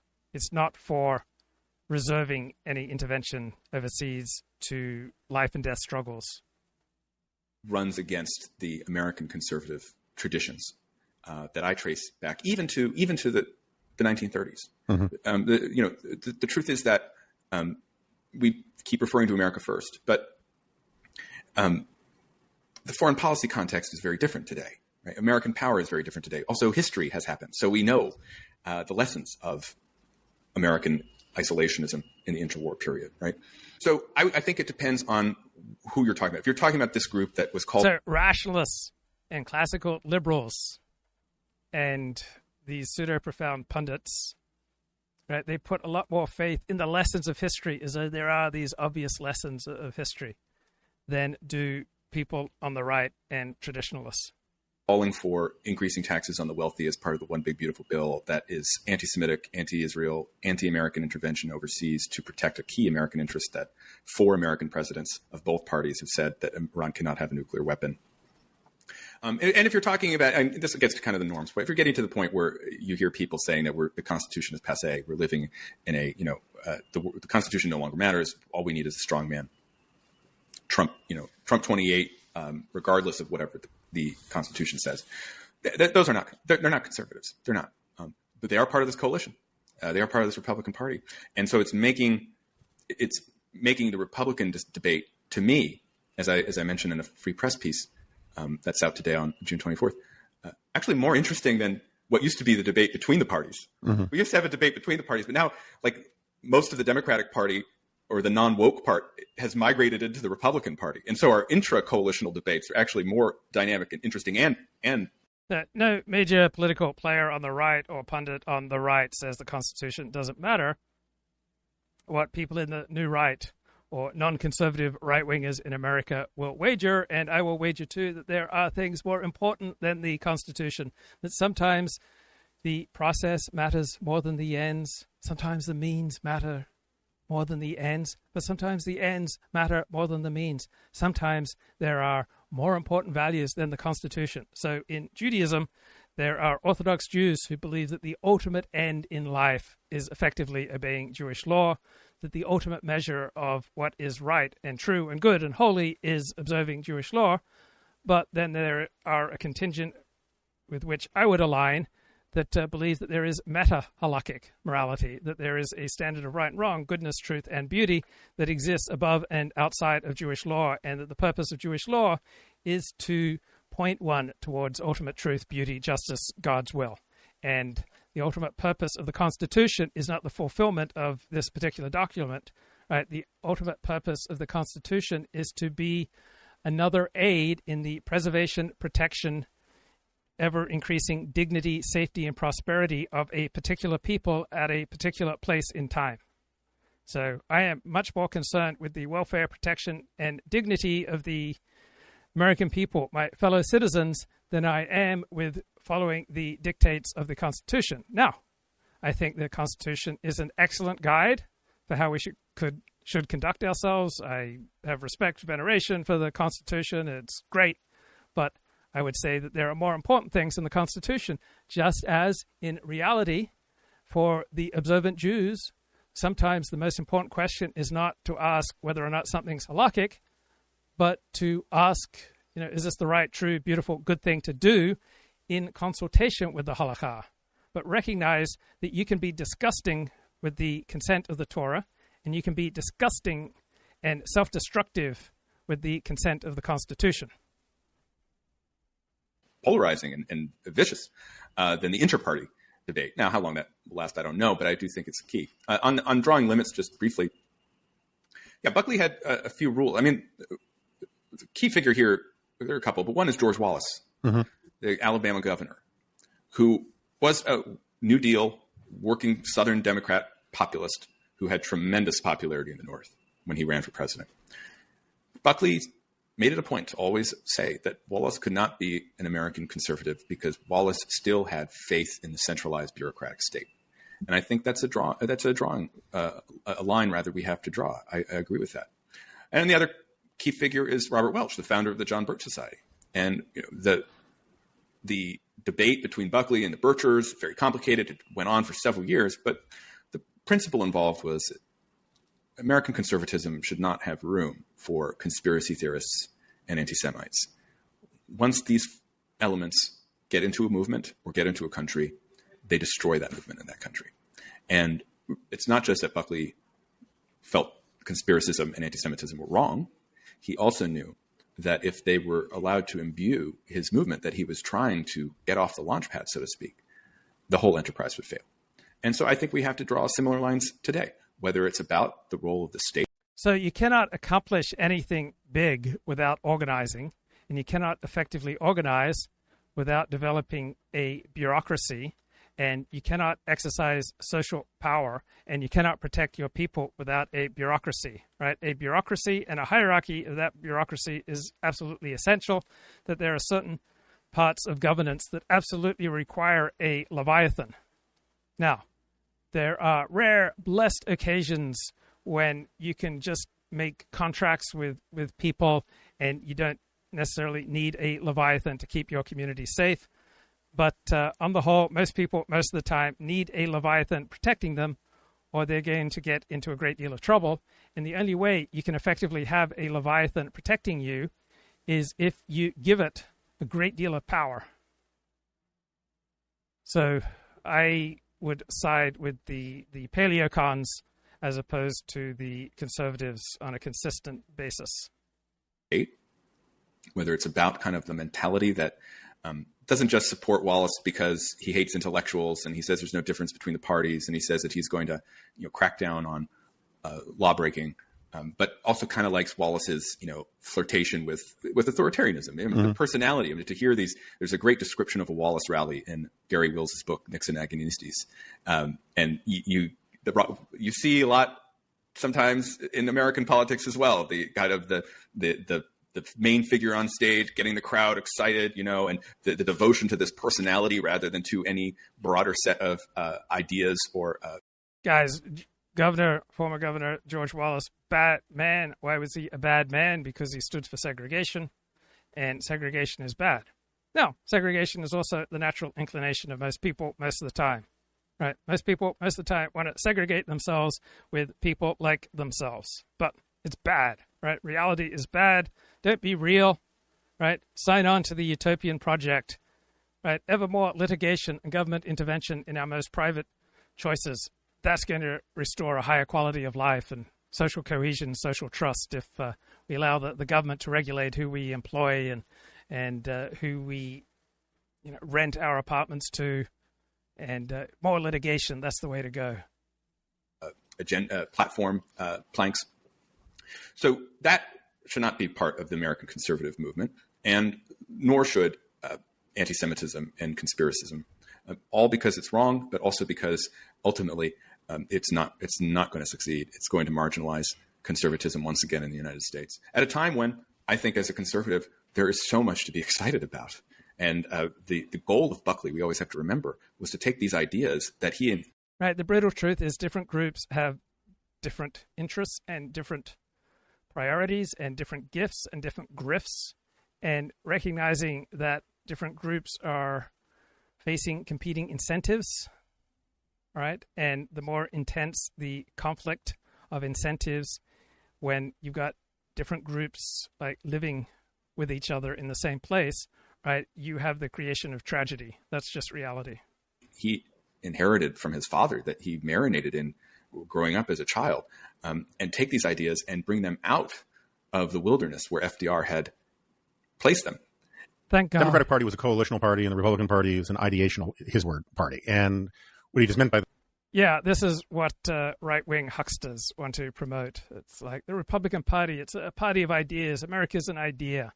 It's a very exciting and pseudo-profound thing to say that helps enable one to make a living in conservatism incorporated. Doesn't match reality. Not particularly good for America, but it's good for the narrow self-interest of those promoting this nonsense, like Jonah Goldberg. That is that if you... Republican Party says, if you agree with us on 7 out of 10 of these things, you should be in our party. And the Democratic Party was like, it was an explanation for, which I've used for years, about why the party of the Teamsters was also the party of gay marriage, right? Is because it was a we'll scratch your back, you scratch ours kind of organization. The Democratic Party has come a cropper because of that, found that structure. But the problem with the Republican Party in the era of Trump is... Well, the Democratic Party became the coalition of the fringe, united against the white Christian core of the United States.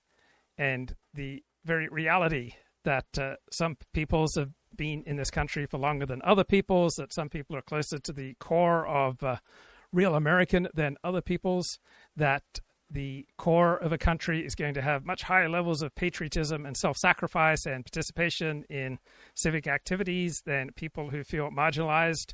Right? These basic realities will not be well received in Conservatism Incorporated. Is that there is often a very big price to saying basic truths. While a lot of people will make the argument that because Trump is going to deliver on 7 out of the 10 things that you believe on, you should be part of the party. And I understand that argument. But the thing that holds the actual coalition together now is really basically just support for one man. It's the cult of personality aspect. You can rationalize on ideational, on ideological. People support Donald Trump to the extent that he is providing something of value for them. Sometimes it's entertainment value, but it's largely a matter of substance. Donald Trump is substantially aligned with how a majority of voting Americans see as their own protection, their own self-interest, their own prosperity, and their own dignity. As Democratic consultant who's on Mark Halperin's show, I'm blanking on his name, but he makes the very strong, solid point. Donald Trump wins on substance.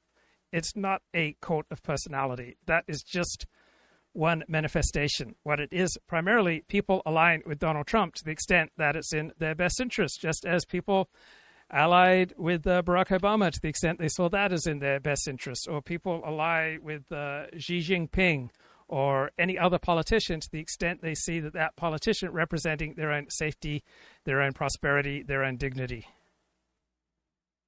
Logical grounds, commitment to the coalition. And you can certainly make arguments about the transactional this and transactional that, and I get it. And some of those arguments, I mean, it's going right. So for people like Jonah Goldberg, they put their own prestige and their own importance ahead of the best interests of America, and so they oppose Donald Trump, and they oppose having more conservative Supreme Court justices, the preservation of free speech, the development of more secure borders. They oppose all the substantially conservative things that Donald Trump is getting done, because if they do not diminish Donald Trump, their own status is diminished, right? Donald Trump doesn't speak the flowery, beautiful words of people like Jonah Goldberg and the pundits of Conservatism Incorporated. And so this rough-speaking man coming from the world of construction and reality TV is able to get so much done by comparison to how little Conservatism Incorporated got done. So the rise of Donald Trump means that Jonah Goldberg's status is diminished. And Jonah Goldberg does not like that. He is fighting against the diminishment of his status. Going to be years before a contrary word about Donald Trump comes out of John Podhoretz's mouth because of what Trump has done with Iran, and I get it. Right. He is living in a fantasy world. John Podhoretz is highly critical of Donald Trump. If you're saying the safety and protection of your people is far more important than any of Donald Trump's vulgarities, for the normal person, that's how you think. But if your sense of worth is primarily based on your metrics and how much attention you get, then no matter how good Donald Trump is in accomplishing the things that you say you stand for, right, you'll still passionately oppose him if that's the way to make a good living and to achieve a certain status. But if the ultimate priority is if the defining test, particularly for jobs, is loyal. For a healthy person, right, their primary principle should be the safety, preservation, protection, and prosperity of their people. But for people like Jonah Goldberg, the greatest good is some abstract agreement with certain abstract articulations of classical liberalism. So do you care primarily about people, or do you care about your vulgar understanding of ideas from John Locke? Loyalty to a personality, then by definition, as a fact of logic, things like anti-Semitism or right. So these things like anti-Semitism, these are just cheap put-downs. I don't want to think hard, so I'm just going to throw out a bunch of slurs about people who have a hero system that is different from mine. De facto socialism, whether you would call it nationalism or not, industrial policy, all these kinds of things, or rank in common. On a reality basis, right, sometimes using some socialism or some protectionism is what's best aligned with the preservation, protection, and prosperity of a particular people in a particular place at a particular point of time, even if it violates the precepts of John Locke and the U.S. Constitution. Competence matter less. And so it's great that and I support what Trump did in Iran. We'll see by the time this airs, maybe, we're all in a nuclear rubble. But for now, I support what he did. I think it was the right thing to do. I have caveats about, the war power stuff and all that, but that's a different argument. But it's great to celebrate all that. It also just sucks that, like, the White House, the Pentagon press secretary has this history of anti-Semitism. And that used to be a litmus test kind of thing. We just say, well, that person can't can't get a job because look what they've said. Or that guy, Paul Ingrassia, couldn't get a job because look what he said, and so the dynamics of the coalition building on the right now are really, really weird, where you can be in good standing by being a loyalist, but having absolutely heretical ideas. And that's why I take your point about how the intramural arguments are more exciting now. My problem... Right, this reminds me of growing up at Seventh-day Adventism with all these invocations of heresy, right? Jonah Goldberg is not religious. He has transmuted his normal, natural religious tendencies towards making a religion of his own understanding of classical liberalism. The problem is I find very, very, very few, there's some, respectable interlocutors in those debates. Because at the end of the day, most of the arguments... Right, this is a very common con job by gurus and pundits and the shallow purveyors of pseudo-profundity. That, I just wish I had good faith critics. If only there were just more good faith critics. I know that I would be improved by good faith criticism. But everyone who provides substantial criticism of me, they're operating in bad faith. So I can easily dismiss them.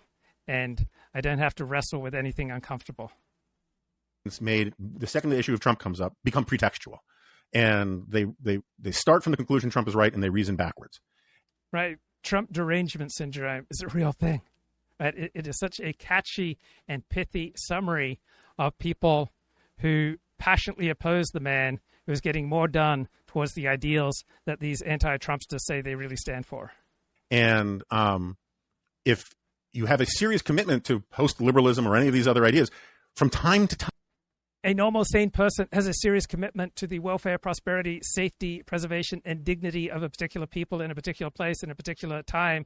He has a much stronger commitment to this people than he does to these abstract notions of classical liberalism.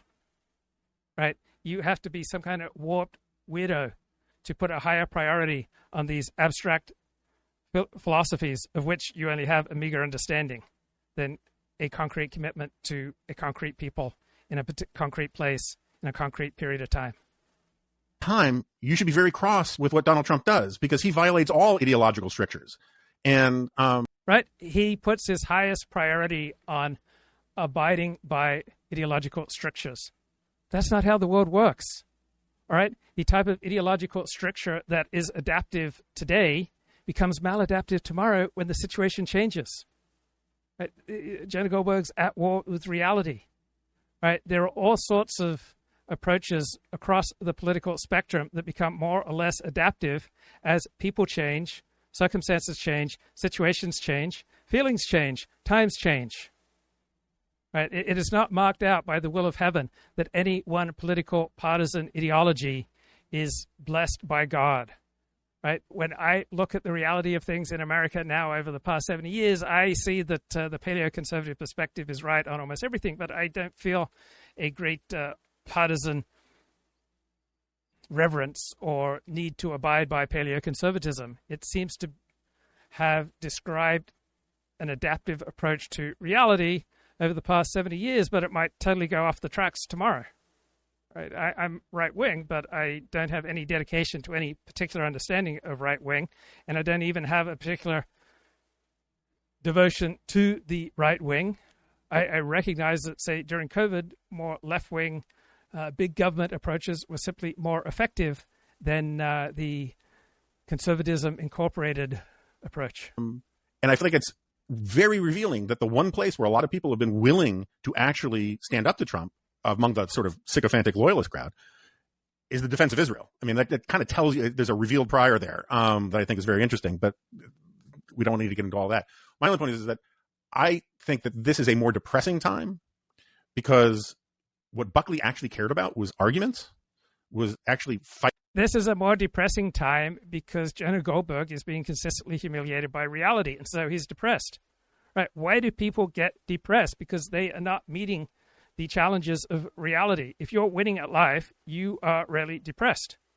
If you enjoy good relations, first of all, with yourself, second, with your family, your spouse, your kids, your extended family, your friends, your community, your work colleagues, right? You are very rarely depressed. Depression happens when you're losing at life and you have an evolutionary incentive now that you feel depressed to dial back your exertions. You will much more naturally incline towards just lying in bed instead of trying to do things in the world when you are depressed. And there are good evolutionary reasons for this, because if you are depressed, it means that your efforts, your energies, your direction, your understanding of reality is maladaptive. And when you're depressed, you get to stop exerting yourself. You get to stop doing things. You get to stop trying to push your conception of reality and on other people. And if you're a normal depressed person, you step back from life. And that gives you time and space to reconsider the nature of reality. And then you get to reformulate your conception of reality and where you want your efforts to go.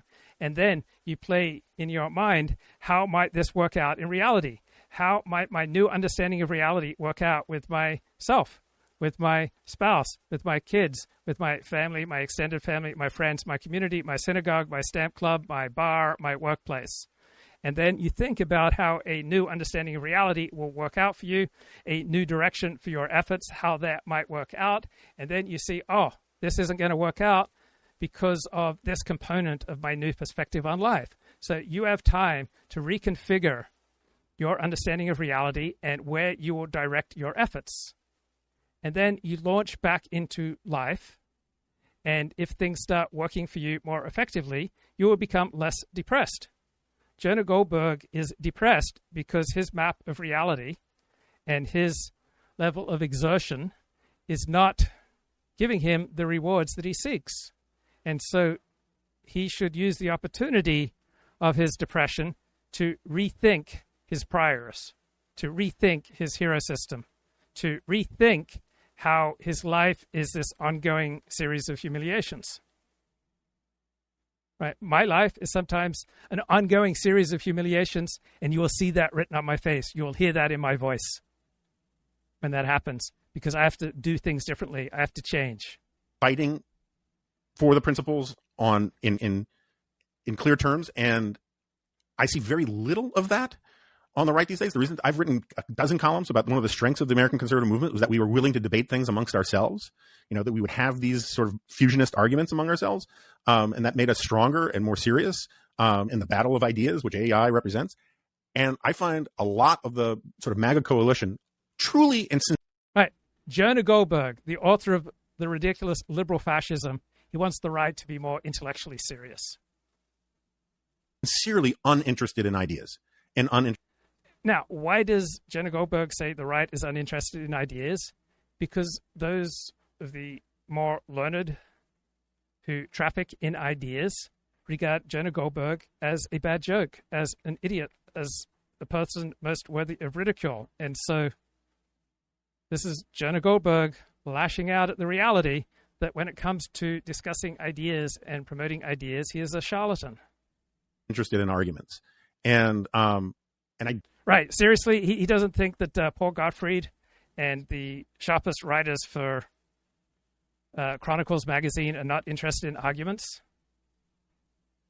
Right? He just wants more good faith criticism. But every critic he's had is clearly not operating in good faith. Right? This is the type of delusion that you hear in these guru charlatan workshops that you hear from Matthew McConaughey and Tony Robbins and this crowd. Well, that's but in the same way that like the gurus are often telling their audience, you guys are willing to look more critically at the stuff, to think about the science. You're not swallowing what you're told. It's the same thing, right? It's just delivered with more directness than we're used to in the content. Likewise, Matt, strategic disclaimers and the Omega principle mixed in together. And not everything we... Right. Jonah Goldberg is another snake oil salesman. But he wants to have a serious conversation, and he just yearns for good faith criticism. Share, not everything I share is going to be perfect, or Marie, or Trent, or Tony, or even Matthew. But if there's one thing, if there's a couple of things that allow you to go, oh, I can make a difference, then we did our job here today. And I like to simplify. We're here to learn the art of living, right? if Matt and I said some stuff, if it's not that insightful, if there's, if you think you've wasted 3 hours, some of it's just going to be flat wrong, right? But if you can find in this entire episode just one thing, that it was time well spent. This is that's beautiful. Just remember that, okay? But when you're writing your reviews, focus on the positive. This is for the 1-star review makers. That's right. Just remember, was there really nothing at all in the 3 hours that was good? You could have just chosen to focus on that. Now we're going to get to the. Yeah, why doesn't Jonah get to have more serious intellectual engagement? I think that's good. It may be good for the political coalition for a little while. I think it is pretty bad for the conservative movement. Yeah. I like because Jonah Goldberg sees himself primarily about the conservative movement and about America. It's not his own petty ego that he's concerned with. He just wants that good faith criticism. Just wants serious engagement. Yes, too. This is a life. I mean, how much idiocy do you get to spew, and how much nonsense do you get to monetize before it becomes impossible to grant that you're just seeking serious engagement? We've chosen. I think a lot of your disappointment may be tied to technology, yes, because technology allows much more robust criticism. Right? Free speech allows much more robust criticism of Jonah Goldberg than he would prefer. Right? You peasants should not be dissecting him. You often bring up on this program. There's just a difference in how argument is conducted in the new public square of social media than the way in which it was conducted when. Right. If only it reached the lofty levels that Jonah Goldberg operated on. It's a shame. It's just so vulgar. Now, here on this YouTube channel. It's just a shame I can't reach the lofty levels of argumentation, serious argumentation that Jonah Goldberg has pushed forward for these many decades. And Buckley was at his height, whether there was public debate or in the pages of periodicals, or a newspaper column, all involving. Right, where you had to kiss up to power to be able to publish, and people like Jonah Goldberg had the authority and the status and the power to deny conflicting voices or criticisms that they found uncomfortable. Right? Now people like Jonah Goldberg, they are sometimes the recipients of unwanted criticism, and it's very wounding. Editors, all involving a certain amount of deliberation and delay. Now, of course, the papers, when they show up on my driveway each morning, are completely out of date by the time I bring them to my office a half hour later. So I think that is a reason we have less. Right. Jonah Goldberg longs for the day when the mavens of National Review had the power to remove from public life the John Birch Society or anyone else who deviates from their own particular hero system. They get to excommunicate heretics. Right. They loved that Bill Buckley had the power and the will and the acumen to remove heretics from the public space of right-wing thought, and they longed for that day when there was much less free speech. And the savvy political players like Jonah Goldberg and Bill Buckley, right, these influencers and entertainers could persist in their self-conception of being serious intellectuals, just looking for serious, good faith criticism. Debate of these ideas, less fine-tuning. We know the phrase brain rot. It was the phrase of the year. AI slop is a thing. And there's a lot of anti-Israel slop going out there as well. That is anti-Semitic. And guess what? There's pro-Israel slop too. And there's some very sharp and factual criticism of the Jewish state as well. And that's, I think, part of the technology. Part of it is that Trump is not a member of the American conservative movement. Trump is the great pro whisperer, right? Trump won by expanding the coalition that votes for the Republican Party. I am not a fan of the Secretary of the Department of Health and Human Services, right? That Kennedy bloke. I am not a fan of any of the major health appointees of this second Trump administration. I think they are just varying degrees of awful. I'm not a fan of the Maha movement. I think the Maha movement is unimpressive. But if I were a Republican congressman or senator, I would not be speaking out against the Maha movement because it was an essential part of Donald Trump getting elected. One of the most unusual advocates for Donald Trump is a left-wing Marxist, Batya Unga Sargon. Right? You don't win by pushing people out of your coalition. And so Marxists for Trump, right? I'm not going to try to push them out of a winning coalition. The ridiculous Maha movement, I'm not going to try to push it out of the winning coalition. I probably would not have voted against Trump's ridiculous and terrible health appointees because, one, it wouldn't do any good. Two, it would only weaken Trump's status and power. And so I wouldn't engage in fruitless, self-destructive virtue signaling. So you have to take the good with the bad, right? You want to maintain any kind of relationship. You want to maintain a membership in any type of community, right? You want to have friends. You want to have any type of connection with other people. You have to take the good with the bad. And if you're sane and healthy, right, you keep people in your life who overall are good for you and good for what you want.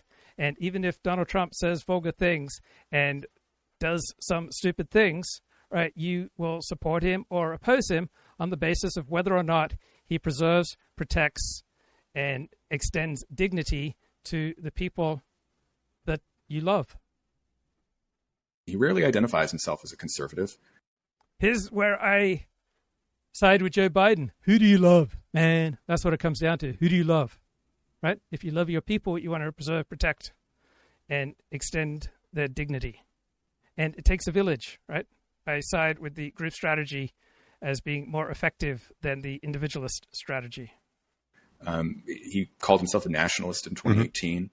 And now more recently, in the 2024 cycle and beyond, he calls himself common sense. He's common sense. So it's whatever he thinks is the prudential call at a given moment. Which right, Conservative Incorporated and its spokesman would not have won the 2016 and 2024 election.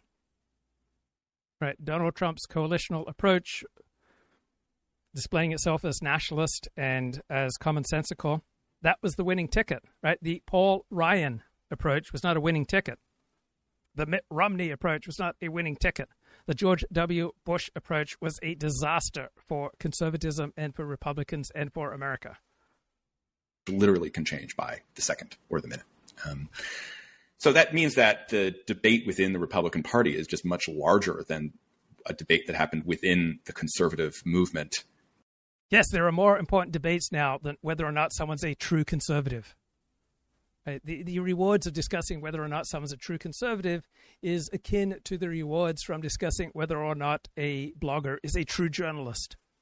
Right? A blogger or a vlogger, such as myself, may at times do some journalism, but just because a particular utterance or blog post or video is not primarily journalism does not mean that any other genre is therefore illegitimate.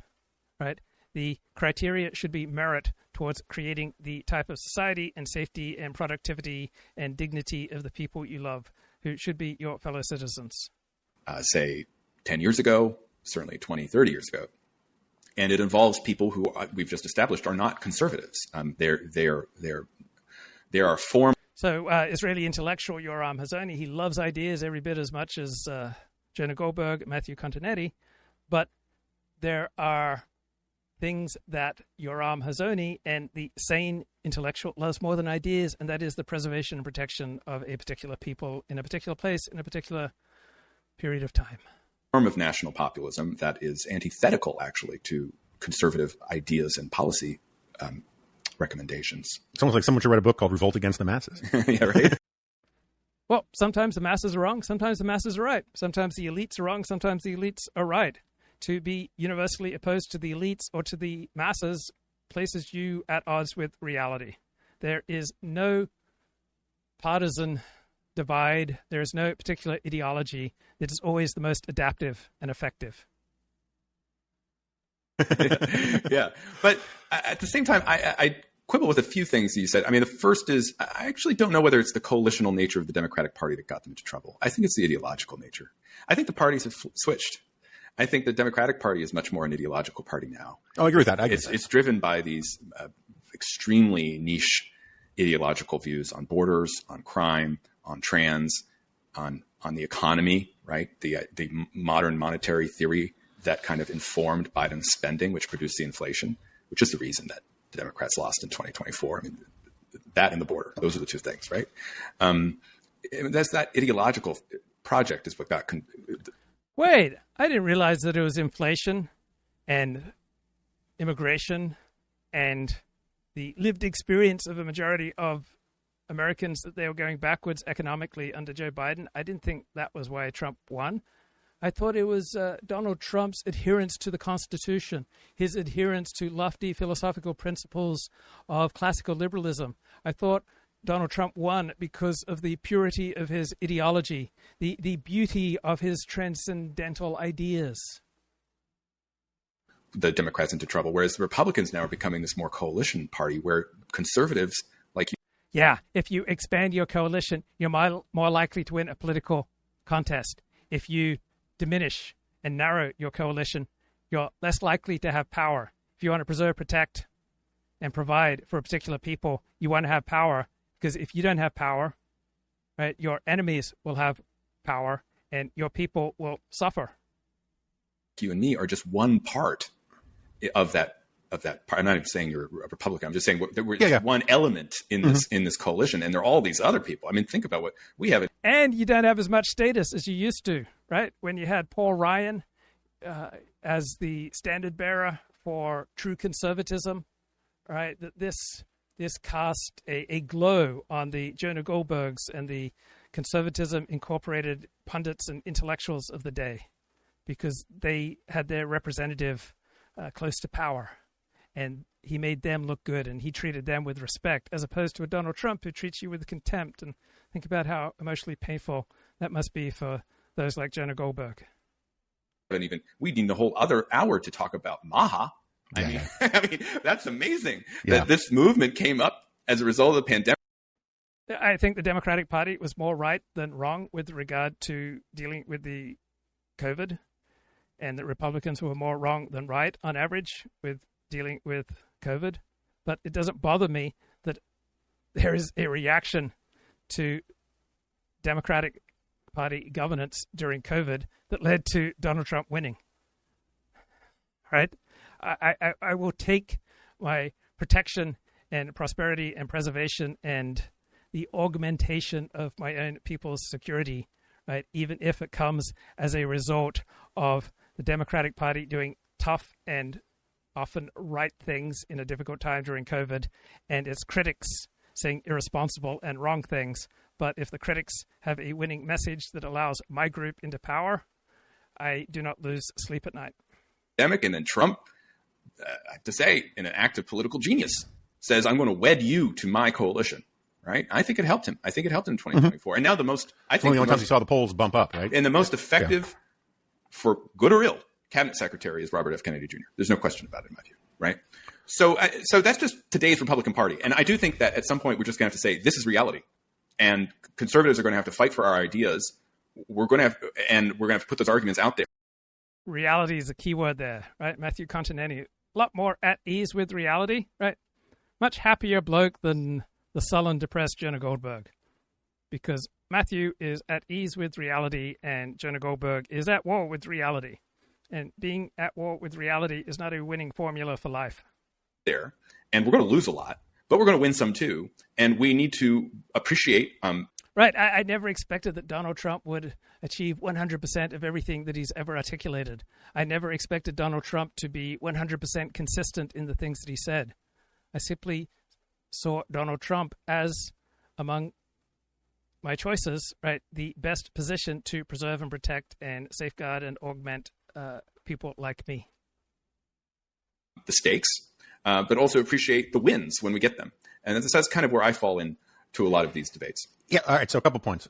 One, I agree with you about the Democratic Party now. Part of my longer tale of woe about the Democratic Party is that they made the mistake of their coalitional politics led to them becoming an ideological party. There I agree, and I should say that the danger... Right, and this is precisely what Jonah Goldberg wanted for the Republican Party.